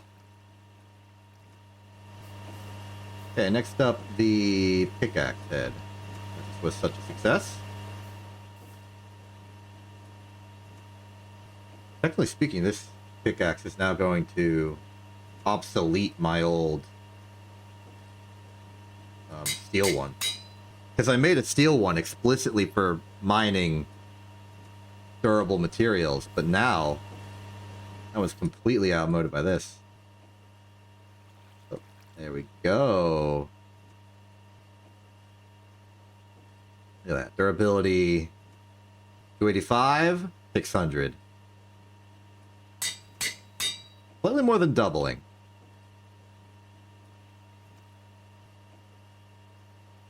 We also get a better, like, rod material.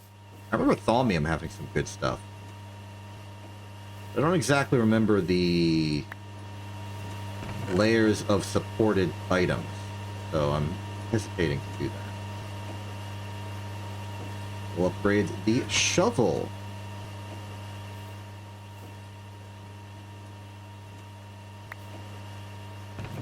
That was fast. There we go. Back to here. Get the last bit of bronze to top that off. Then cobalt it. Now this means we are going to be a little bit dependent on cobalt for this stuff. But I don't think that's a problem because we're only using cobalt. Living wood.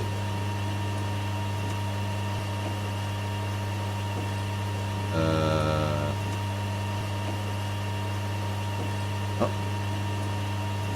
No. Cool section.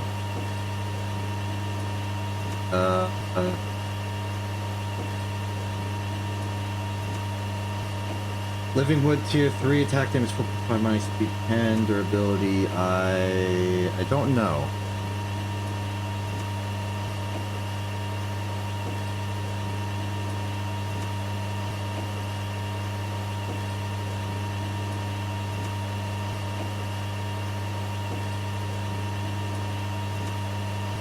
I don't know how to read this information. I mean, we say that, but like a stick doesn't really tell you implicitly its viability for tools and stuff. Here.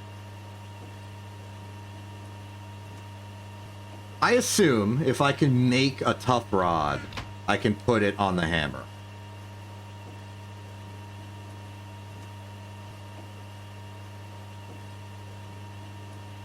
Look what cobalt does for us. Durability modifier 1.75. Okay, so we can do it from here at least. Wooden tough rod is ×1. Cobalt is 1.75. That's good. Maybe there's a living wood tough rod, meteoric steel. Cactus. Bone, obsidian, netherrack, slime, paper, cobalt, ardite, manilium, copper, bronze, alumite, steel, slimy, iron, unstable induced eon steel.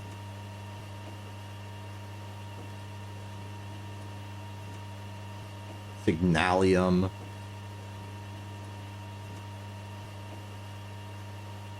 Materials in U-book.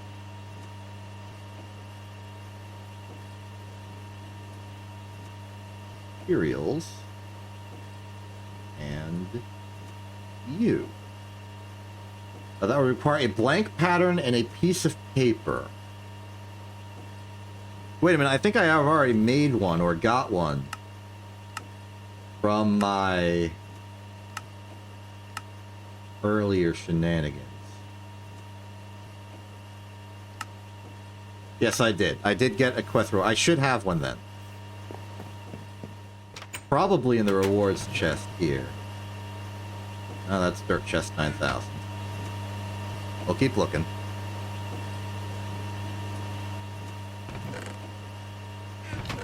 Aha! There it is. Let's read. I got the achievement!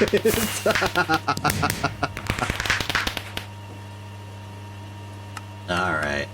Yep.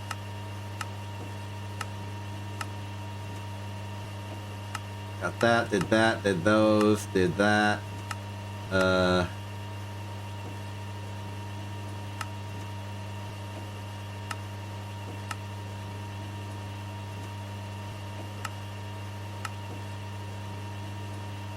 Do I need volume 2? Because this seems like just basic introductory stuff. I'm gonna go volume 2. Here we are.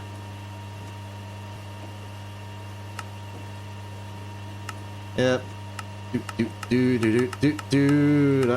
Okay, wood. Good. Stone, iron, cactus, obsidian, netherrack, blue slime, slime, crystal, paper. Cobalt, one of the nether materials, it's bright blue. Mining speed, mining level 8. Reinforcement level 2. Full tool durability 1050, handle modifier 1.75. Okay, manilium, copper. Steel, pig iron, diamond, emerald, haste, auto repair. It ends here. I don't see living wood at all. It does actually keep going. Haste, auto repair, auto smelt, luck, sharpness, fiery, necrotic, silky, reinforcement, knockback, beheading, bane of arthropods, might. Maybe that's what volume 3 is about. No. Can I go back to volume 1? And go to Tinker's Weaponry, Diary of a Tinker. I've gone too far.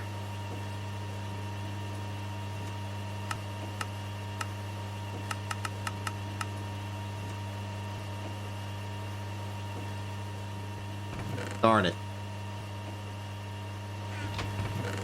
Well, book's gone. But we got our answer, though, mostly.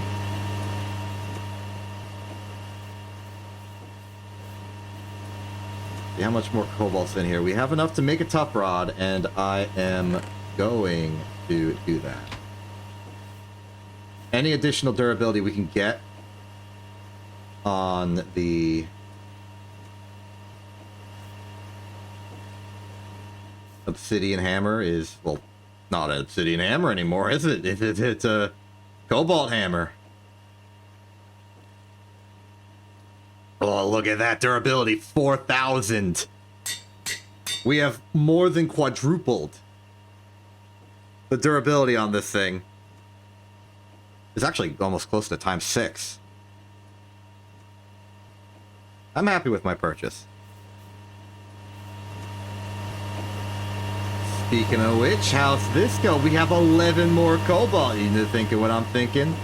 Well, unfortunately, it's gonna have to wait because we are. Okay, you know, it's enough cobalt. But let's just go pure cobalt. I'm gonna hold off a little bit. I'm gonna wait until more cobalt gets done. And I'm doing that because it'll save on lava. And we're gonna need to get to 16 if we want to replace the size of the cobalt hammer as well.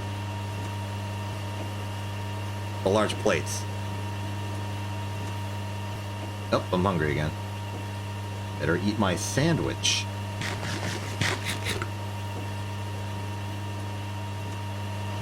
Wait a minute. Wait a minute. I think this is pollution! I'm being polluted right now!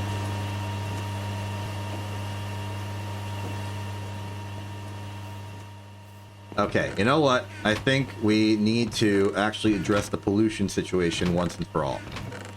And the way to address the pollution system is to make a whole lot of rubber. Alright. Clean up a bit of our earlier mess.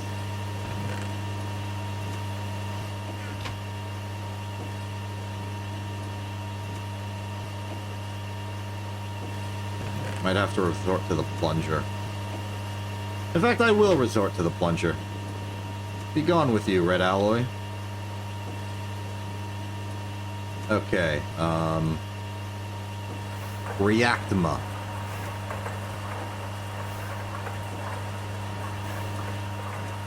Then we can do fluid auto output. That'll go into here. Now we want the plate mold.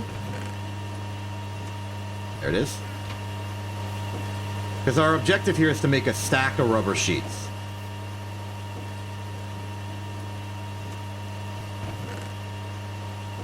Or I guess more accurately, half a stack. But it's fine. Whatever excess we make, we can just sort of fluid extract back into molten rubber. And then use it to coat our cables. There we are.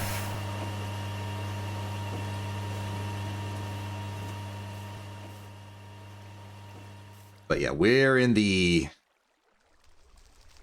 business of fighting pollution, which means we're gonna have to invent a in-factory and out-of-factory cosmetics pair. We're gonna have to change clothes when we leave the factory.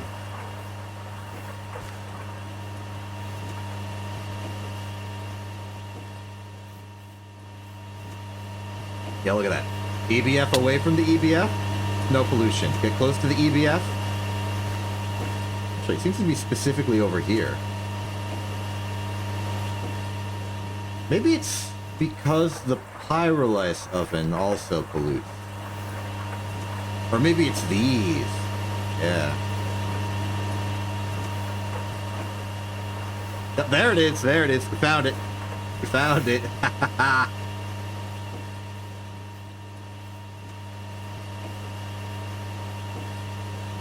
Alright. Take these. Just 3 more.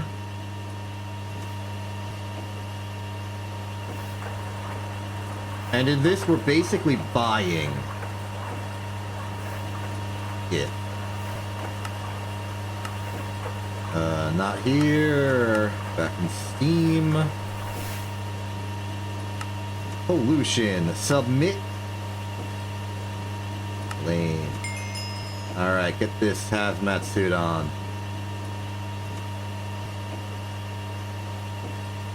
There we are. Okay, we are now protected. Check me out. You know, I like that the helmet kind of matches my appearance there. It looks like I've got some sort of like glass visor. This is my glasses. That's cool. Okay, we got a hazmat suit, and so long as we are wearing the hazmat suit and the hazmat suit isn't broken, we shall be insulated from the consequences of our actions. And that's good. Put away our old armor. And proceed with our adventures.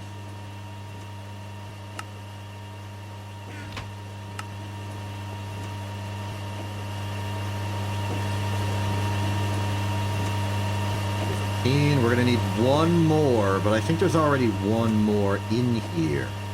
Yes. So this is enough.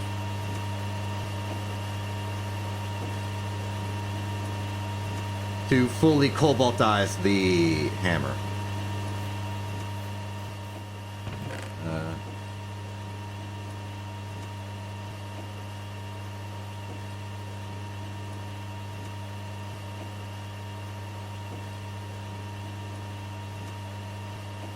We can make a tool rod, but I don't think it's that relevant.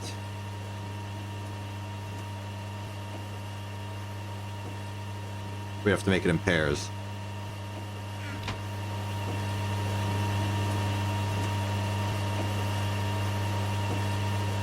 Cactus coke. The steel is still running. That's a good sign.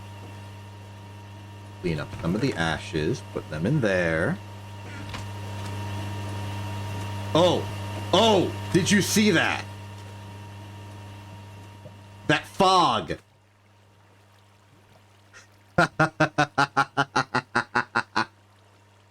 That right there is the consequences of our actions. Check that out. What you see before you, this fog enveloping the land, is our pollution.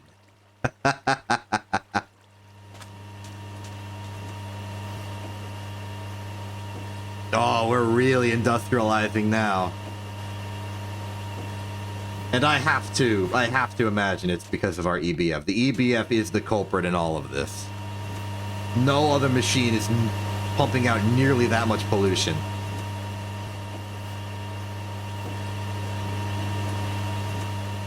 I'm honestly kind of impressed it's been running so well.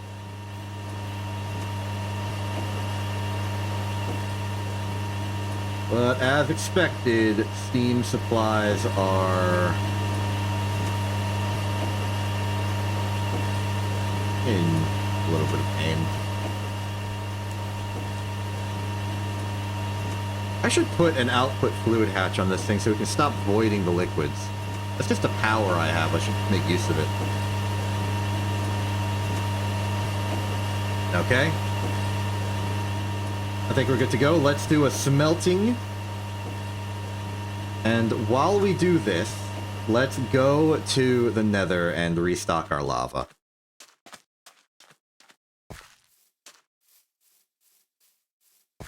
Just get a little bit of lava. Ah, we want to bring this with us. Yes.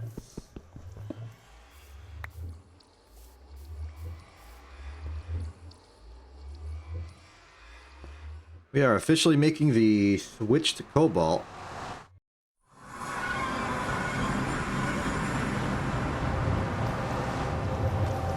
Right, now here. Away we go into the deep. Let's get the torches ready, just in case. I'm gonna hit the scanning button. Aha! Hostile. Oh-ho! This is already paying dividends. Look at all these places where hostiles could spawn. And now they can't.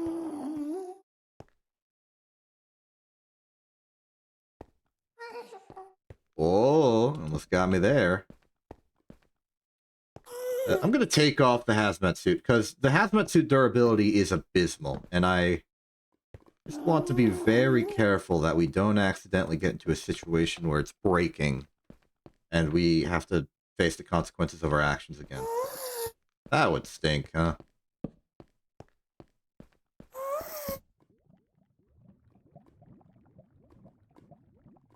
I've gone too far. I'm not supposed to be down here. I forgot my pathing. We put the lava chamber at a very specific altitude such that it would hit the surface. And I think it's here. Yes. Right behind that wall should be lava. Now let's start with the lava in here, though, just to be thorough. I suspect I will need to use torches to replace the lost components as we go, so let's just put some torches sporadically around to give that impression and fill.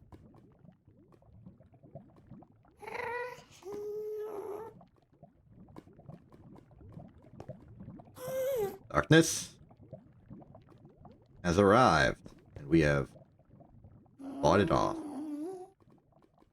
Well, now we're going to have to use the dolly for the rest of this. Oh. Alright. Time for lava. Here it is. Hey, buddy. Okay, buddy is not happy.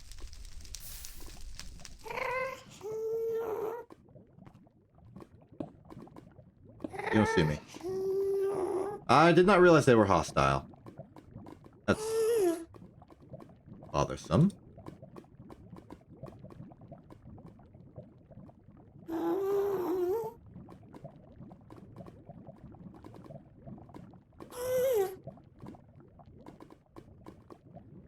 So I can't really stop them from spawning there. I might have to take up arms in that case.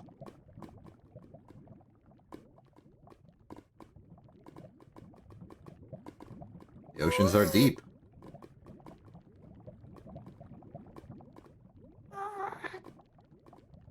Wow, the oceans are deep.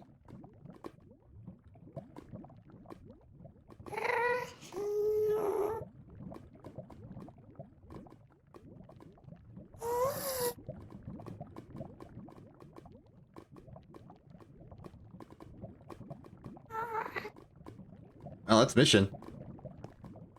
Let's go home. Plenty of lava for the smeltery. We don't need to convert the lava to obsidian anymore because we are no... Okay, we will need to on occasion. There are reasons for us to want obsidian. Case in point, obsidian glass. But the big thing we were spending obsidian on, which was the hammer, is no longer a problem. Because that hammer is no longer made of obsidian. Ooh. I'm glad I turned this on. Making me aware of my threats and danger zones. Alright, let's just torch the place up a bit. Provide myself a little bit of a safety buffer. Alright, I figure that's enough. Back to the overworld.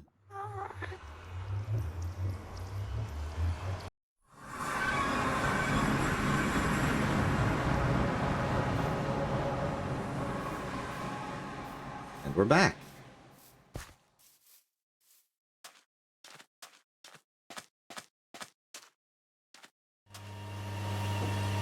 EBF still going.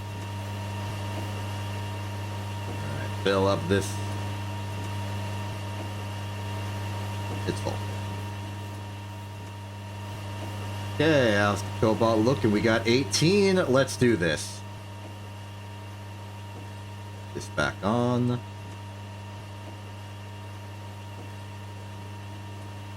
I'm going to start with the large plates.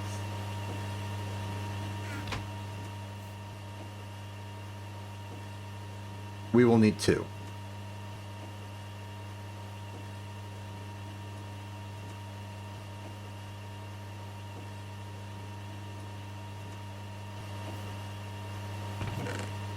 Then we swap to the...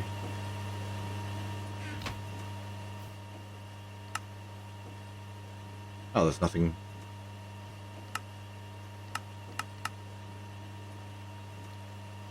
We could do the tool binding. Is that a cobalter? Oh, let's try this at the very least.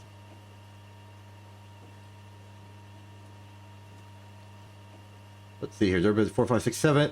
Whoa! Wait, it compounds? It's multiplicative?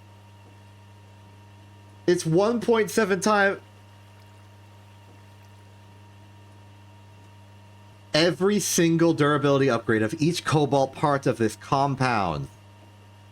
So at the end of this, we're gonna have like 12,000 durability. Am I interpreting this correctly? Okay, like 9,000. All right, it's not that what. It's still pretty wild. The durability on this one hammer is 10 times the durability of the obsidian hammer that preceded it. Oh my goodness, the biggest problem we're gonna have in mining, we don't need to take this anymore. We can leave it at the base. I still want to bring it, and a few cobalt ingots just in case we got to do field repairs. We're not going to be able to expend this hammer, though. We're going to run out of inventory space no matter what inventory shenanigans we do. This is absurd.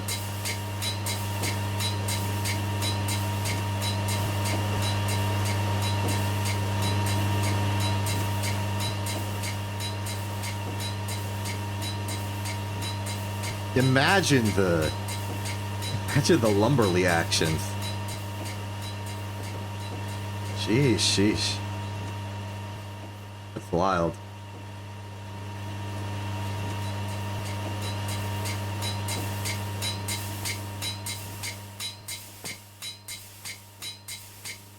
Speaking of Lumberly actions, we may want to invest in some.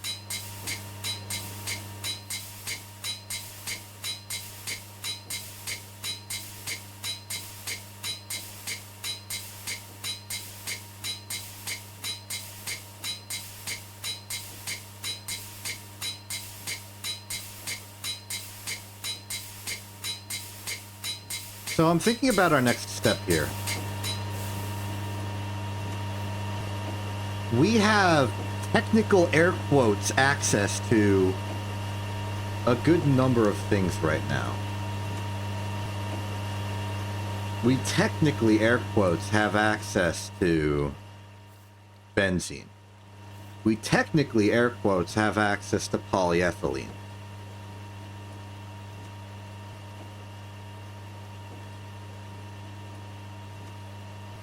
But now we need to make those better.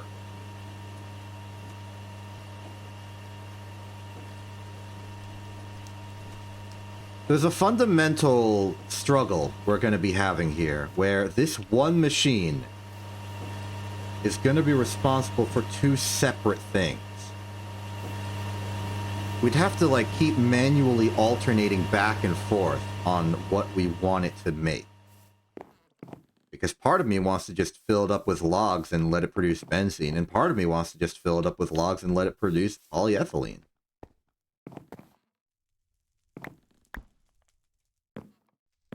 There's also a lot of support items that it's going to need in order for it to do its job.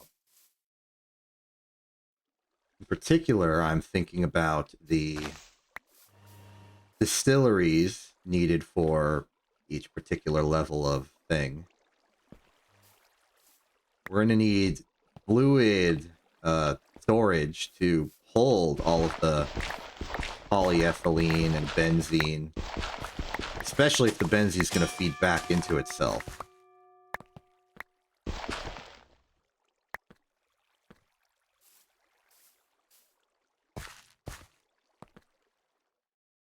Like, there's stuff here that needs to be done.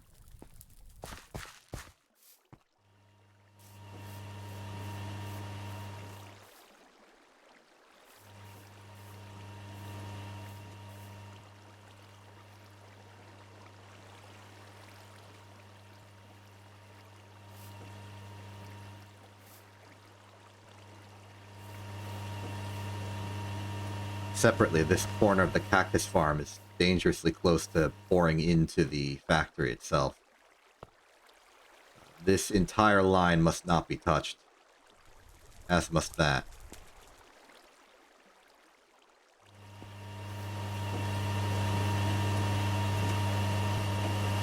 We might want to rip up the lowest layer of the cactus factory and just put it on top, just like reverse Scry 1.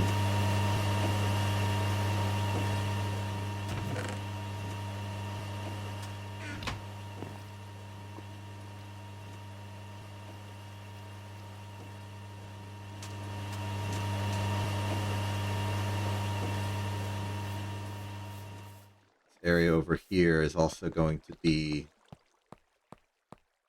a little bit exposed.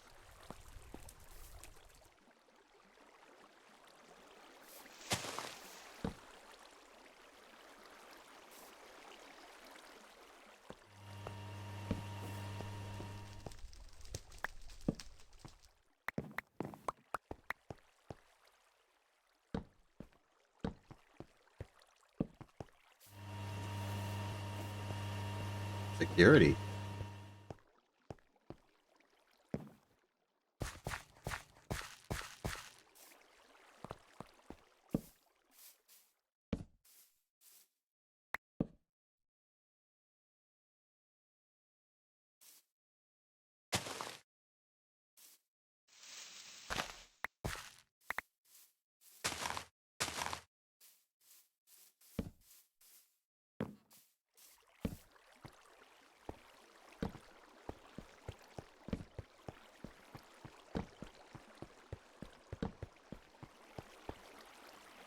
As the factory gets larger, we are going to have to care more about not just the factory's interior, but its exterior. At some point, we're going to need to make sort of a formal declaration of what is inside the factory and what is not, and then set up, like, security measures. We're going to have, like, a dedicated official doctrine of factory safety. And that starts with just torching up the places that we frequent. because worst case scenario is we're doing something and then suddenly a creeper shows up and blows up the most expensive machine we've ever built. I wouldn't be able to handle that. No, I'm not gonna. I'm gonna set torches everywhere. I'm gonna make sure that the entire locale is safe and ready to go. Everything's looking good here.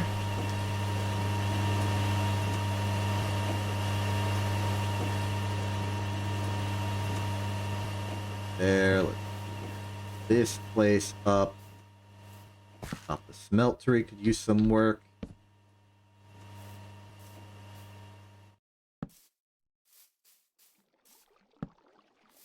Ran out of torches, but that's okay because we have a lot to work with.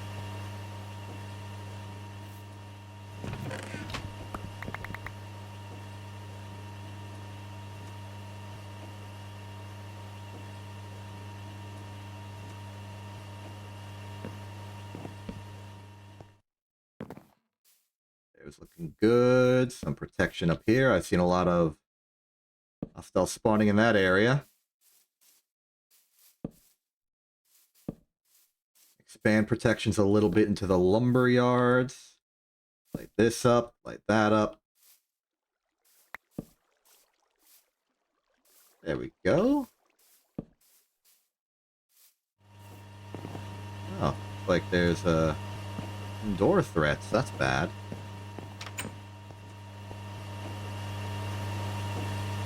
Sad that it might melt the snow. Clear up here. What's in this box? Statistics, food journal, plastic materials.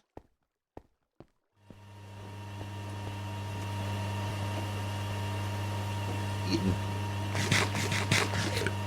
And eat I shall.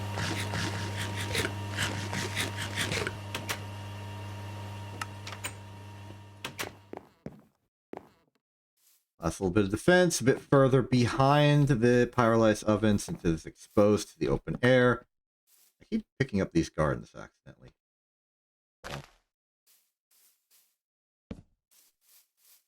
This is security risk. Security risks everywhere.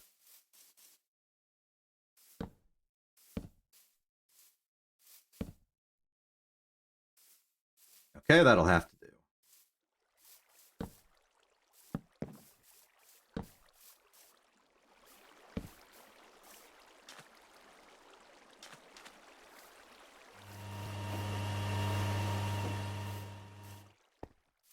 Final torch. Who's gonna get it?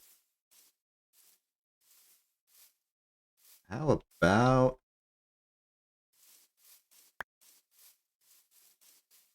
here? Okay. Cool. Overall, I think everything has formed into a good old system and structure.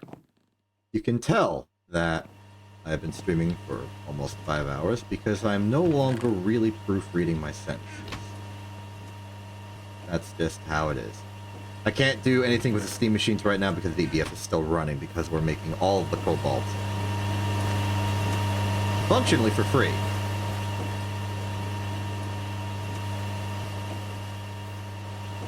A priority, though, will be to do a Lumberly action either next stream or more likely just casually in between streams. It's one of my maintenance activities.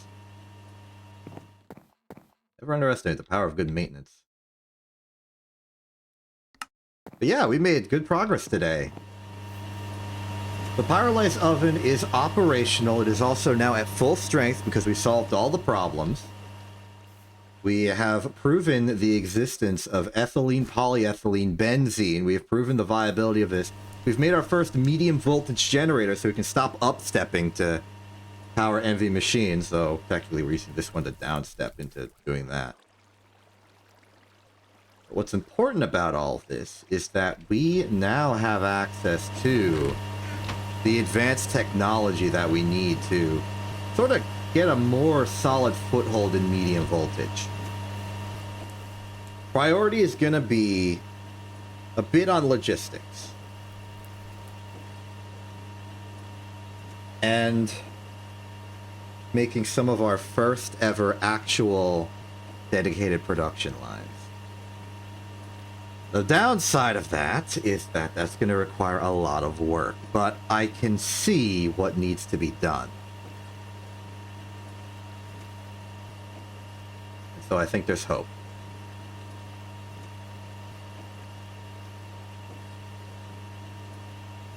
There's hope and there's opportunity and there's the ability to do this, and I am optimistic and excited for what we're going to do with it.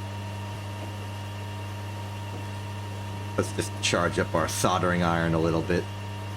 The durability is terrible, but also I don't think it's used for much, so it's fine.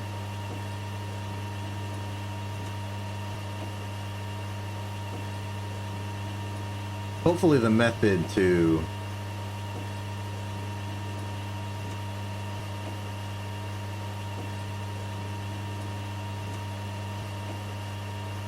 hopefully it's just repairable. Like, we just feed nickel into it and it will repair itself. That'd be nice.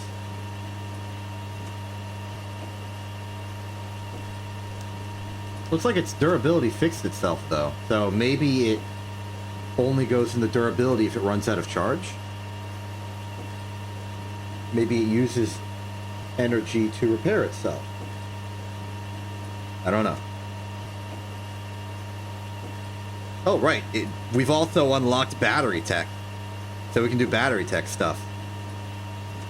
At least in low voltage, we bungled a lot of lithium, accidentally making a high voltage battery, but that means we have that high voltage battery for later.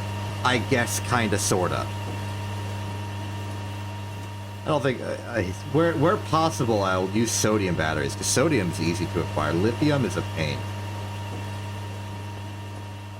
Especially because we don't have a... No, that's red sand. That's not clay. That could be clay. We may want to mount a future expedition to a Badlands or Mesa biome, or whatever the equivalent is, so that we can just get a lot of hardened clay, bring it back, and extract its resources like lithium and possibly other things. With the Pyrolysis Oven online, we are on the precipice of just being able to do stuff again.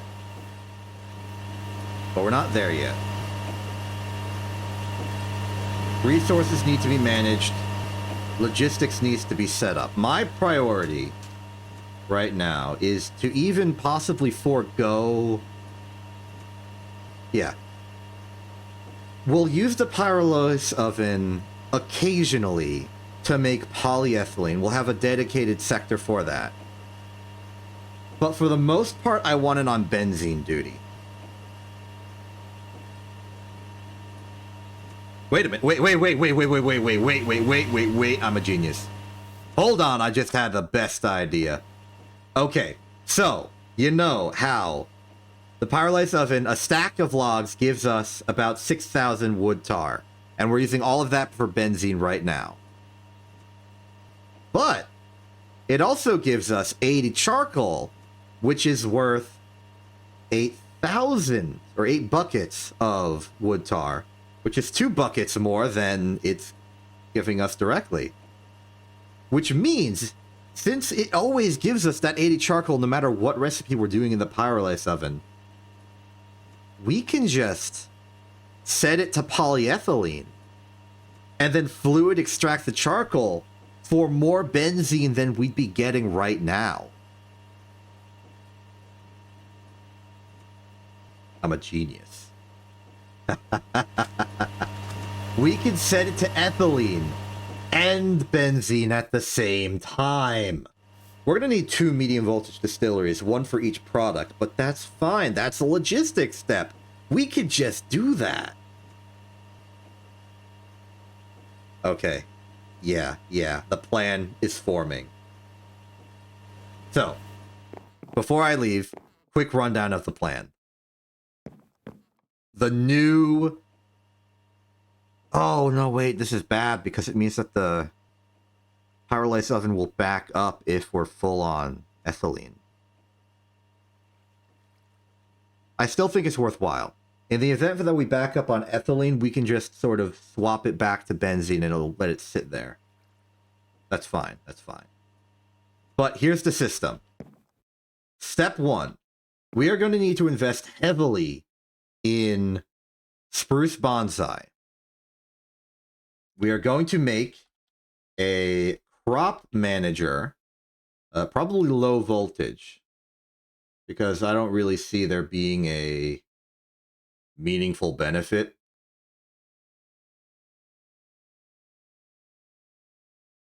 I guess you can make the farm bigger. That's a benefit. But let's just stick to the slightly cheaper crop manager. The crop manager will have 3 layers of shenanigan. It'll manage the crops. The crops will grow. And the crops will make... I'm just going to reset the sentence. Okay. Step 1. Spruce bonsai farm. Managed by a crop manager.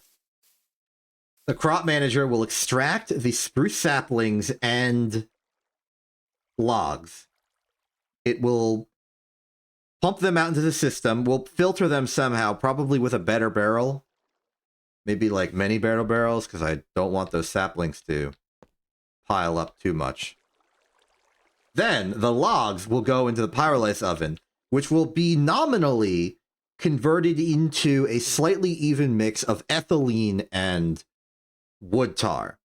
The ethylene will go into the polyethylene line, which will involve a cyclic loop of compressors for air and chemical reactor to take that air, combine it with the ethylene, and make polyethylene.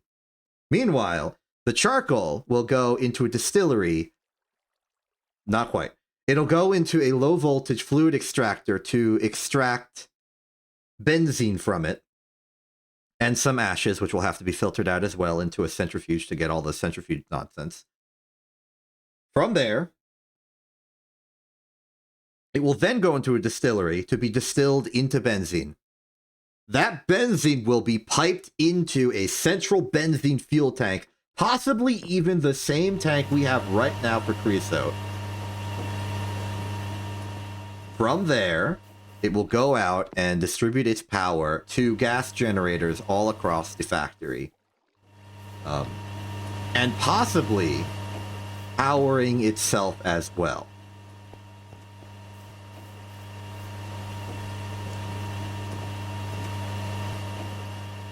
And that's the plan.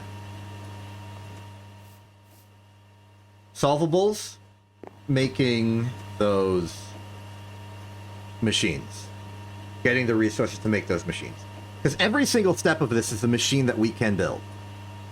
Distillery, medium voltage, we've already built one.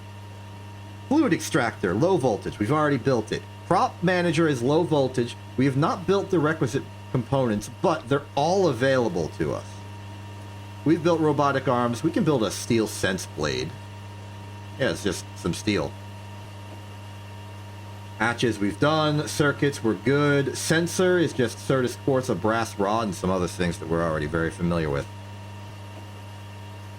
The big problem is that this will be a large tedium of material processing, especially because we have expended our legendary stack of electronic circuits. We will need to make more. So before we can have the perfect ultimate automated construction, we're going to have to do some non-automated manual shenaniganery with all of the materials that we have and must process. But we can do it. I believe we can do it now. The hurdles that made it impossible are now gone. Everything we need, we have. We can build it. And it will be beautiful. I'm Exception. This is In TV. Have a good day and good night.